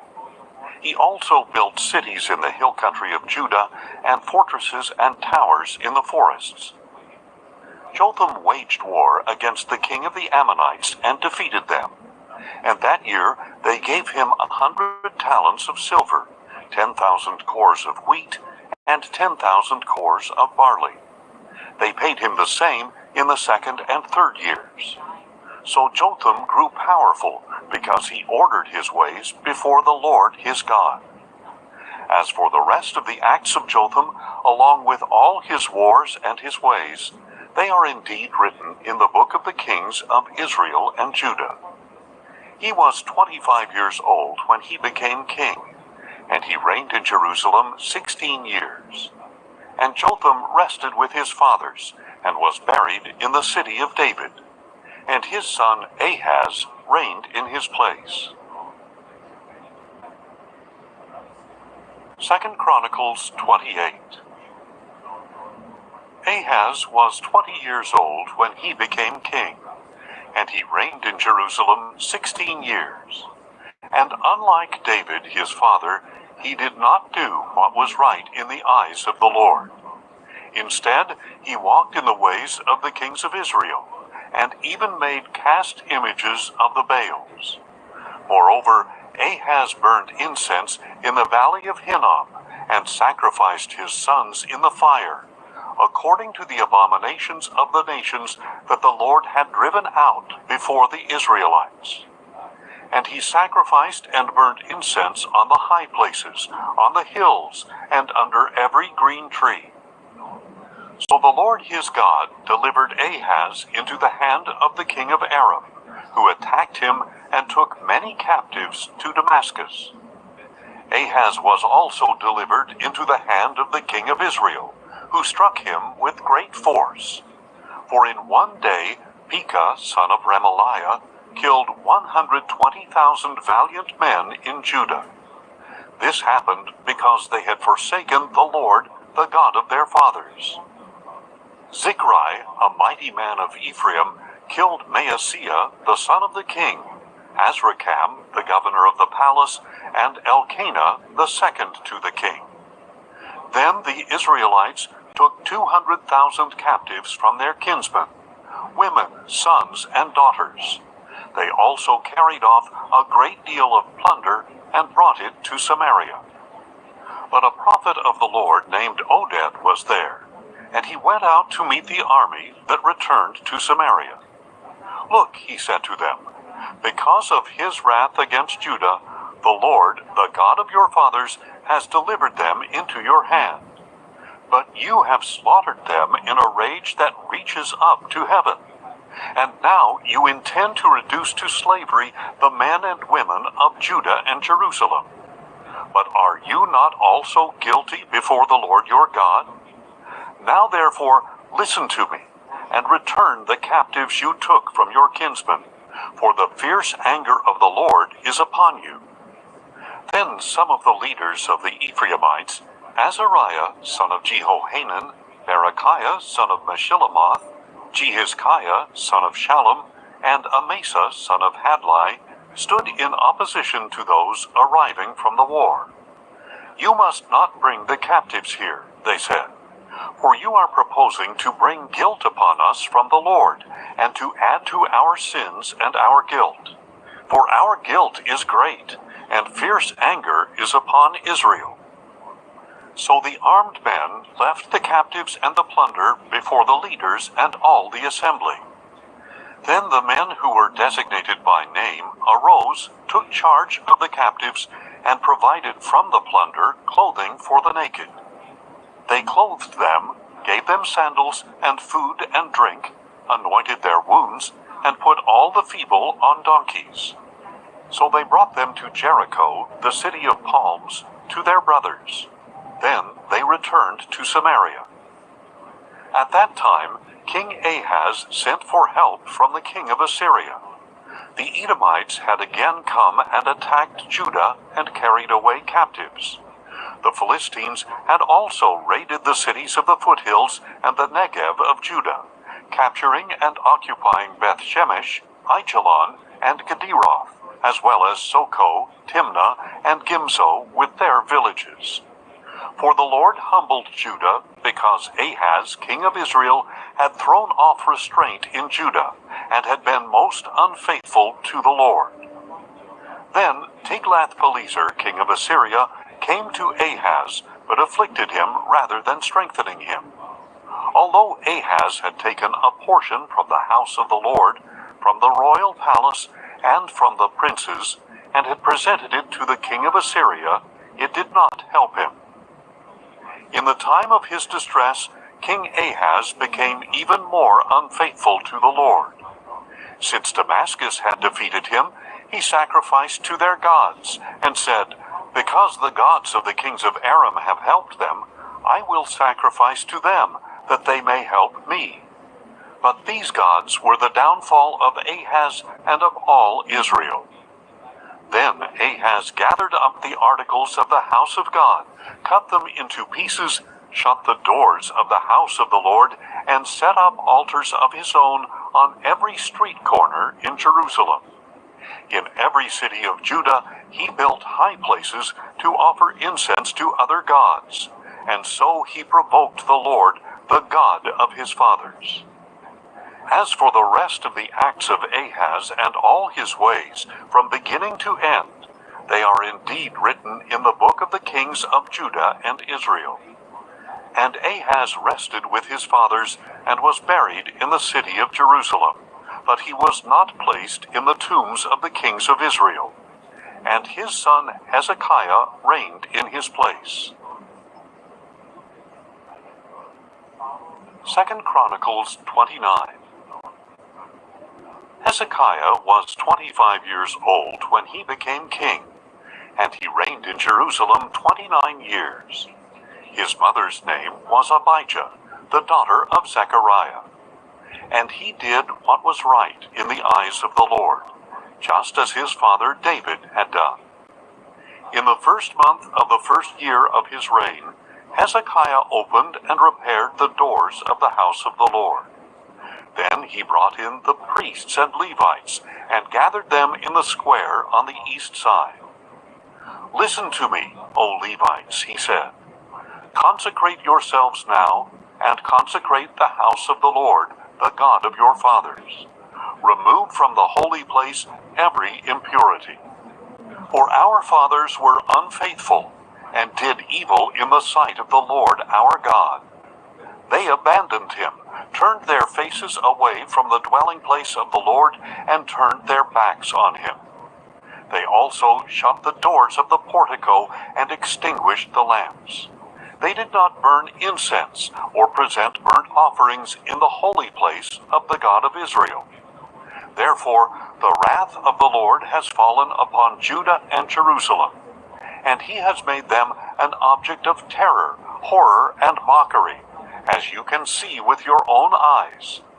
For behold, this is why our fathers have fallen by the sword, and our sons and daughters and wives are in captivity. Now it is in my heart to make a covenant with the Lord, the God of Israel, so that his fierce anger will turn away from us. Now, my sons, do not be negligent, for the Lord has chosen you to stand before him, to serve him, to minister before him, and to burn incense. Then the Levites set to work. Mahath, son of Amasai, and Joel, son of Azariah, from the Kohathites. Kish, son of Abdi, and Azariah, son of Jehalelel, from the Merarites.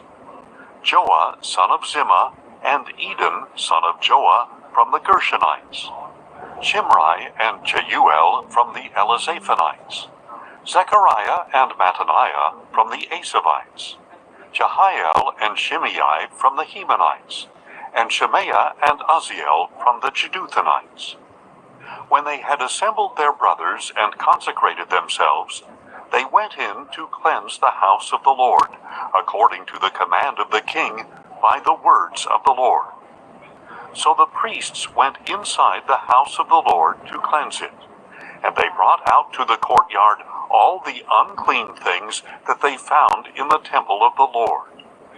Then the Levites took these things and carried them out to the Kidron Valley. They began the consecration on the first day of the first month, and on the 8th day of the month they reached the portico of the Lord. For 8 more days they consecrated the house of the Lord itself, finishing on the 16th day of the first month. Then they went in to King Hezekiah and reported, "We have cleansed the entire house of the Lord, the altar of burnt offering with all its utensils, and the table of the showbread with all its utensils. Moreover, we have prepared and consecrated all the articles that King Ahaz in his unfaithfulness cast aside during his reign. They are now in front of the altar of the Lord." Early the next morning, King Hezekiah gathered the city officials and went up to the house of the Lord.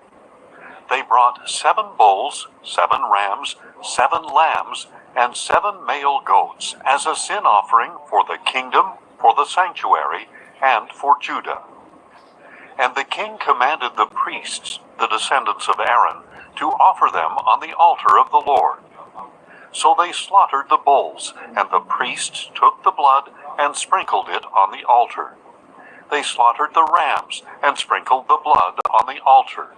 And they slaughtered the lambs and sprinkled the blood on the altar.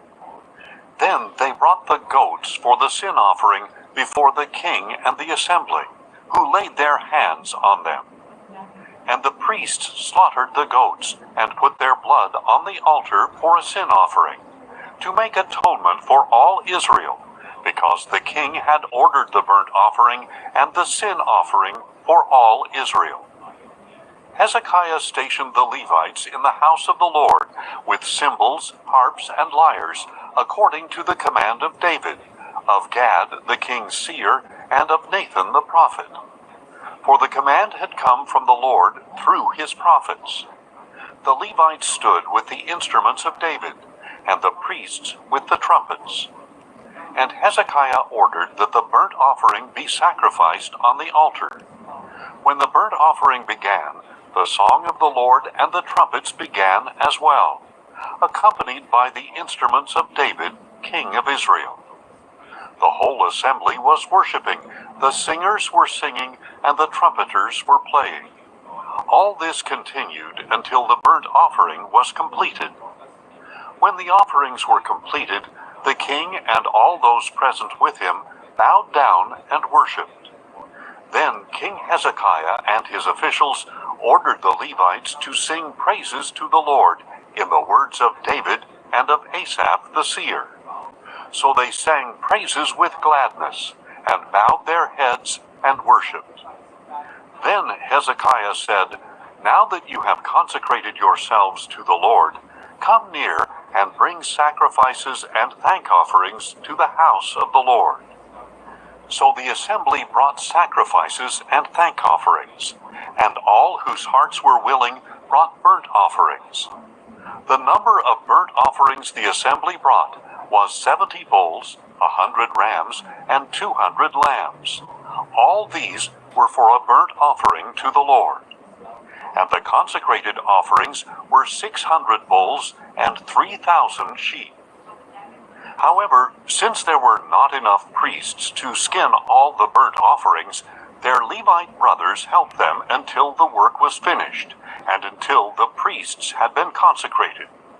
For the Levites had been more diligent in consecrating themselves than the priests had been.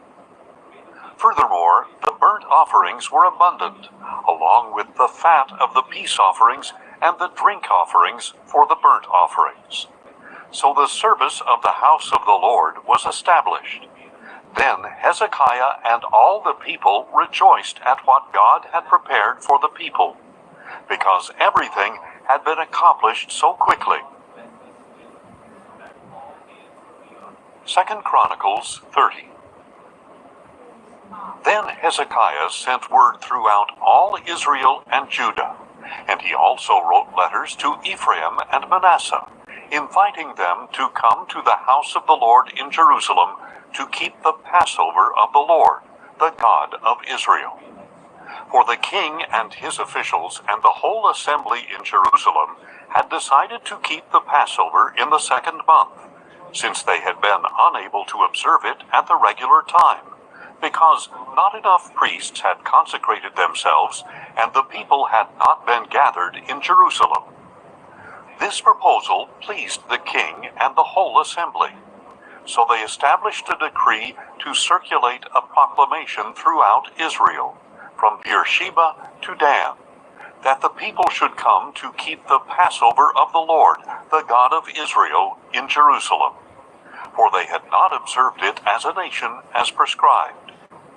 So the couriers went throughout Israel and Judah with letters from the king and his officials, which read, "Children of Israel, return to the Lord, the God of Abraham, Isaac, and Israel, so that he may return to those of you who remain, who have escaped the grasp of the kings of Assyria.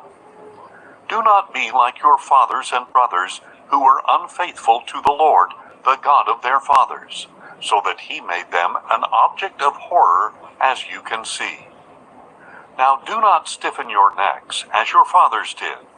Submit to the Lord and come to his sanctuary, which he has consecrated forever.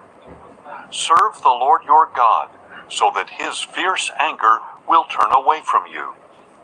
For if you return to the Lord, your brothers and sons will receive mercy in the presence of their captors, and will return to this land. For the Lord your God is gracious and merciful. He will not turn his face away from you if you return to him." And the couriers traveled from city to city through the land of Ephraim and Manasseh, as far as Zebulun. But the people scorned and mocked them. Nevertheless, some from Asher, Manasseh, and Zebulun humbled themselves and came to Jerusalem. Moreover, the power of God was on the people in Judah to give them one heart to obey the command of the king and his officials according to the word of the Lord. In the 2nd month, a very great assembly gathered in Jerusalem to celebrate the Feast of Unleavened Bread. They proceeded to remove the altars in Jerusalem, and to take away the incense altars and throw them into the Kidron Valley. And on the 14th day of the 2nd month, they slaughtered the Passover lamb. The priests and Levites were ashamed, and they consecrated themselves and brought burnt offerings to the house of the Lord. They stood at their prescribed posts, according to the law of Moses, the man of God. The priests sprinkled the blood, which they received from the hand of the Levites. Since there were many in the assembly who had not consecrated themselves, the Levites were in charge of slaughtering the Passover lambs for every unclean person, to consecrate the lambs to the Lord. A large number of the people, many from Ephraim, Manasseh, Issachar, and Zebulun, had not purified themselves, yet they ate the Passover contrary to what was written. But Hezekiah interceded for them, saying, "May the Lord, who is good, provide atonement for everyone who sets his heart on seeking God, the Lord, the God of his fathers, even if he is not cleansed according to the purification rules of the sanctuary." And the Lord heard Hezekiah and healed the people. The Israelites who were present in Jerusalem celebrated the Feast of Unleavened Bread for 7 days with great joy. And the Levites and priests praised the Lord day after day, accompanied by loud instruments of praise to the Lord. And Hezekiah encouraged all the Levites who performed skillfully before the Lord.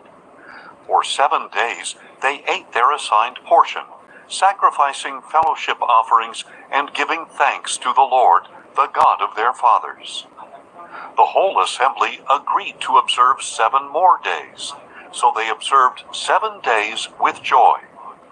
For Hezekiah, king of Judah, contributed 1,000 bulls and 7,000 sheep for the assembly, and the officials contributed 1,000 bulls and 10,000 sheep for the assembly, and a great number of priests consecrated themselves. Then the whole assembly of Judah rejoiced along with the priests and Levites and the whole assembly that had come from Israel, including the foreigners who had come from Israel and those who lived in Judah. So there was great rejoicing in Jerusalem, for nothing like this had happened there since the days of Solomon, son of David, king of Israel. Then the priests and the Levites stood to bless the people, and God heard their voice, and their prayer came into his holy dwelling place in heaven. 2 Chronicles 31. When all this had ended, the Israelites in attendance went out to the cities of Judah and broke up the sacred pillars, chopped down the Asherah poles, and tore down the high places and altars throughout Judah and Benjamin, as well as in Ephraim and Manasseh, until they had utterly destroyed them all. Then all the Israelites returned to their cities, each to his own property. Hezekiah re-established the divisions of the priests and Levites, each of them according to their duties as priests or Levites, for the burnt offerings and peace offerings, for ministry, for giving thanks, and for singing praises at the gates of the Lord's dwelling. The king contributed from his own possessions for the regular morning and evening burnt offerings, and for the burnt offerings on the Sabbaths, new moons, and appointed feasts, as written in the law of the Lord. Moreover, he commanded the people living in Jerusalem to make a contribution for the priests and Levites, so that they could devote themselves to the law of the Lord. As soon as the order went out, the Israelites generously provided the first fruits of the grain, new wine, oil, and honey, and of all the produce of the field. And they brought in an abundance, a tithe of everything. And the Israelites and Judahites who lived in the cities of Judah also brought a tithe of their herds and flocks, and a tithe of the holy things consecrated to the Lord their God, and they laid them in large heaps. In the 3rd month they began building up the heaps, and they finished in the 7th month. When Hezekiah and his officials came and viewed the heaps, they blessed the Lord and his people Israel. Then Hezekiah questioned the priests and Levites about the heaps, and Azariah, the chief priest of the household of Zadok, answered him, "Since the people began to bring their contributions into the house of the Lord, we have had enough to eat, and there is plenty left over, because the Lord has blessed his people. This great abundance is what is left over." Then Hezekiah commanded them to prepare storerooms in the house of the Lord, and they did so. And they faithfully brought in the contributions, tithes, and dedicated gifts. Conaniah the Levite was the officer in charge of them, and his brother Shimei was second. Jehiel, Azaziah, Nahath, Asahel, Jeremoth, Jozabad, Eliel, Ismachiah, Mahath, and Benaiah were overseers under the authority of Conaniah and his brother Shimei, by appointment of King Hezekiah and of Azariah, the chief official of the house of God. Kori, son of Imnah the Levite, the keeper of the east gate, was in charge of the freewill offerings given to God, distributing the contributions to the Lord and the consecrated gifts. Under his authority, Eden, Meniamin, Jeshua, Shemaiah, Amariah, and Shechaniah faithfully distributed portions to their fellow priests in their cities, according to their divisions, old and young alike.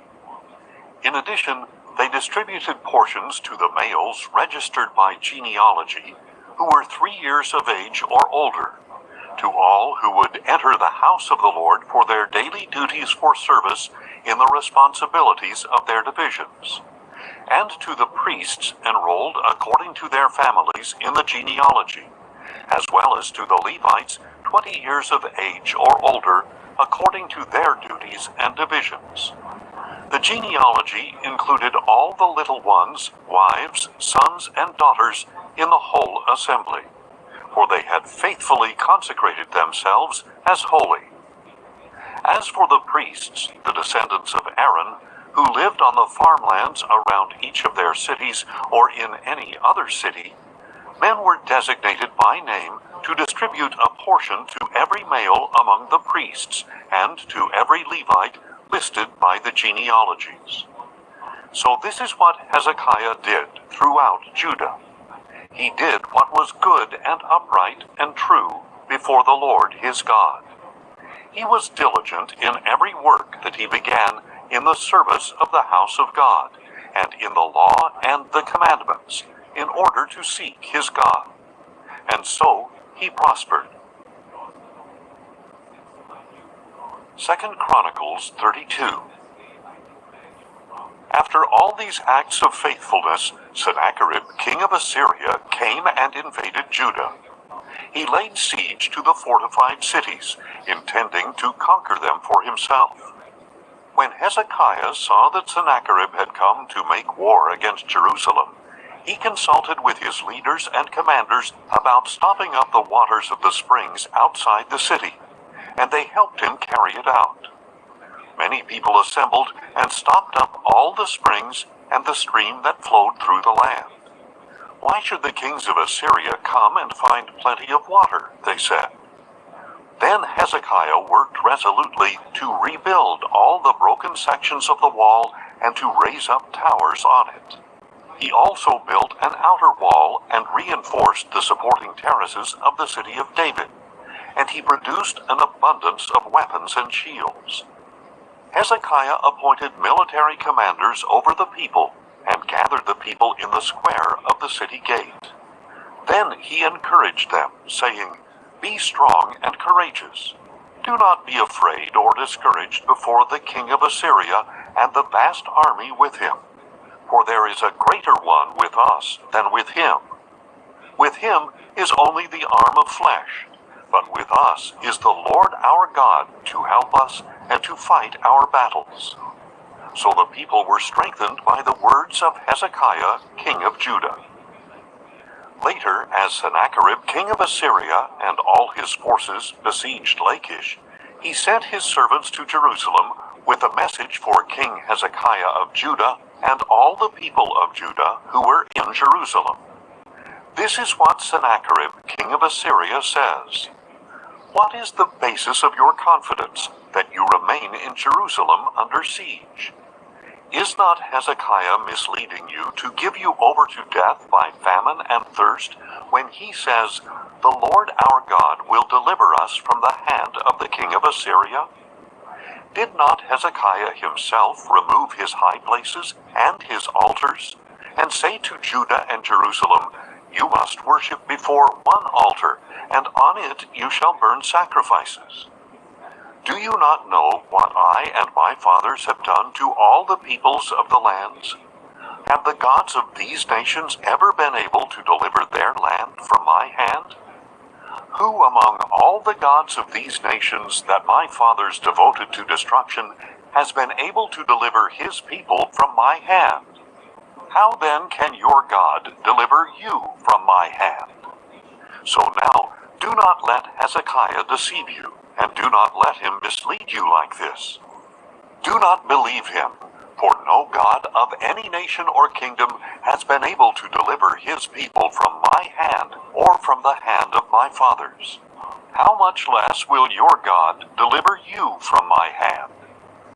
And the servants of Sennacherib spoke further against the Lord God and against his servant Hezekiah.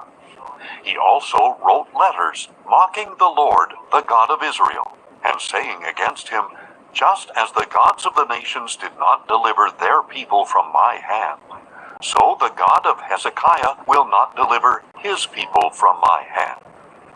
Then the Assyrians called out loudly in Hebrew to the people of Jerusalem who were on the wall, to frighten and terrify them in order to capture the city. They spoke against the God of Jerusalem, as they had spoken against the gods of the peoples of the earth, the work of human hands. In response, King Hezekiah and the prophet Isaiah, son of Amoz, cried out to heaven in prayer. And the Lord sent an angel who annihilated every mighty man of valor and every leader and commander in the camp of the king of Assyria. So he withdrew to his own land in disgrace. And when he entered the temple of his God, some of his own sons struck him down with the sword. So the Lord saved Hezekiah and the people of Jerusalem from the hands of King Sennacherib of Assyria and all the others, and he gave them rest on every side. Many brought offerings to Jerusalem for the Lord, and valuable gifts for Hezekiah, king of Judah.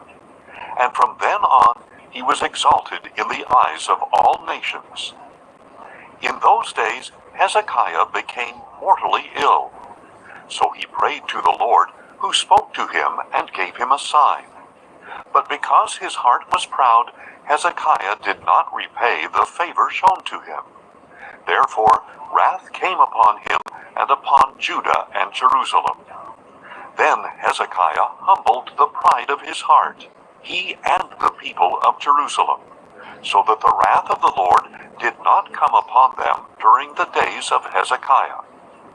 Hezekiah had very great riches and honor, and he made treasuries for his silver, gold, precious stones, spices, shields, and all kinds of valuable articles. He also made storehouses for the harvest of grain and new wine and oil, stalls for all kinds of livestock, and pens for the flocks. He made cities for himself, and he acquired herds of sheep and cattle in abundance, for God gave him very great wealth. It was Hezekiah who blocked the upper outlet of the spring of Gihon and channeled it down to the west side of the city of David. And Hezekiah prospered in all that he did. And so, when ambassadors of the rulers of Babylon were sent to him to inquire about the wonder that had happened in the land, God left him alone to test him, that he might know all that was in Hezekiah's heart. As for the rest of the acts of Hezekiah and his deeds of loving devotion, they are indeed written in the vision of the prophet Isaiah, son of Amoz, in the book of the kings of Judah and Israel. And Hezekiah rested with his fathers and was buried in the upper tombs of David's descendants. All Judah and the people of Jerusalem paid him honor at his death, and his son Manasseh reigned in his place. 2 Chronicles 33. Manasseh was 12 years old when he became king, and he reigned in Jerusalem 55 years. And he did evil in the sight of the Lord by following the abominations of the nations that the Lord had driven out before the Israelites. For he rebuilt the high places that his father Hezekiah had torn down. And he raised up altars for the Baals and made Asherah poles. And he worshipped and served all the host of heaven. Manasseh also built altars in the house of the Lord, of which the Lord had said, My name will remain in Jerusalem forever. In both courtyards of the house of the Lord, he built altars to all the host of heaven. He sacrificed his sons in the fire in the valley of Hinnom. He practiced sorcery, divination, and witchcraft, and consulted mediums and spiritists. He did great evil in the sight of the Lord, provoking him to anger. Manasseh even took the carved image he had made and set it up in the house of God, of which God had said to David and his son Solomon, In this temple and in Jerusalem, which I have chosen out of all the tribes of Israel, I will establish my name forever. I will never again cause the feet of the Israelites to leave the land that I assigned to your fathers, if only they are careful to do all that I have commanded them through Moses, all the laws, statutes, and judgments. So Manasseh led the people of Judah and Jerusalem astray, so that they did greater evil than the nations that the Lord had destroyed before the Israelites. And the Lord spoke to Manasseh and his people, but they did not listen. So the Lord brought against them the military commanders of the king of Assyria, who captured Manasseh, put a hook in his nose, bound him with bronze shackles, and took him to Babylon. And in his distress, Manasseh sought the favor of the Lord his God, and earnestly humbled himself before the God of his fathers. And when he prayed to him, the Lord received his plea and heard his petition. So he brought him back to Jerusalem and to his kingdom. Then Manasseh knew that the Lord is God. After this, Manasseh rebuilt the outer wall of the city of David, from west of Gihon in the valley to the entrance of the fish gate. And he brought it around the hill of Ophel and heightened it considerably. He also stationed military commanders in all the fortified cities of Judah. He removed the foreign gods and the idol from the house of the Lord, along with all the altars he had built on the Temple Mount and in Jerusalem, and he dumped them outside the city. Then he restored the altar of the Lord, and sacrificed peace offerings and thank offerings on it. And he told Judah to serve the Lord, the God of Israel. Nevertheless, the people still sacrificed at the high places, but only to the Lord their God.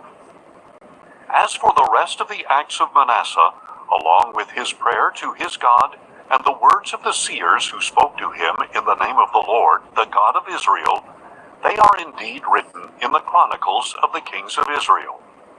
His prayer and how God received his plea, as well as all his sin and unfaithfulness, and the sites where he built high places and up Asherah poles and idols before he humbled himself, they are indeed written in the records of the seers. And Manasseh rested with his fathers, and was buried at his palace. And his son Amon reigned in his place. Amon was 22 years old when he became king, and he reigned in Jerusalem 2 years.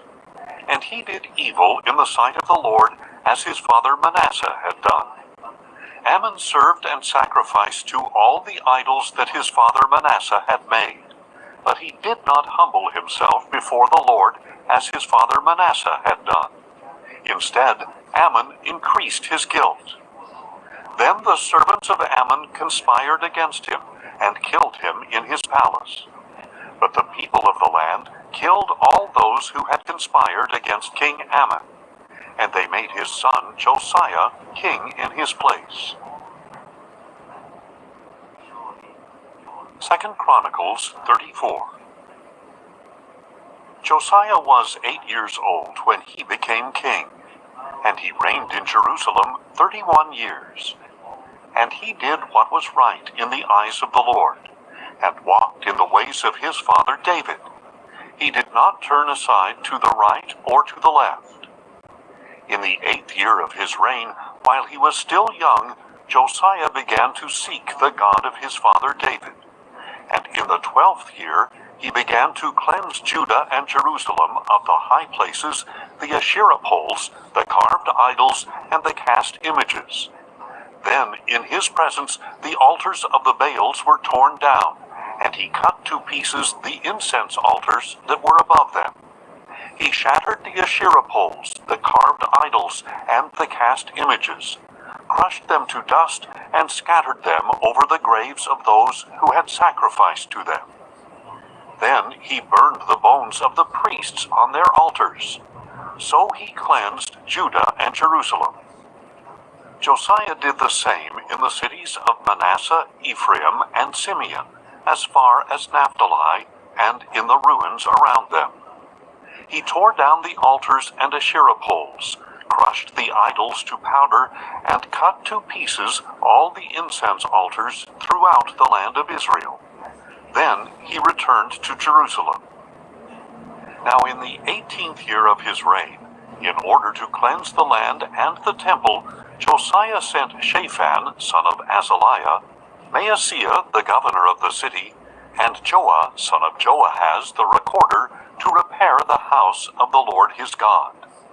So they went to Hilkiah, the high priest, and gave him the money that had been brought into the house of God, which the Levites at the doors had collected from the people of Manasseh and Ephraim, from all the remnant of Israel, Judah, and Benjamin, and from the people of Jerusalem.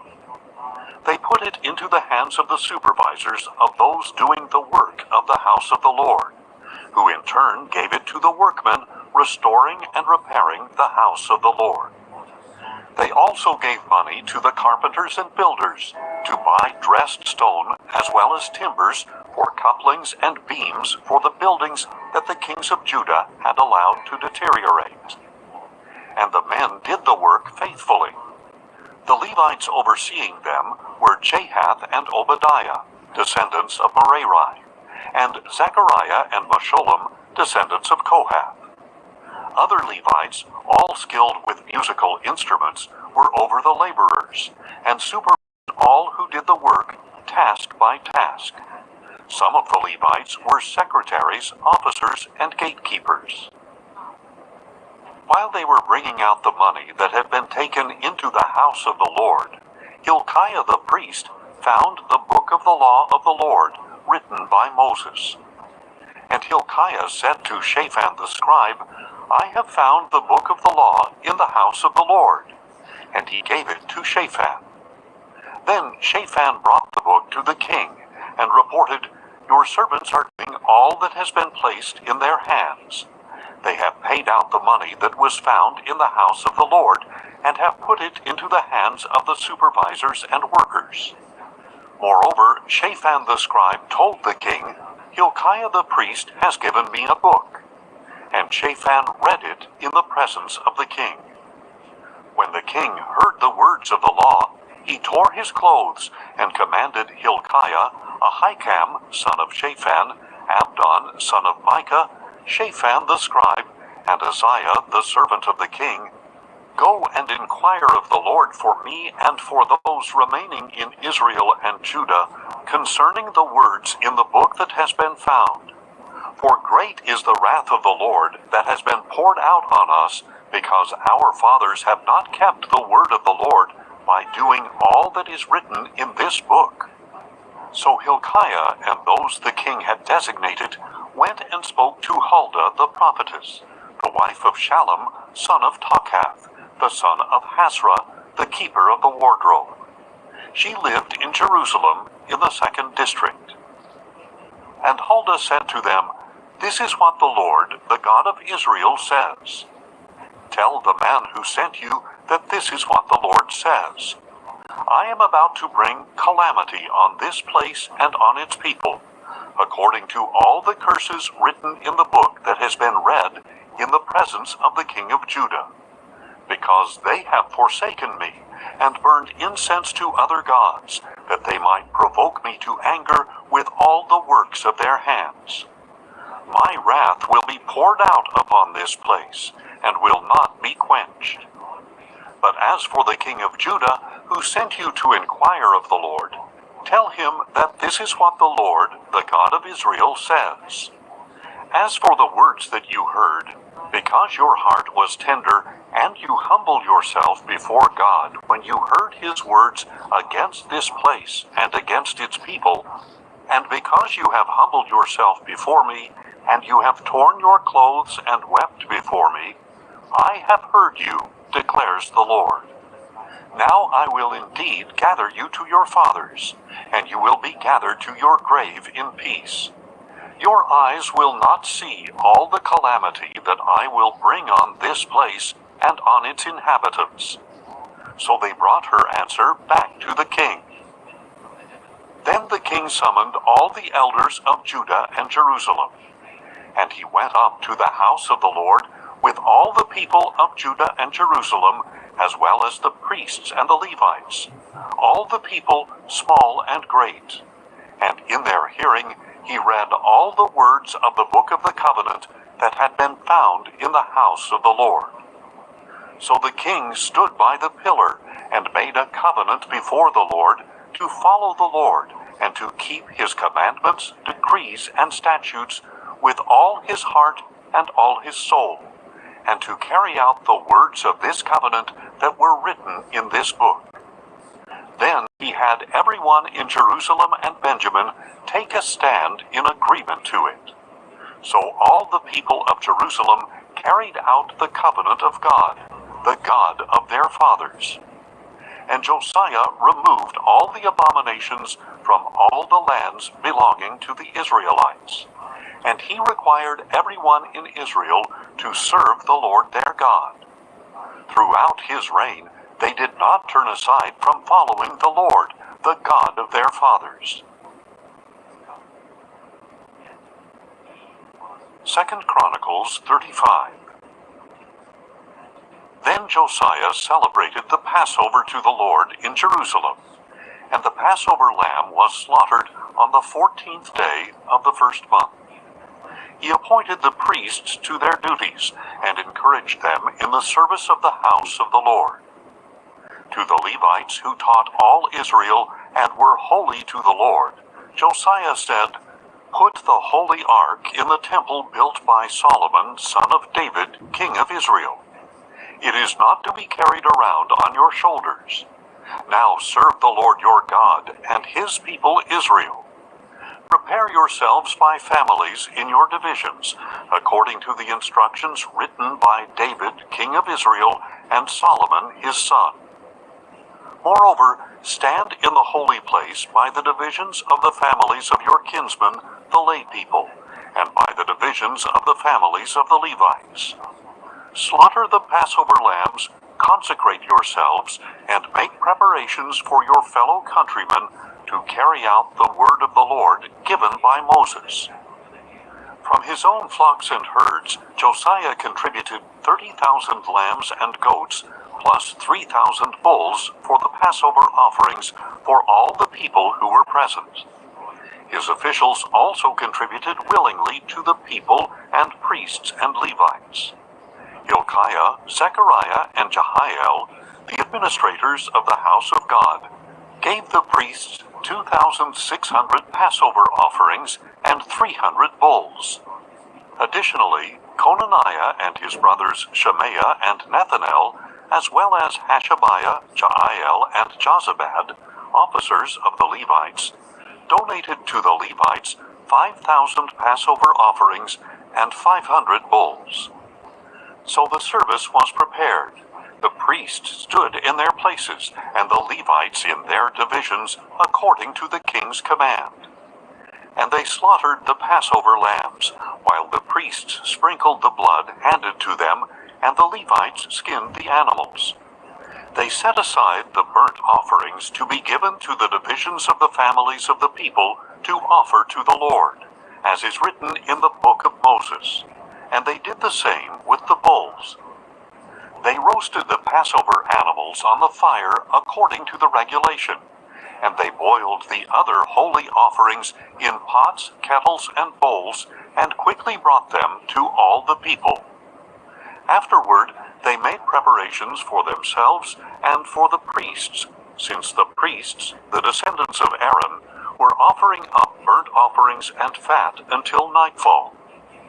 So the Levites made preparations for themselves and for the priests, the descendants of Aaron. The singers, the descendants of Asaph, were at their stations according to the command of David, Asaph, Heman, and Jeduthun, the king's seer. And the gatekeepers at each gate did not need to leave their position, because their fellow Levites made preparations for them. So on that day, the entire service of the Lord was carried out for celebrating the Passover, and offering burnt offerings on the altar of the Lord, according to the command of King Josiah. The Israelites who were present also observed the Passover at that time, as well as the Feast of Unleavened Bread for 7 days. No such Passover had been observed in Israel since the days of Samuel the prophet. None of the kings of Israel ever observed a Passover like the one that Josiah observed, with the priests, the Levites, all Judah, the Israelites who were present, and the people of Jerusalem. In the 18th year of Josiah's reign, this Passover was observed. After all this, when Josiah had set the temple in order, Necho, king of Egypt, marched up to fight at Carchemish by the Euphrates, and Josiah went out to confront him. But Necho sent messengers to him, saying, "What is the issue between you and me, O king of Judah? I have not come against you today, but I am fighting another dynasty. God told me to hurry, so stop opposing God who is with me, or he will destroy you." Josiah, however, did not turn away from him.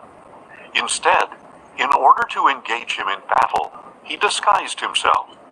He did not listen to Necho's words from the mouth of God, but went to fight him on the plain of Megiddo. There the archers shot King Josiah, who said to his servants, "Take me away, for I am badly wounded." So his servants took him out of his chariot, put him in his second chariot, and brought him to Jerusalem, where he died. And Josiah was buried in the tomb of his fathers, and all Judah and Jerusalem mourned for him. Then Jeremiah lamented over Josiah, and to this day all the choirs of men and women sing laments over Josiah. They established them as a statute for Israel, and indeed they are written in the book of laments.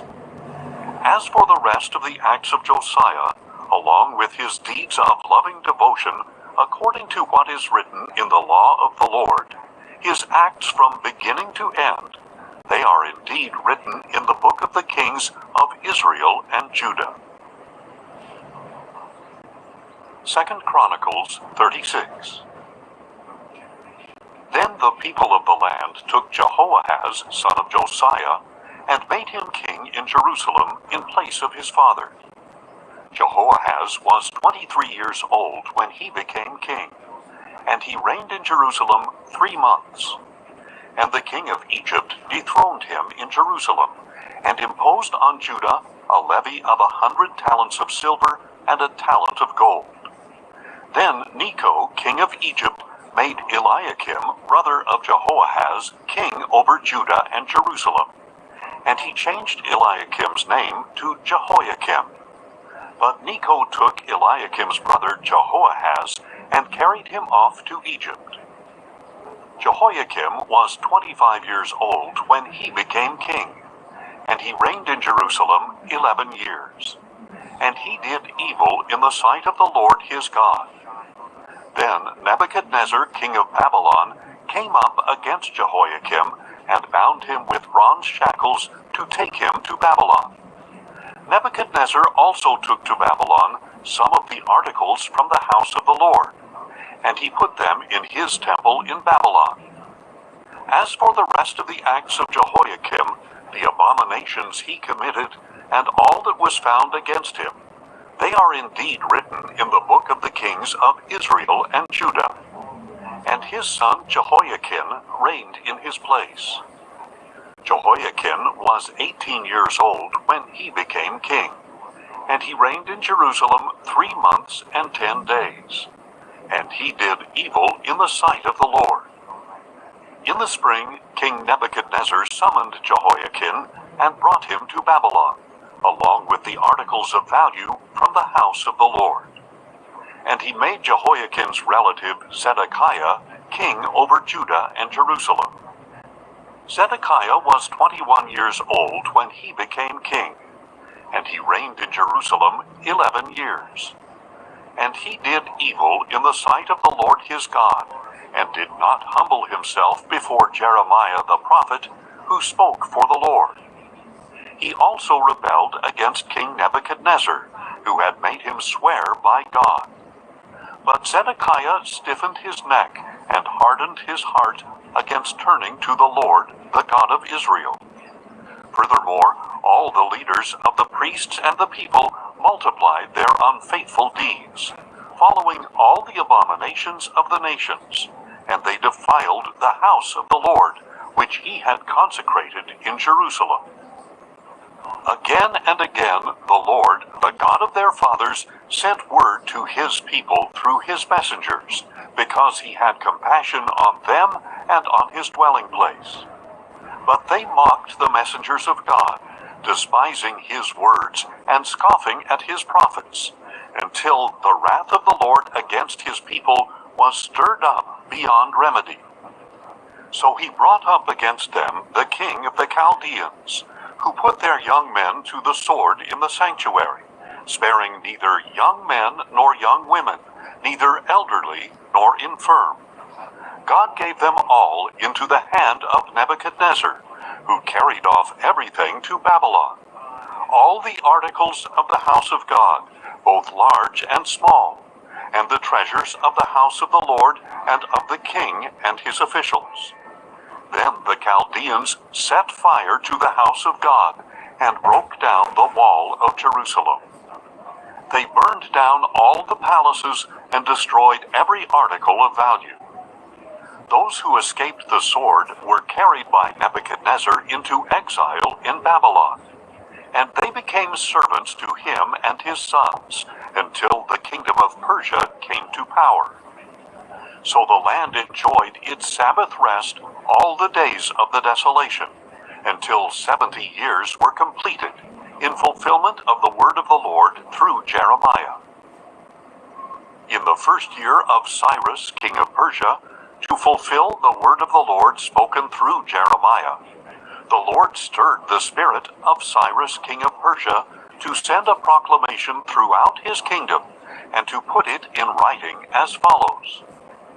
This is what Cyrus, king of Persia, says. The Lord, the God of heaven, who has given me all the kingdoms of the earth, has appointed me to build a house for him at Jerusalem in Judah. Whoever among you belongs to his people, may the Lord his God be with him, and may he go up. Ezra 1. In the first year of Cyrus, king of Persia, to fulfill the word of the Lord spoken through Jeremiah, the Lord stirred the spirit of Cyrus, king of Persia, to send a proclamation throughout his kingdom, and to put it in writing as follows. This is what Cyrus, king of Persia, says. The Lord, the God of heaven, who has given me all the kingdoms of the earth, has appointed me to build a house for him at Jerusalem in Judah.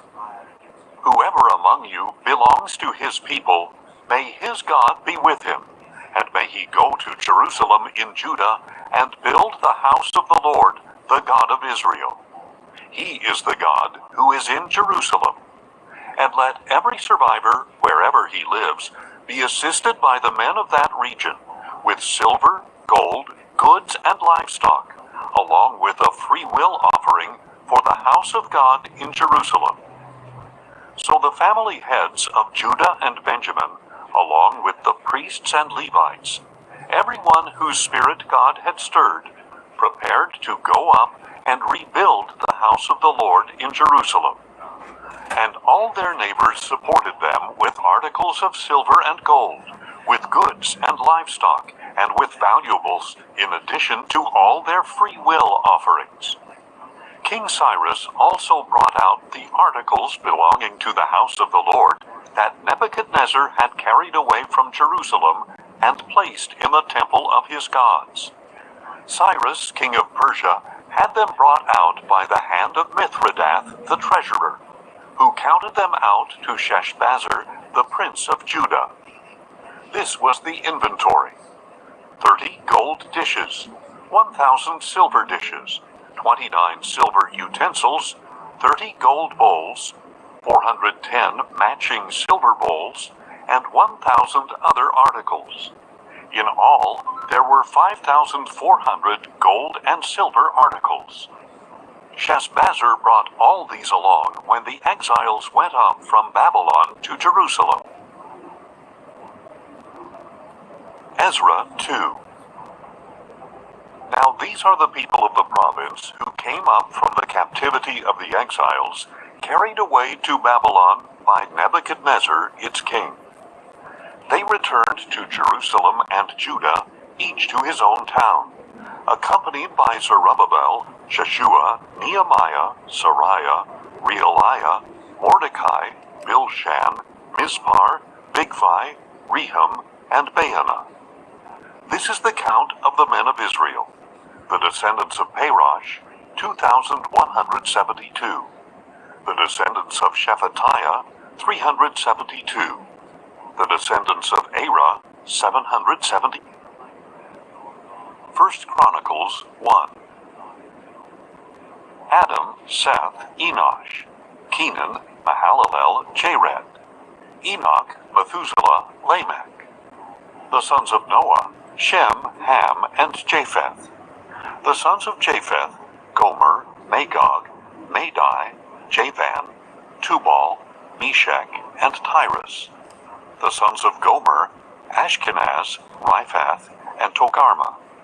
And the sons of Javan, Elisha, Tarshish, the Kittites, and the Rodanites. The sons of Ham, Cush, Mizraim, Put, and Canaan.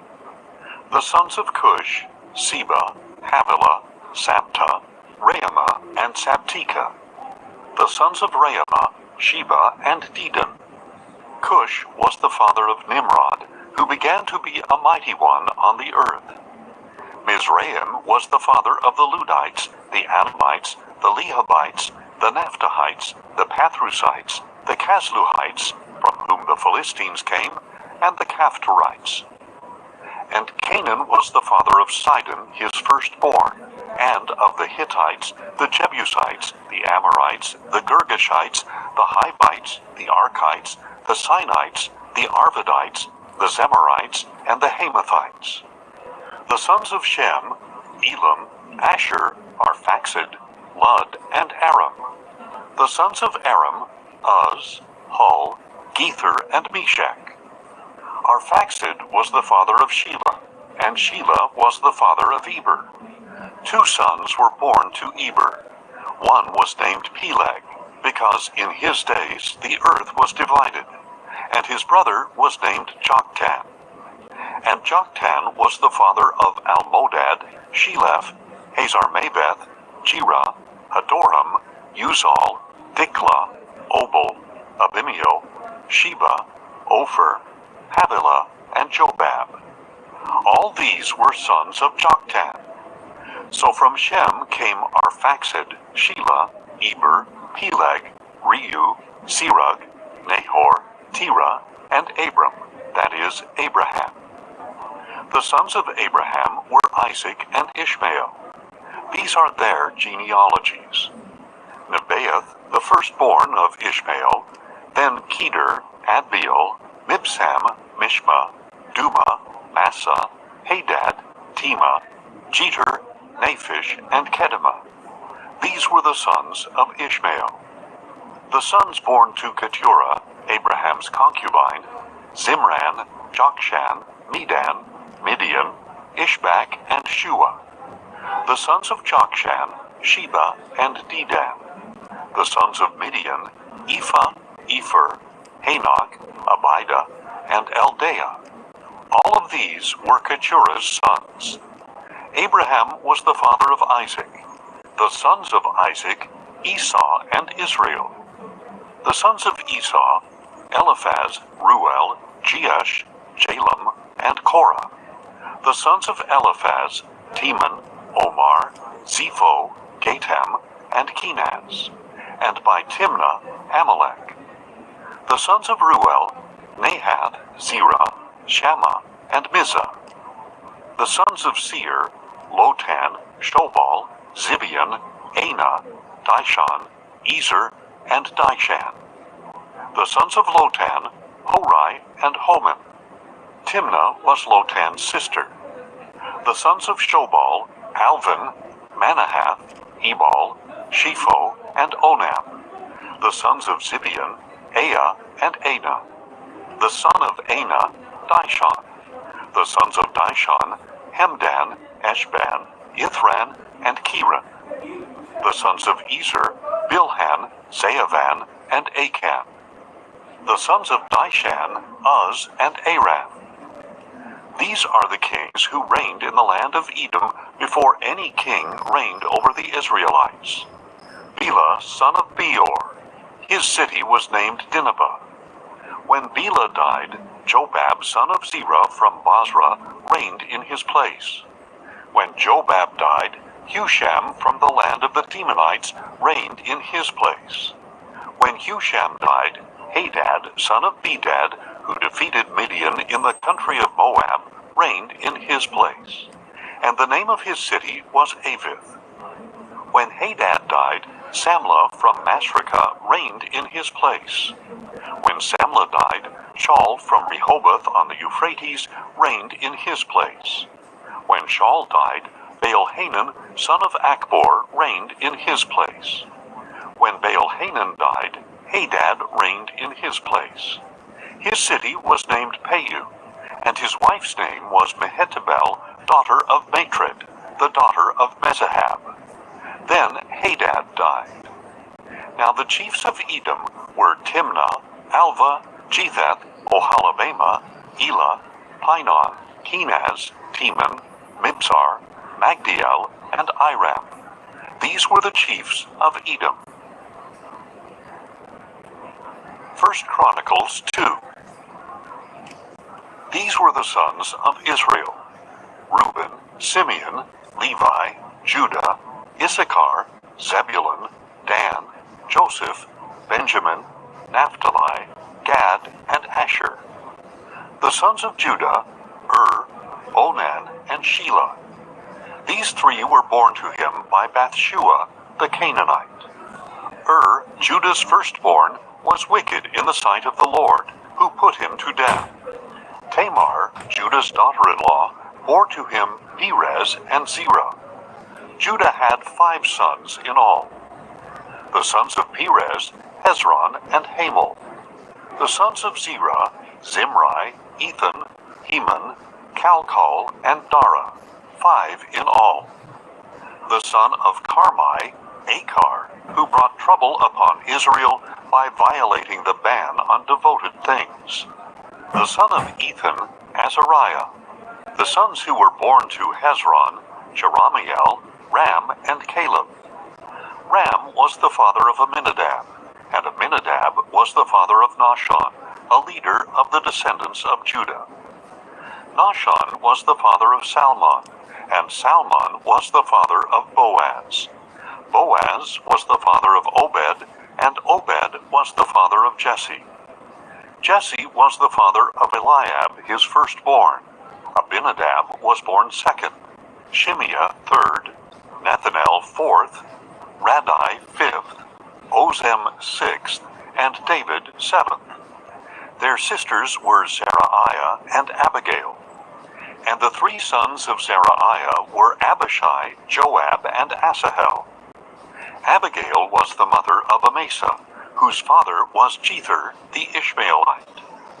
Caleb, son of Hezron, had children by his wife Azubah and by Jerioth. These were the sons of Azubah: Jesher, Shobab, and Ardon. When Azubah died, Caleb married Ephrath, who bore to him Hur. Hur was the father of Uri, and Uri was the father of Bezalel. Later, Hezron slept with the daughter of Machir, the father of Gilead.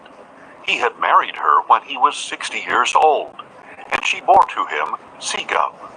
Segub was the father of Jair, who had 23 cities in the land of Gilead.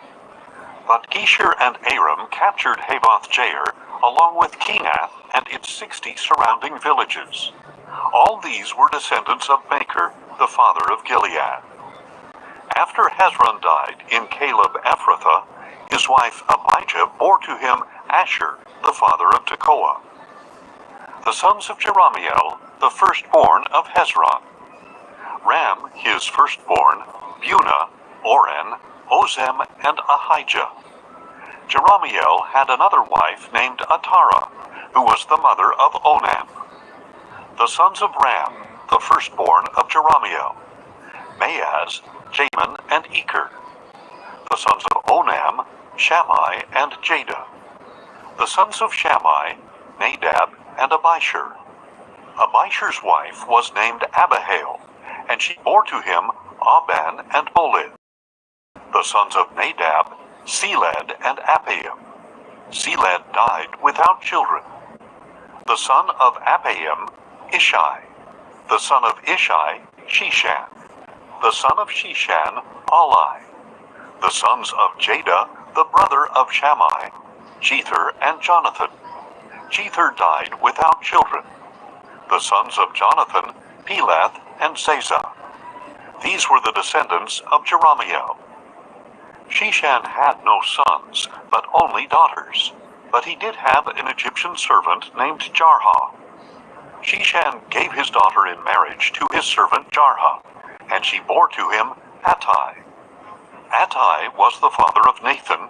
Nathan was the father of Zabad. Zabad was the father of Ephlal. Ephlal was the father of Obed. Obed was the father of Jehu. Jehu was the father of Azariah. Azariah was the father of Helez. Helez was the father of Elisha. Elisha was the father of Sismai. Sismai was the father of Shallum. Shallum was the father of Jechamiah, and Jechamiah was the father of Elishama. The sons of Caleb, the brother of Jerahmeel: Mesha, his firstborn, who was the father of Ziph, and Berisha, his second son, who was the father of Hebron. The sons of Hebron: Korah, Tepuah, Rechem, and Shema. Shema was the father of Raham, the father of Jorkeam, and Rechem was the father of Shammai. The son of Shammai was Maon, and Maon was the father of Bethzur. Caleb's concubine Ephah was the mother of Haran, Moza, and Gazez. Haran was the father of Gazez. The sons of Jahdai: Regem, Jotham, Geshan, Pelet, Ephah, and Sheath. Caleb's concubine Maacah was the mother of Sheber and Terhana. She was also the mother of Sheath, father of Madbana, and of Sheva, father of Macbena and Ea. Caleb's daughter was Aksa. These were the descendants of Caleb. The sons of Hur, the firstborn of Ephrathah: Shobal, the father of Kiriath-Jearim; Salma, the father of Bethlehem; and Hareph, the father of Bethgader. These were the descendants of Shobal, the father of Kiriath-Jearim. Haroah, half the Manahathites, and the clans of Kiriath-Jearim: the Ithrites, Puthites, Shumathites, and Mishraites. From these descended the Zorathites and Eshtaolites. The descendants of Salma: Bethlehem, the Netophathites, Atroth-Beth-Joab, half the Manahathites, the Zorites, and the clans of the scribes who lived at Jabez: the Turathites, Shimeathites, and Sukathites. These are the Kenites who came from Hamath, the father of the house of Rechab.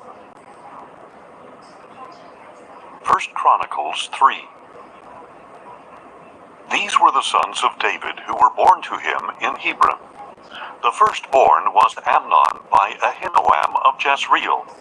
The second was Daniel by Abigail of Carmel. The third, was Absalom, the son of Maacah, daughter of King Talmai of Geshur. The fourth was Adonijah, the son of Haggith. The fifth was Shephatiah by Abital. And the sixth was Ithream by his wife Eglah. These 6 sons were born to David in Hebron, where he reigned 7 years and 6 months. And David reigned in Jerusalem 33 years. And these sons were born to him in Jerusalem: Shimeah, Shobab, Nathan, and Solomon. These 4 were born to him by Bathsheba, daughter of Ammiel. David's other sons were Ibhar, Elishua, Eliphalet, Nogah, Nepheg, Japhiah, Elishama, Eliada, and Eliphalet, 9 in all. These were all the sons of David, besides the sons by his concubines, and Tamar was their sister. Solomon's son was Rehoboam. Abijah was his son, Asa his son, Jehoshaphat his son, Joram his son, Ahaziah his son, Joash his son, Amaziah his son, Azariah his son, Jotham his son, Ahaz his son, Hezekiah his son, Manasseh his son, Ammon his son, and Josiah his son. The sons of Josiah: Johanan was the firstborn, Jehoiakim the second, Zedekiah the third, and Shallum the fourth. The successors of Jehoiakim: Jeconiah his son, and Zedekiah. The descendants of Jeconiah the captive: Shealtiel his son, Malchiram, Pedaiah, Shenazar, Jechamiah, Hashema, and Nedabiah. The sons of Pedaiah: Zerubbabel and Shimei. The children of Zerubbabel: Meshullam and Hananiah, their sister Shalomith, and 5 others: Hashubah, Ohel, Berechiah, Hasadiah, and Jushab-Hesed. The descendants of Hananiah: Pelatiah, Jeshiah, and the sons of Raphiah, of Arnan, of Obadiah, and of Shechaniah. The 6 descendants of Shechaniah were Shemaiah and his sons: Hattush, Igal, Bariah, Neariah, and Shaphat. The sons of Neariah: Elionai, Hizkiah, and Azrikam, 3 in all. The sons of Elionai: Hodaviah, Eliashib, Helaiah, Akab, Johanan, Delaiah, and Anani, 7 in all. 1 Chronicles 4. The descendants of Judah: Perez, Hezron, Carmi, Hur, and Shobal. Reiah, son of Shobal, was the father of Jahath, and Jahath was the father of Ahumai and Lahad. These were the clans of the Zorathites. These were the sons of Etam: Jezreel, Ishma, and Idbash. And their sister was named Hazalel-Ponai. Penuel was the father of Gedor, and Ezer was the father of Husha. These were the descendants of Hur, the firstborn of Ephrathah, and the father of Bethlehem. Asher, the father of Tekoa, had 2 wives, Helah and Naarah. Naarah bore to him Ahuzam, Hepher, Temani, and Ahashterai. These were the descendants of Naarah. The sons of Helah were Zerath, Zohar, Ethnan, and Koz, who was the father of Anub and Zobeba, and of the clans of Aharhel, son of Harum. Now Jabez was more honorable than his brothers. His mother had named him Jabez, saying, "Because I bore him in pain." And Jabez called out to the God of Israel, "If only you would bless me and enlarge my territory. May your hand be with me, and keep me from harm, so that I will be free from pain." And God granted the request of Jabez. Caleb, the brother of Shuha, was the father of Meher, who was the father of Eshton. Eshton was the father of Bethrapha, of Paseah, and of Tehinnah, the father of Nahash. These were the men of Rekah. The sons of Kenaz: Othniel and Sariah. The sons of Othniel: Hathath and Meonothai. Meonothai was the father of Ophrah, and Sariah was the father of Joab, the father of those living in Geharashim, which was given this name because its people were craftsmen. The sons of Caleb, son of Jephunneh, Iru, Elah, and Naab. The son of Elah, Kenaz. The sons of Jehalelel, Ziph, Ziphah, Turiah, and Asarel. The sons of Ezra, Jether, Mered, Epher, and Jalon. And Mered's wife, Bithiah, gave birth to Miriam, Shammai, and Ishbah, the father of Eshtemoa. These were the children of Pharaoh's daughter, Bithiah. Mered also took a Judean wife, who gave birth to Jered, the father of Gedor, Heber, the father of Soko, and Jekuthiel, the father of Zanoah. The sons of Hodiah's wife, the sister of Naham, were the fathers of Keilah, the Garmite, and of Eshtemoa, the Maacathite. The sons of Shimon, Amnon, Rinnah, Ben-Hanan, and Tilon. The descendants of Ishai, Zoheth, and Ben-Zoheth. The sons of Shelah, son of Judah, the father of Lekah, Laada, the father of Marisha, and the clans of the linen workers at Beth-Ashbea, Joachim of Kozeba, and Joash and Saraph, who ruled in Moab and Jeshub-Lehem. These names are from ancient records. These were the potters who lived at Netaim and Gedera. They lived there in the service of the king. The descendants of Simeon, Nemuel, Jamin, Jarib, Zerah, and Shaul. The sons of Shaul, Shallum, Mibsam, and Mishma. The sons of Mishma, Hanuel, Zachar, and Shimei. Shimei had 16 sons and 6 daughters, but his brothers did not have many children, so their whole clan did not become as numerous as the sons of Judah. They lived in Beersheba, Moladah, Hazar-Shual, Bilhah, Ezem, Tolad, Bethuel, Hormah, Ziklag, Beth-Markaboth, Hazar-Susim, Beth-Biri, and Shearaim. These were their cities until the reign of David. And their villages were Etam, Ain, Rimmon, Token, and Ashan, 5 towns, and all their surrounding villages as far as Baal. These were their settlements, and they kept a genealogical record. Meshobab, Jamlech, Joshua, son of Amaziah, Joel, Jehu, son of Joshabiah, son of Seraiah, son of Asiel, Elioenai, Jacoba, Jeshoiah, Uzziah, Adiel, Jesimiel, Benaiah, and Ziza, son of Shiphi, son of Alon, son of Jediah, son of Shimri, son of Shemaiah. These men listed by name were the leaders of their clans. Their families increased greatly, and they journeyed to the entrance of Gedor, to the east side of the valley, in search of pasture for their flocks. There they found rich, good pasture, and the land was spacious, peaceful, and quiet. For some Hamites had lived there formerly. These who were noted by name came in the days of Hezekiah, king of Judah. They attacked the Hamites and Meunites there in their dwellings, devoting them to destruction even to this day. Then they settled in their place, because there was pasture for their flocks. And 500 of these Simeonites, led by Pelatiah, Neariah, Raphiah, and Uzziel, the sons of Ishai, went to Mount Seir and struck down the remnant of the Amalekites who had escaped. And they have lived there to this day. 1 Chronicles 5. These were the sons of Reuben, the firstborn of Israel. Though he was the firstborn, his birthright was given to the sons of Joseph, son of Israel, because Reuben defiled his father's bed. So he is not reckoned according to birthright.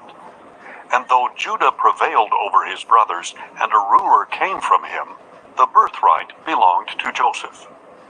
The sons of Reuben, the firstborn of Israel: Hanok, Palu, Hezron, and Carmi. The descendants of Joel, Shemaiah his son, Gog his son, Shimei his son, Micah his son, Reiah his son, Baal his son, and Beerah his son, whom Tiglath-Pileser king of Assyria carried into exile. Beerah was a leader of the Reubenites. His relatives by their clans are recorded in their genealogy. Jael the chief, Zechariah, and Bela son of Azaz, the son of Shema, the son of Joel. They settled in Aroer and as far as Nebo and Baal-meon. They also settled in the east, as far as the edge of the desert that extends to the Euphrates River, because their livestock had increased in the land of Gilead. During the days of Saul, they waged war against the Hagrites, who were defeated at their hands, and they occupied the homes of the Hagrites throughout the region east of Gilead. The descendants of Gad lived next to the Reubenites in the land of Bashan, as far as Salekah. Joel was the chief, Shapham the second, then Jaani and Shaphat, who lived in Bashan. Their kinsmen by families were Michael, Meshullam, Sheba, Jorai, Jachin, Ziah, and Eber, 7 in all. These were the sons of Abihail, son of Huri, the son of Jeroah, the son of Gilead, the son of Michael, the son of Jeshishai, the son of Jado, the son of Buz. Ahi, son of Abdiel, the son of Cuni, was head of their family. They lived in Gilead, in Bashan and its towns, and throughout the pasture lands of Sharon. All of them were reckoned in the genealogies during the reigns of Jotham, king of Judah, and Jeroboam, king of Israel. The Reubenites, the Gadites, and the half-tribe of Manasseh had 44,760 warriors, valiant men who carried the shield and sword, drew the bow, and were trained for battle. They waged war against the Hagrites, as well as Jeter, Naphish, and Nodab. And because they cried out to God in battle, they were helped against their enemies. And the Hagrites and all their allies were delivered into their hands. Because they put their trust in God, He answered their prayers. They seized the livestock of the Hagrites, 50,000 camels, 250,000 sheep, and 2,000 donkeys. They also took 100,000 captives, and many others fell slain, because the battle belonged to God. And they occupied the land until the exile. Now the people of the half-tribe of Manasseh were numerous. They settled in the land from Bashan to Baal-Hermon, that is, Senir, also known as Mount Hermon. These were the heads of their families: Epher, Ishai, Eliel, Azriel, Jeremiah, Hodaviah, and Jadiel. They were mighty men of valor, famous men, and heads of their families. But they were unfaithful to the God of their fathers, and they prostituted themselves with the gods of the peoples of the land, whom God had destroyed before them. So the God of Israel stirred up the spirit of Pul, king of Assyria, that is, Tiglath-Pileser, king of Assyria, to take the Reubenites, the Gadites, and the half-tribe of Manasseh into exile. And he brought them to Halah, Habor, Hara, and the river of Gozan, where they remain to this day. 1 Chronicles 6. The sons of Levi, Gershon, Kohath, and Merari. The sons of Kohath, Amram, Izhar, Hebron, and Uzziel. The children of Amram, Aaron, Moses, and Miriam. The sons of Aaron, Nadab, Abihu, Eleazar, and Ithamar. Eleazar was the father of Phinehas. Phinehas was the father of Abishua. Abishua was the father of Buckai. Buckai was the father of Uzzi. Uzzi was the father of Zerahiah. Zerahiah was the father of Meraioth. Meraioth was the father of Amariah. Amariah was the father of Ahitub. Ahitub was the father of Zadok.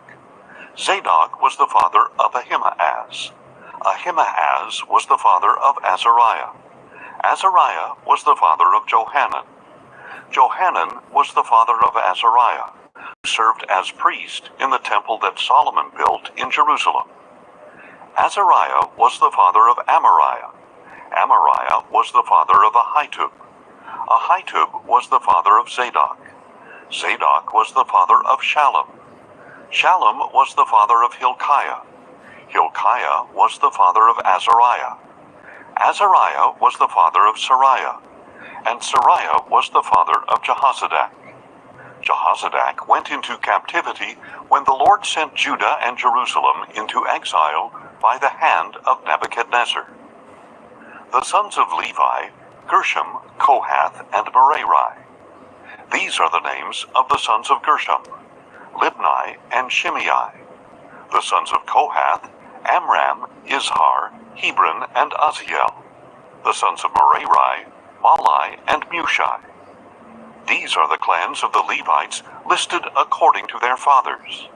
Of Gershom: Libni, his son; Jahath, his son; Zimmah, his son; Joah, his son; Iddo, his son; Zerah, his son; and Jeatherai, his son.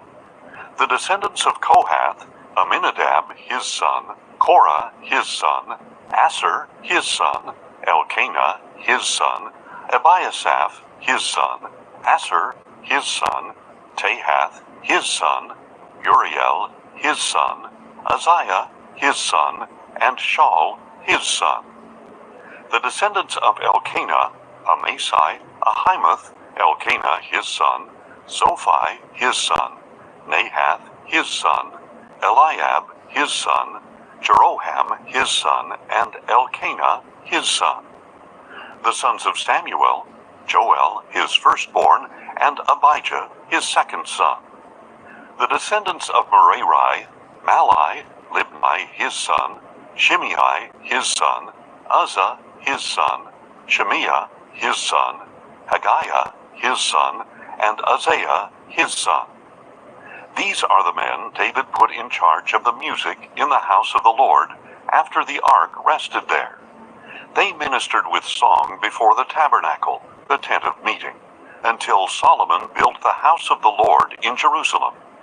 And they performed their duties according to the regulations given them. These are the men who served together with their sons.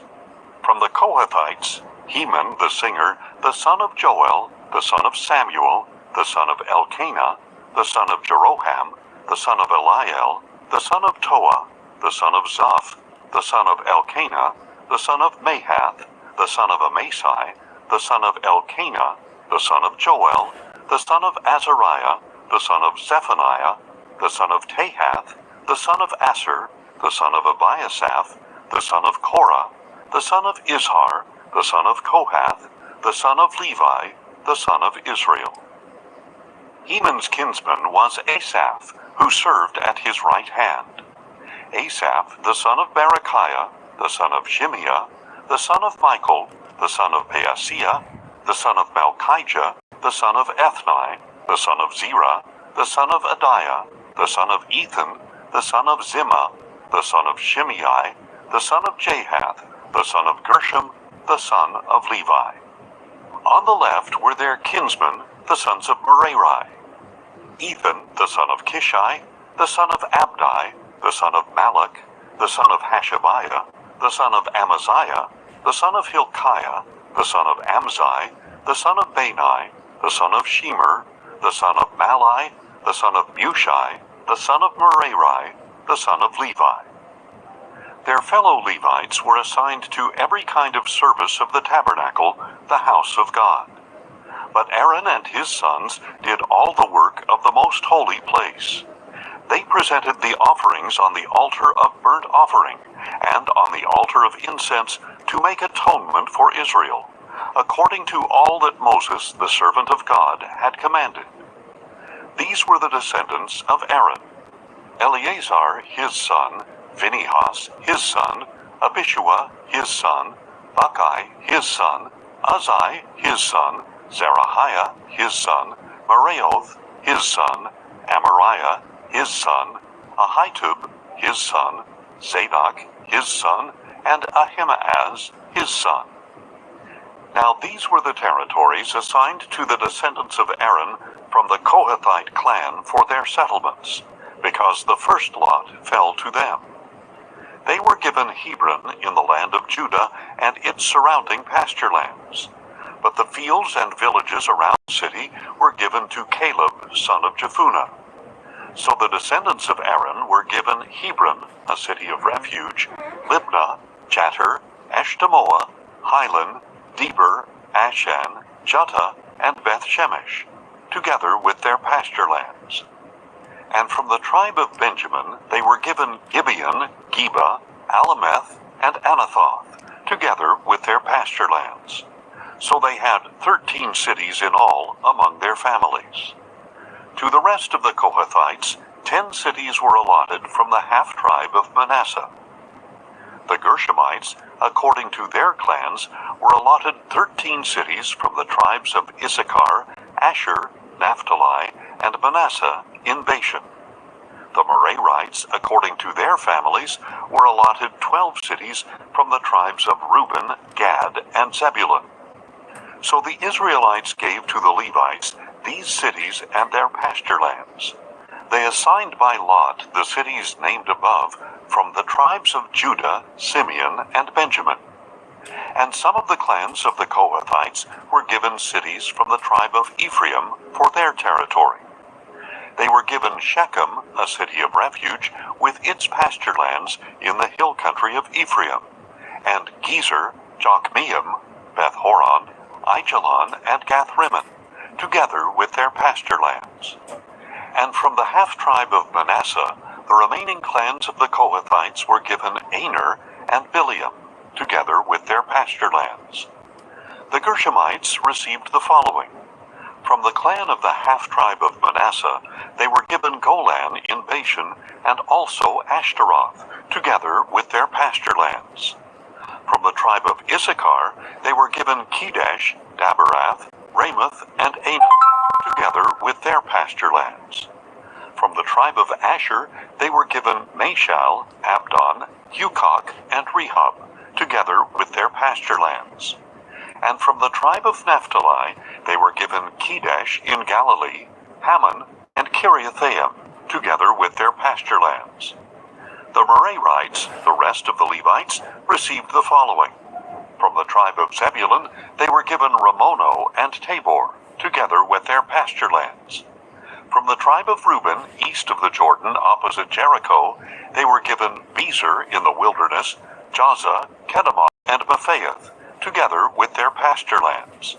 And from the tribe of Gad, they were given Ramoth in Gilead, Mahanaim, Heshbon, and Jazer, together with their pasture lands.